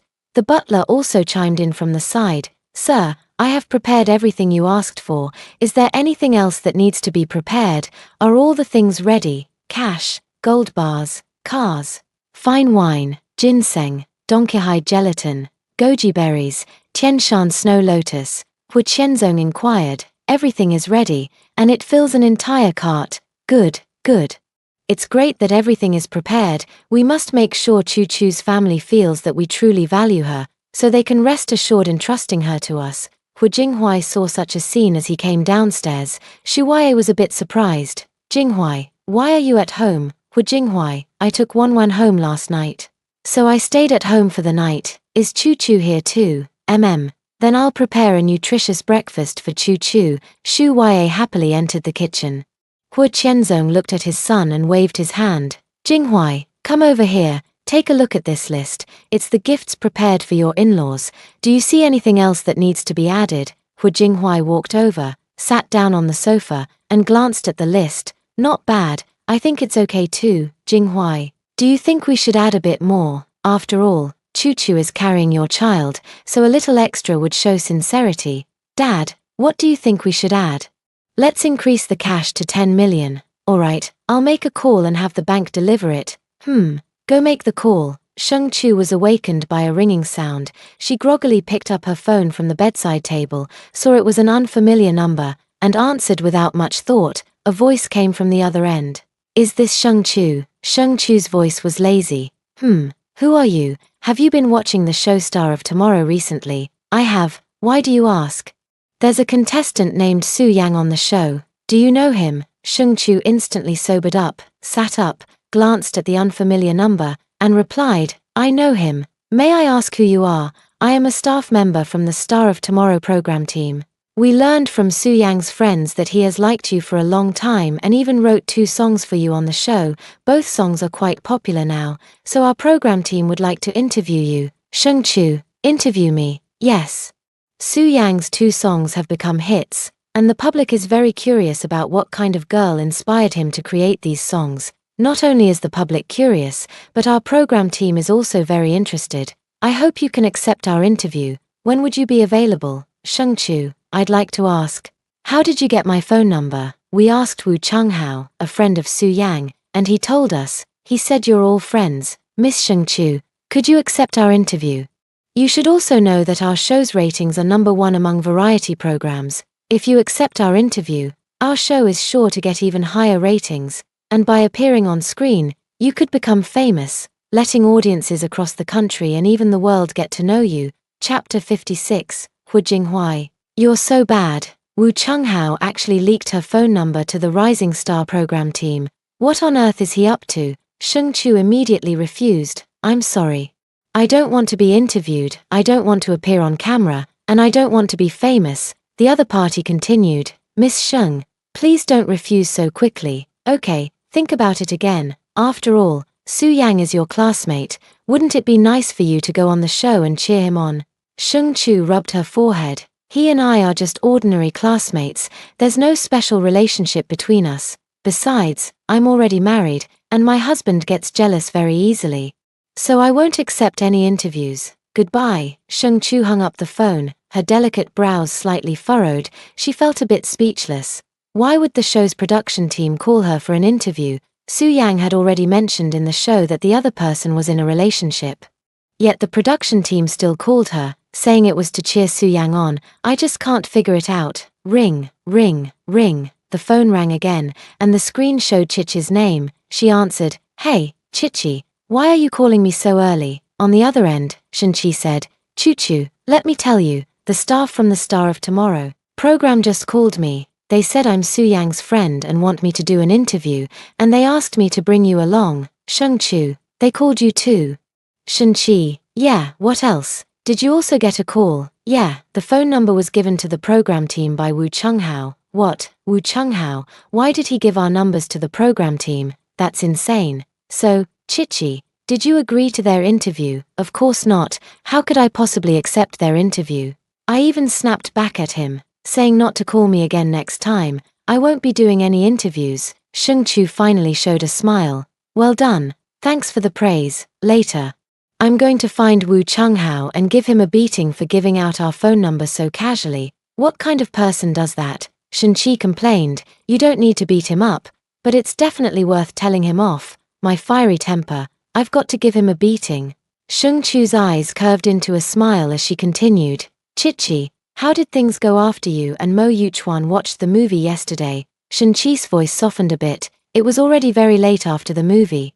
I originally wanted to go home, but suddenly I felt like having grilled squid from the night market. I told him, and he took me there. We wandered around the night market for a while, and then he walked me home. Wow, you even went to the night market? Yeah, Choo-choo, what do you want to say? Why does your voice sound a bit strange? Nothing. Sheng Chu smiled and shook her head. I'm a little hungry. I'm going to get up and eat, so I'll hang up first. After hanging up the phone, Sheng Chu got up, washed up, and changed her clothes. While she was combing her hair, the door was pushed open, and Hu Jinghuai walked in slowly with a smile. Choo-choo, you're up. Well, it's already 8 o'clock. You didn't go to bed until after 1 last night. Why not sleep a little longer? Hu Jinghuai stood behind the girl, wrapping his arms around her waist. Don't hold me. I'm combing my hair. I want to hold you.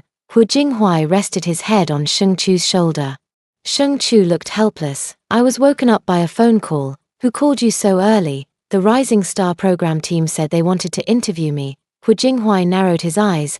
They want to interview you. Why? Sheng Chu's voice softened a bit. They seem to know that Su Yang likes me, so they found my phone number and called me, saying that Su Yang wrote 2 songs for me that have become quite popular, so they wanted to interview me. Hu Jinghuai sneered.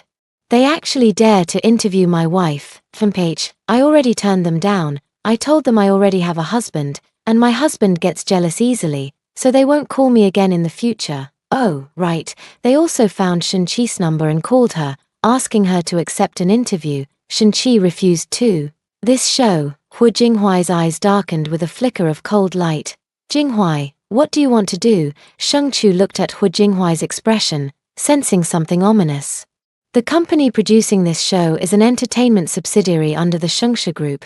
If Hu Jinghuai says to stop the show, then it will definitely be stopped, because he is the biggest boss. I vaguely remember Su Yang saying on the show that the choo-choo he likes rejected him and already has a boyfriend. Why does the program team still want to interview you? Sheng Chu, perhaps they want to make this show more popular and generate more buzz. To boost ratings, they would resort to any means. I don't know, I'm not familiar with these matters. It seems I need to issue a warning to those below. This show, let's just shut it down. Sheng Chu blinked. Is Jinghuai really going to do this? Is it really that serious? Hu Jinghuai pulled Sheng Chu into his arms. When it comes to you, everything is serious. Sheng Chu thought for a moment and said, Jinghuai, you really shouldn't shut down this show.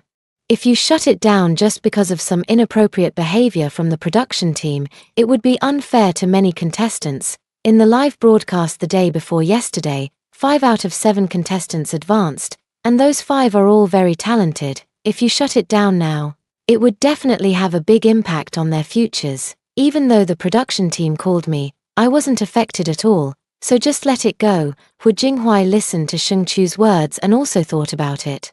What she said was indeed true. If he shut down this program, it would indeed affect many people and impact the futures of those contestants. Forget it, I'll make a call later to warn them not to harass Chu anymore. Sheng Chu looked up at Hu Jinghui, blinking her big eyes. Why, let it go, okay.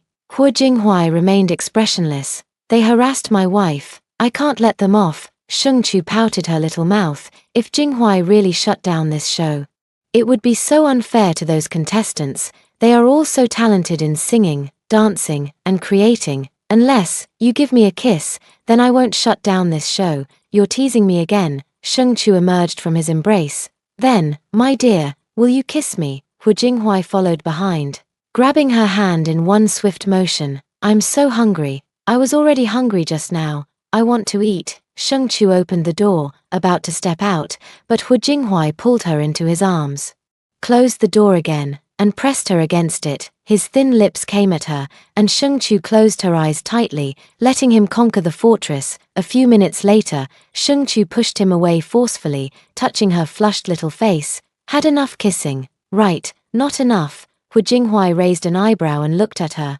Hu Jinghui, you're so bad, Sheng Chu accused. Just a kiss. What's the harm? Hu Jinghui leaned close to her ear and whispered. If it weren't for the fact that you're pregnant, I'd show you what real harm is. Chapter 57. Chu is so naughty. Sheng Chu stared at him blankly, seeing his wife's adorable, dazed expression. He patted her head and said, we'll talk about it after you give birth. Sheng Chu recalled that night. The intimate entanglement between the two. She was tossed and turned by him. It wasn't until the first light of dawn appeared on the horizon that he finally let her go. Thinking of this, Sheng Chu shuddered all over. If it happened again, she would die in bed. Hu Jinghui had such great stamina, constantly wearing her out, carrying her to the bathtub to wash, starting again in the tub, changing the sheets, and going at it several more times. Who could endure that? Let's go down for breakfast. Hu Jinghui took her hand and opened the door. Sheng Chu, however, did not move. What's wrong? Hu Jinghui asked her. Sheng Chu lowered her eyes and said, I still have lingering fears about what happened that night. After I got home, I had a high fever for 2 days before I recovered. If you still torment me like that night after we have a child, then, after having the child, let's just get a divorce. Hu Jinghui gently pulled her into his embrace and said softly, I'm sorry, Chu, I couldn't control myself back then, so I ended up hurting you. What I said earlier was just a joke. I would never treat you that way. Please don't talk about divorce. Once we're married, we're husband and wife for life. I love you. And I will never divorce you. What if you can't control yourself again and treat me like you did that night? I really don't want to go through that kind of pain again. Chu. I promise I won't. After the baby is born, I will respect everything you say. If you say stop, I'll stop. Don't be angry anymore. Okay, I was really wrong back then. I will never treat you like that again. I cherish you too much to ever hurt you. Hu Jinghui whispered temptingly. As long as Hu Jinghui doesn't treat her like he did that night, she won't have any thoughts of divorce. Then, dear, let's go have breakfast. Sheng Chu nodded. And Hu Jinghui took her hand as they headed to the restaurant on the first floor. Just arrived at the restaurant, Xu Yue warmly served Sheng Chu a bowl of porridge, saying, Chu, have some seafood porridge. I just tasted it, and it's so fresh. Sheng Chu took the bowl and replied with a smile, Thank you, Mom, you're welcome. Oh, Chu, why is your mouth a bit swollen and red? What happened? Xu Yue asked. Sheng Chu's face flushed slightly as she remembered how Hu Jinghui had just pinned her against the door and kissed her for 5 minutes. How could the mouth not be red and swollen? It's nothing. Sheng Chu awkwardly buried her head in the bowl to drink porridge. Xu Yue then asked Hu Jinghui, what's going on? Are there mosquitoes in your room? Hu Jinghui said expressionlessly, There are no mosquitoes. I just kissed Chu. Xu Yue. Sheng Chu stared wide-eyed at Hu Jinghui. At the dining table, Hu Qianzong, son, you're really brave. Xu Yue coughed a few times with a smile. So that's how it is. Jinghui, you, be careful. Chu is still pregnant. The atmosphere was a bit awkward, but Hu Jinghui showed no expression on his face. Sheng Chu really wanted to find a hole to crawl into. How could Hu Jinghui say such things? She stretched out her leg and kicked Hu Jinghui. Hu Jinghui looked at her with a smile, added a small steamed bun to her plate, and said, Chu, This small steamed bun is quite delicious. Here, have one. I absolutely refuse. I've completely lost face in front of my in-laws. After the meal ended, Sheng Chu pulled Hu Jinghuai into the garden. Seeing that no one was around, she frowned and said, Hu Jinghuai, what nonsense were you spouting in front of Mom and Dad? Hu Jinghuai wanted to hug her, but Sheng Chu dodged and even kept a 2-meter distance from him. Don't hug me, Chu Chu. I really don't want to talk to you anymore. Do you know that as soon as you said that, I wanted to find a hole to crawl into? I'm sorry, Chu Chu, I didn't know you were so easily embarrassed. Every time you apologize, but you never change. Just like yesterday at the KTV when you kissed me in front of your friends and sister, Sheng Chu complained. Chu Chu, isn't it normal for a couple to kiss? If a couple doesn't kiss anymore, that would be abnormal, right? Have I ever refused to let you kiss me? I always let you kiss me whenever you want, but could you please not do it in front of everyone? Hu Jinghuai didn't expect his wife to be so easily shy. Husband was wrong. I won't do it again next time. Wife, please forgive me. We're about to go home with you to meet your parents. Don't be mad at me. Okay, what to do when the wife is angry? Just coax her. No matter what, it's all his fault. Sheng Chu, upon hearing the man's apology, nodded and forgave him. Hu Jinghuai quickly took his wife's hand, beaming with a smile. Chu Chu, let's go to the living room and see when Mom and Dad are leaving for your house. Okay, when they arrived in the living room, Hu Qianzong and Xu Yue were both dressed very formally, clearly showing how much importance they placed on meeting the in-laws. Xu Yue said, Chu Chu, Jinghuai, when are we leaving? Your dad and I are all ready. Sheng Chu nodded. I'm ready too, Hu Qianzong. Then let's set off. Just then, Hu Wanwan came out of her room in pajamas and saw her parents, elder brother, and sister-in-law all dressed up. She quickly asked, where are you going? Xu Yue smiled and replied, to your sister-in-law's house. Hu Wanwan nodded. Right, you're going to sister-in-law's house. Mom, I want to go too, Hu Qianzong said seriously. What are you going to do there? Hu Wanwan pouted. I just want to go. Hu Qianzong, look at you. Your hair isn't combed.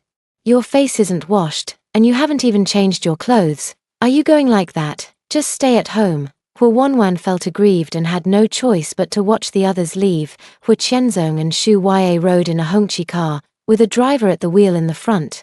Sheng Chu and Hu Jinghuai took the Maybach that he usually drove. Following behind was a Bentley, which was filled with betrothal gifts. Of course, the Bentley itself was also part of the betrothal gifts. Seeing an extra car, Sheng Chu asked Hu Jinghuai, who was in the driver's seat, why is there another car? Who's in there? That's the betrothal gift. Betrothal gift? Sheng Chu was a bit puzzled. Yes, of course, you need to present betrothal gifts when marrying a wife. These are all the gifts we're giving to my future father-in-law and mother-in-law. What kind of betrothal gifts are there that require a separate car just to carry them? You'll find out when we get home.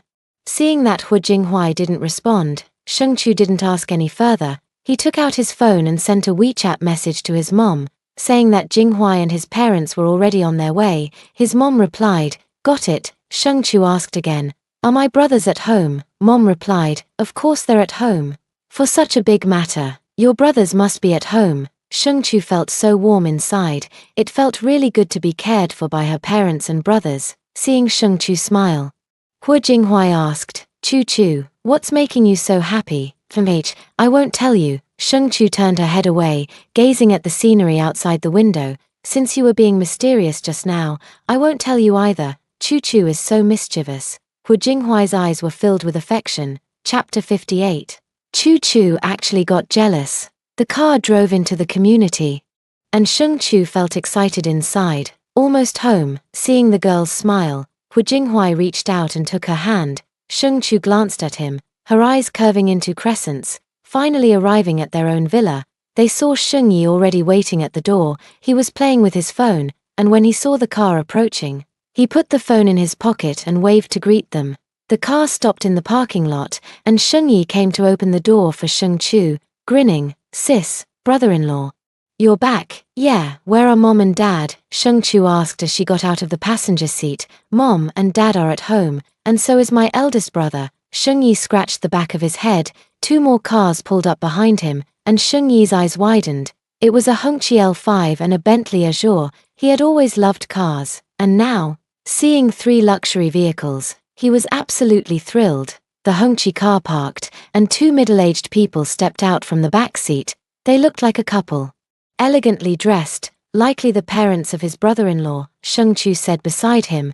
Those 2 are your brother-in-law's parents. Upon learning their identities, Sheng Yi stepped forward and greeted them politely. Hello, uncle and auntie, I'm Sheng Chu's younger brother. My name is Sheng Yi. Xu Huaiye smiled and nodded. Hello, young man, you're quite handsome. Sheng Yi smiled shyly. Thank you for the compliment, auntie. At that moment, Liang Jiao and Sheng Mingyong walked out of the house. Hu Qianzong stepped forward with a smile. You must be the in-laws. Hello, in-laws. Hu Qianzong stepped forward to shake hands with Sheng Mingyong, showing great enthusiasm. Seeing the other party's politeness, Sheng Mingyong smiled and replied, Hello, in-law, please come in and have a cup of tea first. Hu Qianzong and Sheng Mingyong went in first together. Xu Huaiye walked towards Liang Jiao with a smile and said, Mother-in-law, I am Jinghuai's mother. It's a pleasure to meet you today. Liang Jiao smiled back. Hello, my daughter is marrying into your family. Please take good care of her and be understanding in the future. What are you saying, mother-in-law? Chu-Chu marrying into our family means she is one of us. Our whole family will naturally treat her with all our hearts. Don't worry. I will treat Chu-Chu as well as my own daughter, Xu Huaiye assured, firmly holding Liang Jiao's hand. Liang Jiao looked moved. Then I can rest assured.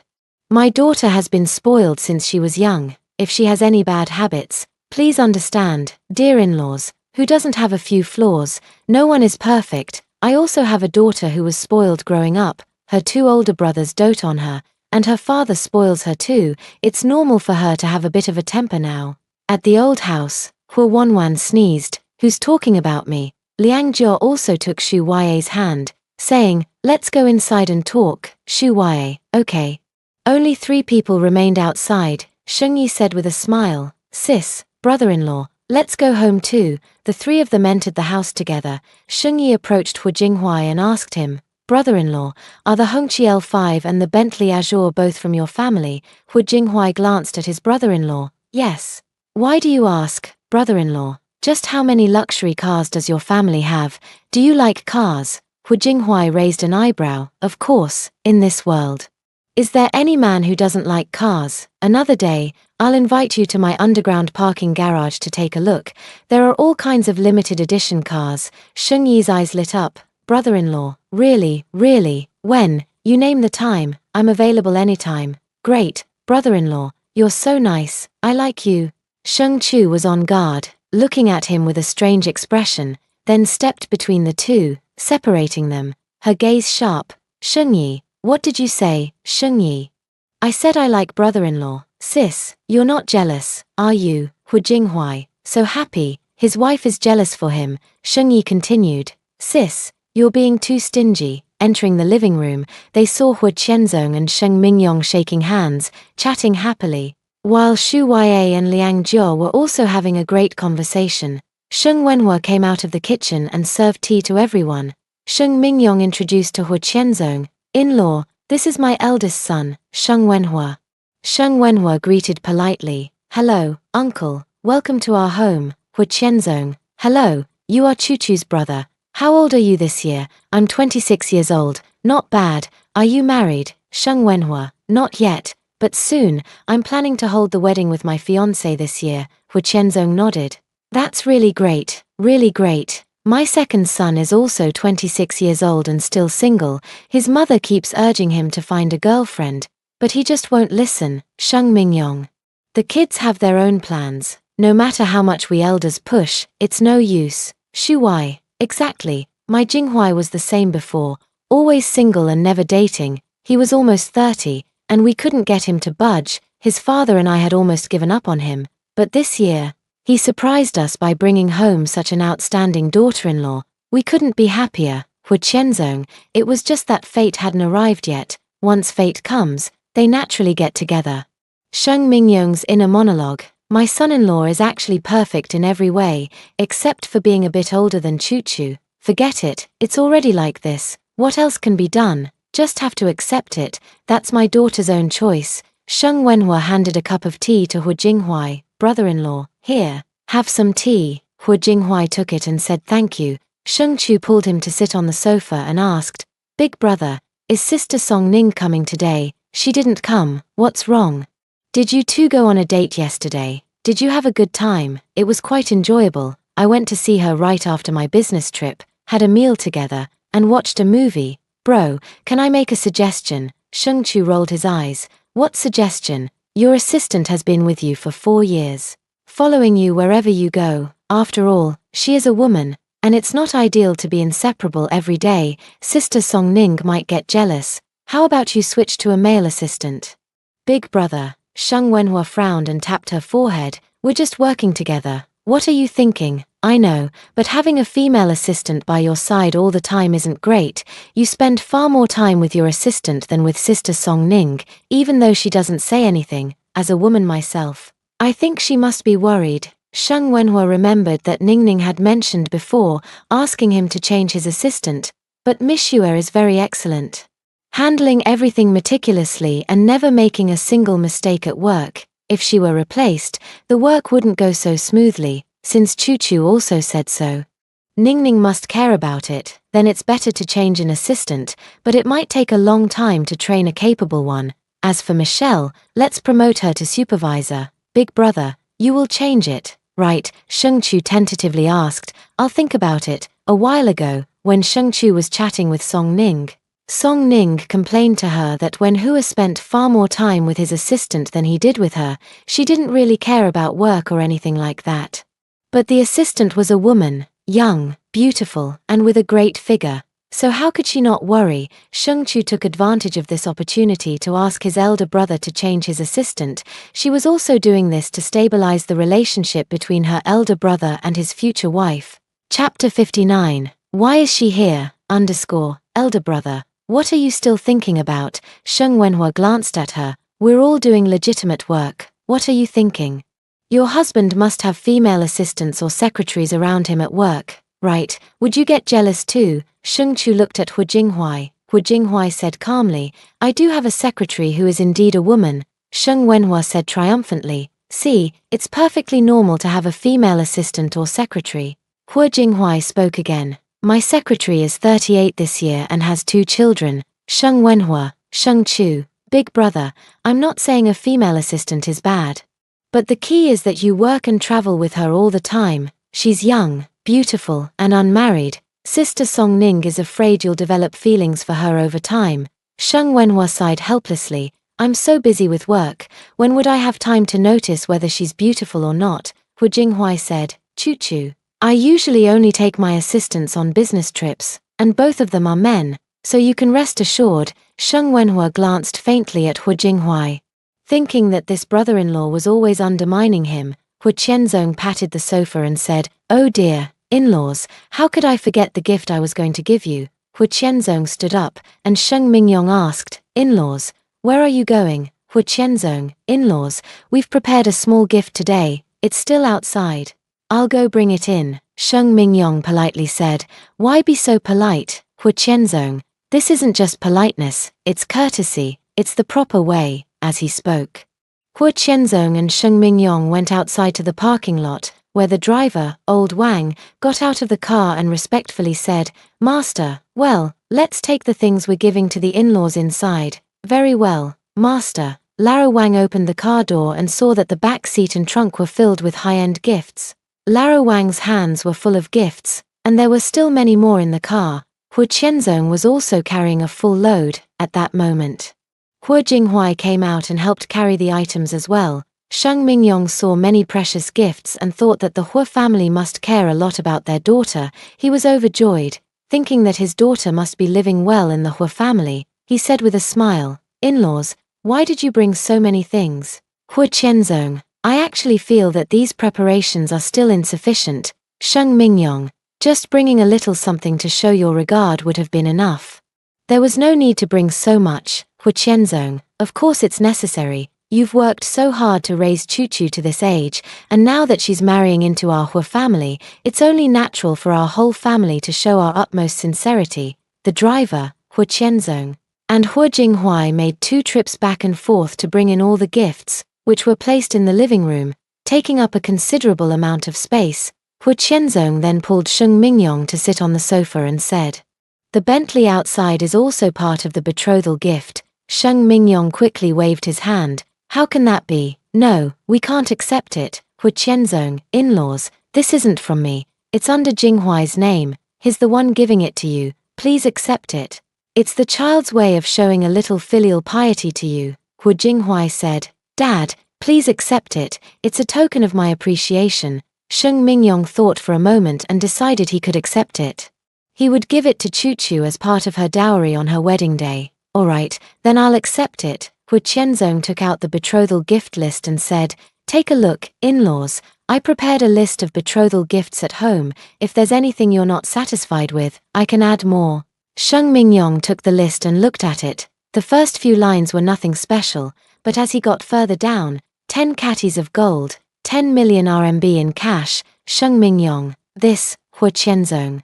"In-law, is there anything you'd like to add?" Sheng Mingyong scratched his head. "Isn't 10 million in cash and 10 catties of gold a bit too much?" Hu Qianzong, "Not at all. This is my sincerity." Hu Qianzong said to Hu Jinghuai, "Jinghuai, go open the box." Hu Jinghuai went to the ground and picked up the golden box, placed it on the coffee table, and opened it. Instantly, the coffee table gleamed with a golden shine. Hu Jinghuai then opened the 2 large boxes, both filled with stacks of red renminbi, 2 full boxes. Sheng Yi was completely stunned, giving a thumbs up. "Brother-in-law, you're amazing. I've never seen so much money." Sheng Chu was also stunned. Her in-laws and Jinghuai had prepared so much cash, gold bricks, and many expensive nutritional supplements. "Before coming, I asked Jinghuai what was in the car behind us, and he kept it a secret." It turned out to be the betrothal gifts they had prepared. While marveling at the sight, Shang Wenhua also thought to himself that when he and Ningning got married, the betrothal gifts should be presented with such grandeur. Liang Jia was stunned and said, "I know you're sincere, but this is too much. We just want to see Chu happy and joyful. Gifts don't matter to us." Shu Ya, mother-in-law. Chu is a wonderful girl, and I, as her mother-in-law, adore her very much. This gift we're giving is nothing much. We just want you to know that our whole family cares deeply for Chu and truly loves her. After some persuasion, Liang Jia and Sheng Mingyong decided to accept the betrothal gifts. Both of them thought that once Chu got married, they would use the betrothal gifts as dowry for her to take back to the Hua family. It was inconvenient to have the betrothal gifts placed in the living room, as they would get in the way when walking around. So, Sheng Mingyong asked Sheng Yi and Sheng Wenhua to carry all the betrothal gifts into the guest room on the first floor. Afterwards, Sheng Mingyong and Hu Qianzong began playing chess. Liang Jia and Shu Wei started discussing when the wedding should be held. Shu Ya, mother of the groom, "I'll follow your suggestions.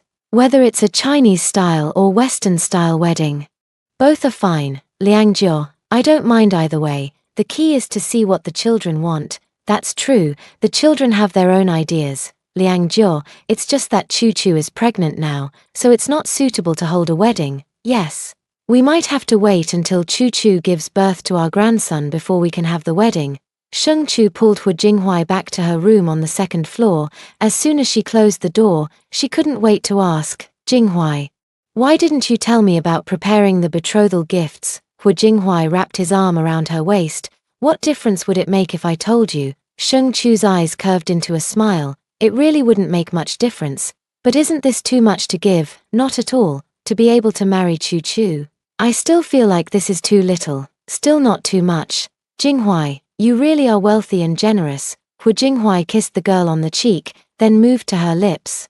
Sheng Chu quickly turned her head away. "I'm a bit sleepy. I didn't sleep well last night. I want to take a nap." Sheng Chu then slipped out of the man's embrace and walked over to lie down on the bed. Hu Jinghuai sat on the edge of the bed and tucked the girl in. "You should go downstairs and chat with them. Don't stay here with me." Hu Jinghuai patted the girl's head. "I want to stay with you." Liang Wei came to her sister's house for a visit. At the entrance, she noticed several cars parked in her sister's parking lot, all of which seemed quite expensive. Among them, she recognized a Bentley. As far as she knew, a Bentley cost about 1 million yuan per car. "Right, did someone come to her house?" Liang Wei curiously pressed the doorbell. The one who opened the door was Sheng Yi. Seeing that it was his aunt, his face darkened for a moment. "Aunt, Why are you here, Liang Wei? Just dropping by your place. Is your mom home? Shengyi, aunt.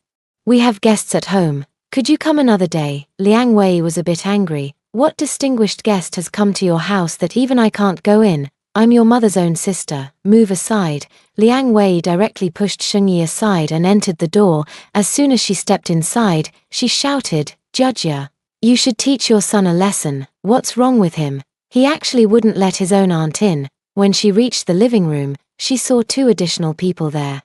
Probably around her age, but dressed particularly elegantly and with great poise. Sheng Mingyong narrowed his eyes at the sight of Liang Wei. He wondered, why is she here? Then she explained to Hu Qianzong, that's Chu-Chu's aunt. Hu Qianzong nodded. Liang Jia quickly stood up. Sis, why didn't you let us know you were coming in advance? Liang Wei, what? Do I need to announce my visit to your home in advance? And who are those 2? Liang Jia, sis, they are Chu-Chu's in-laws.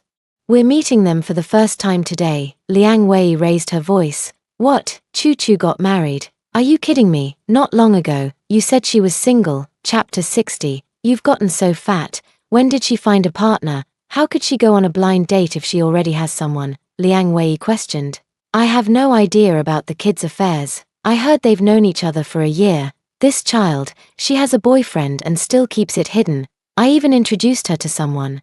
And he was so outstanding, yet Chu-Chu didn't take a liking to him. What a shame. Liang Wei felt extremely regretful. Liang Jia pulled her aside and whispered in a voice only the 2 of them could hear. Sis, stop talking nonsense. Chu-Chu's in-laws are here. Liang Wei immediately put on a smiling face and walked toward the 2 of them. So you're the in-laws. Hello, I'm Chu-Chu's aunt. Hu Qianzong and Shu Wei also responded politely. Aunt Chu-Chu. Hello. Shu Wei stepped forward and said, Grandma Chu-Chu, hello, you're dressed so fashionably, and you look quite young. What's your zodiac sign? How old are you? Liang Wei said enthusiastically. Shu Wei smiled and replied, I'm 52, not young anymore. You're 52, I can't tell at all. I'm 50 and look much older than you.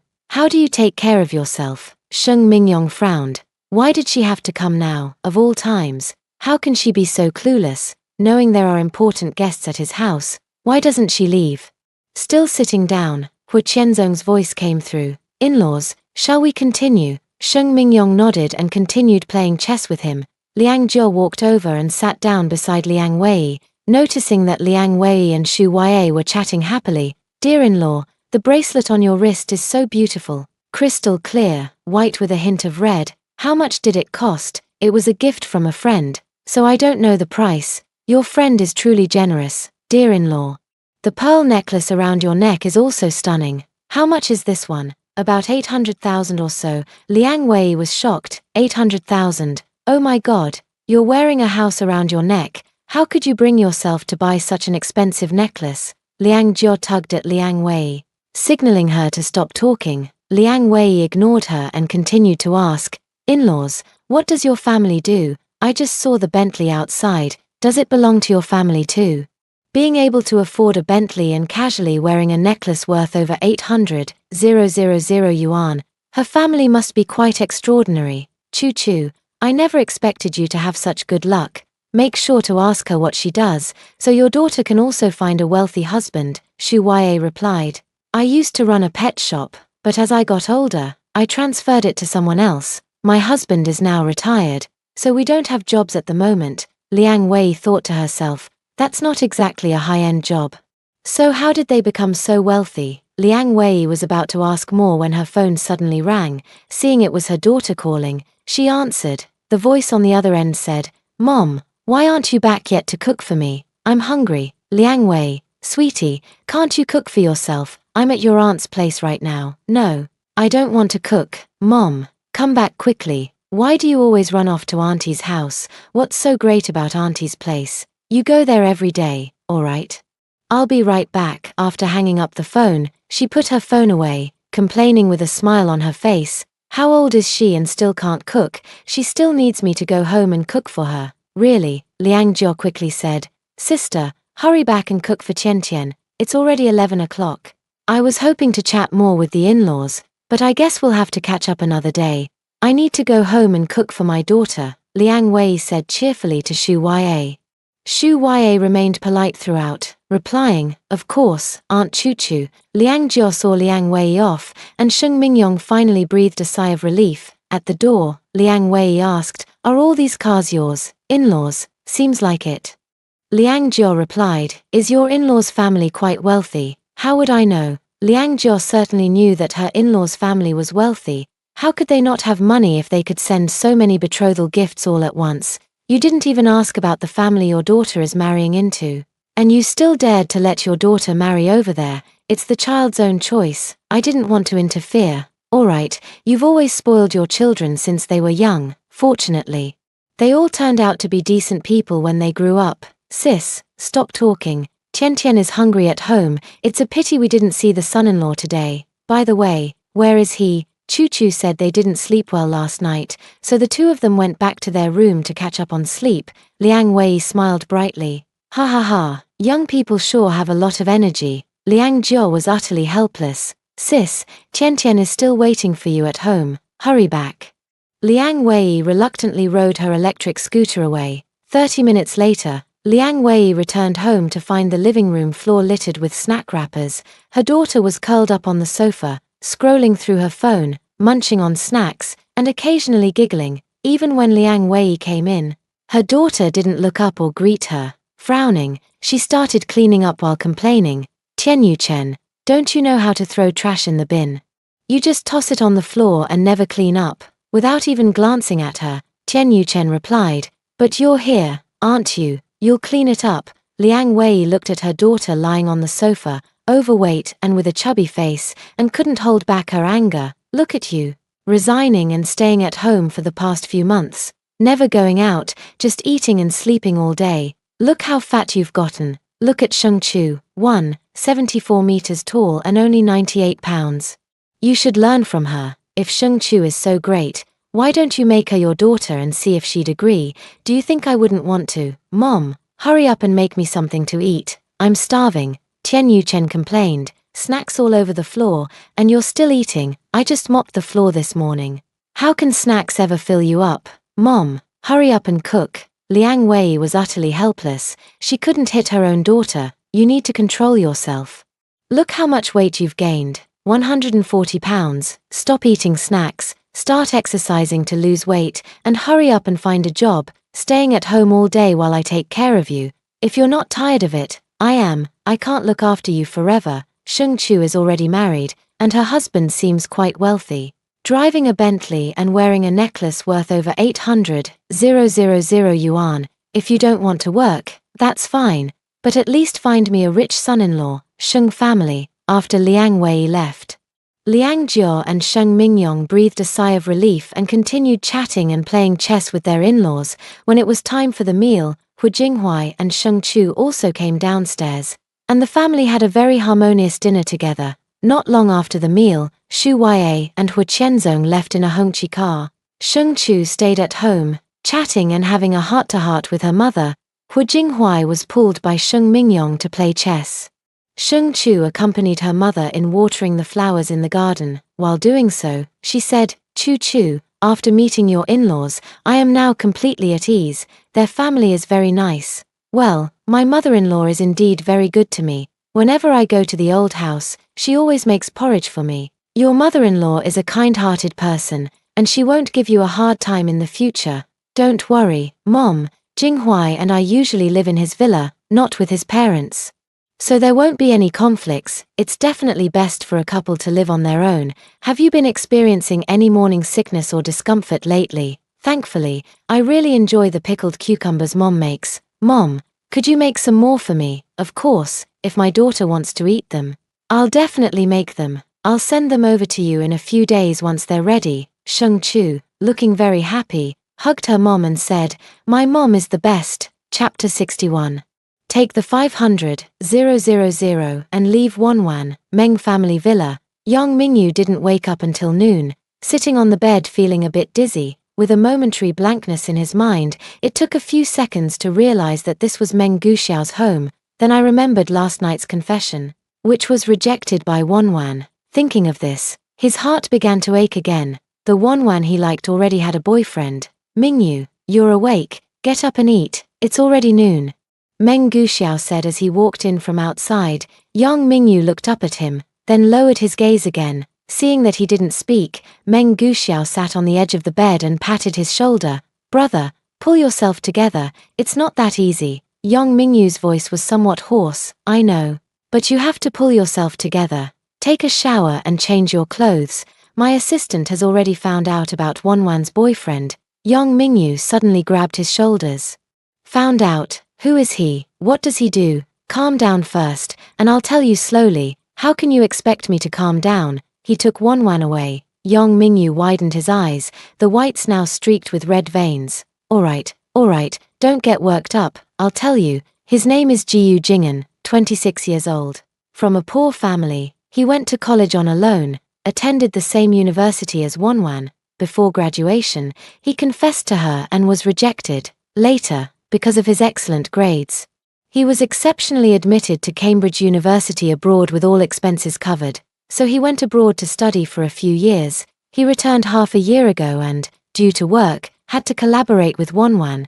Perhaps because feelings developed over time. 3 months later, Jiyu Jing'an confessed to Wanwan, and she agreed. Upon hearing this, Yang Mingyu sneered. Ha ha ha, feelings developed over time. What kind of feelings could develop in just 3 months?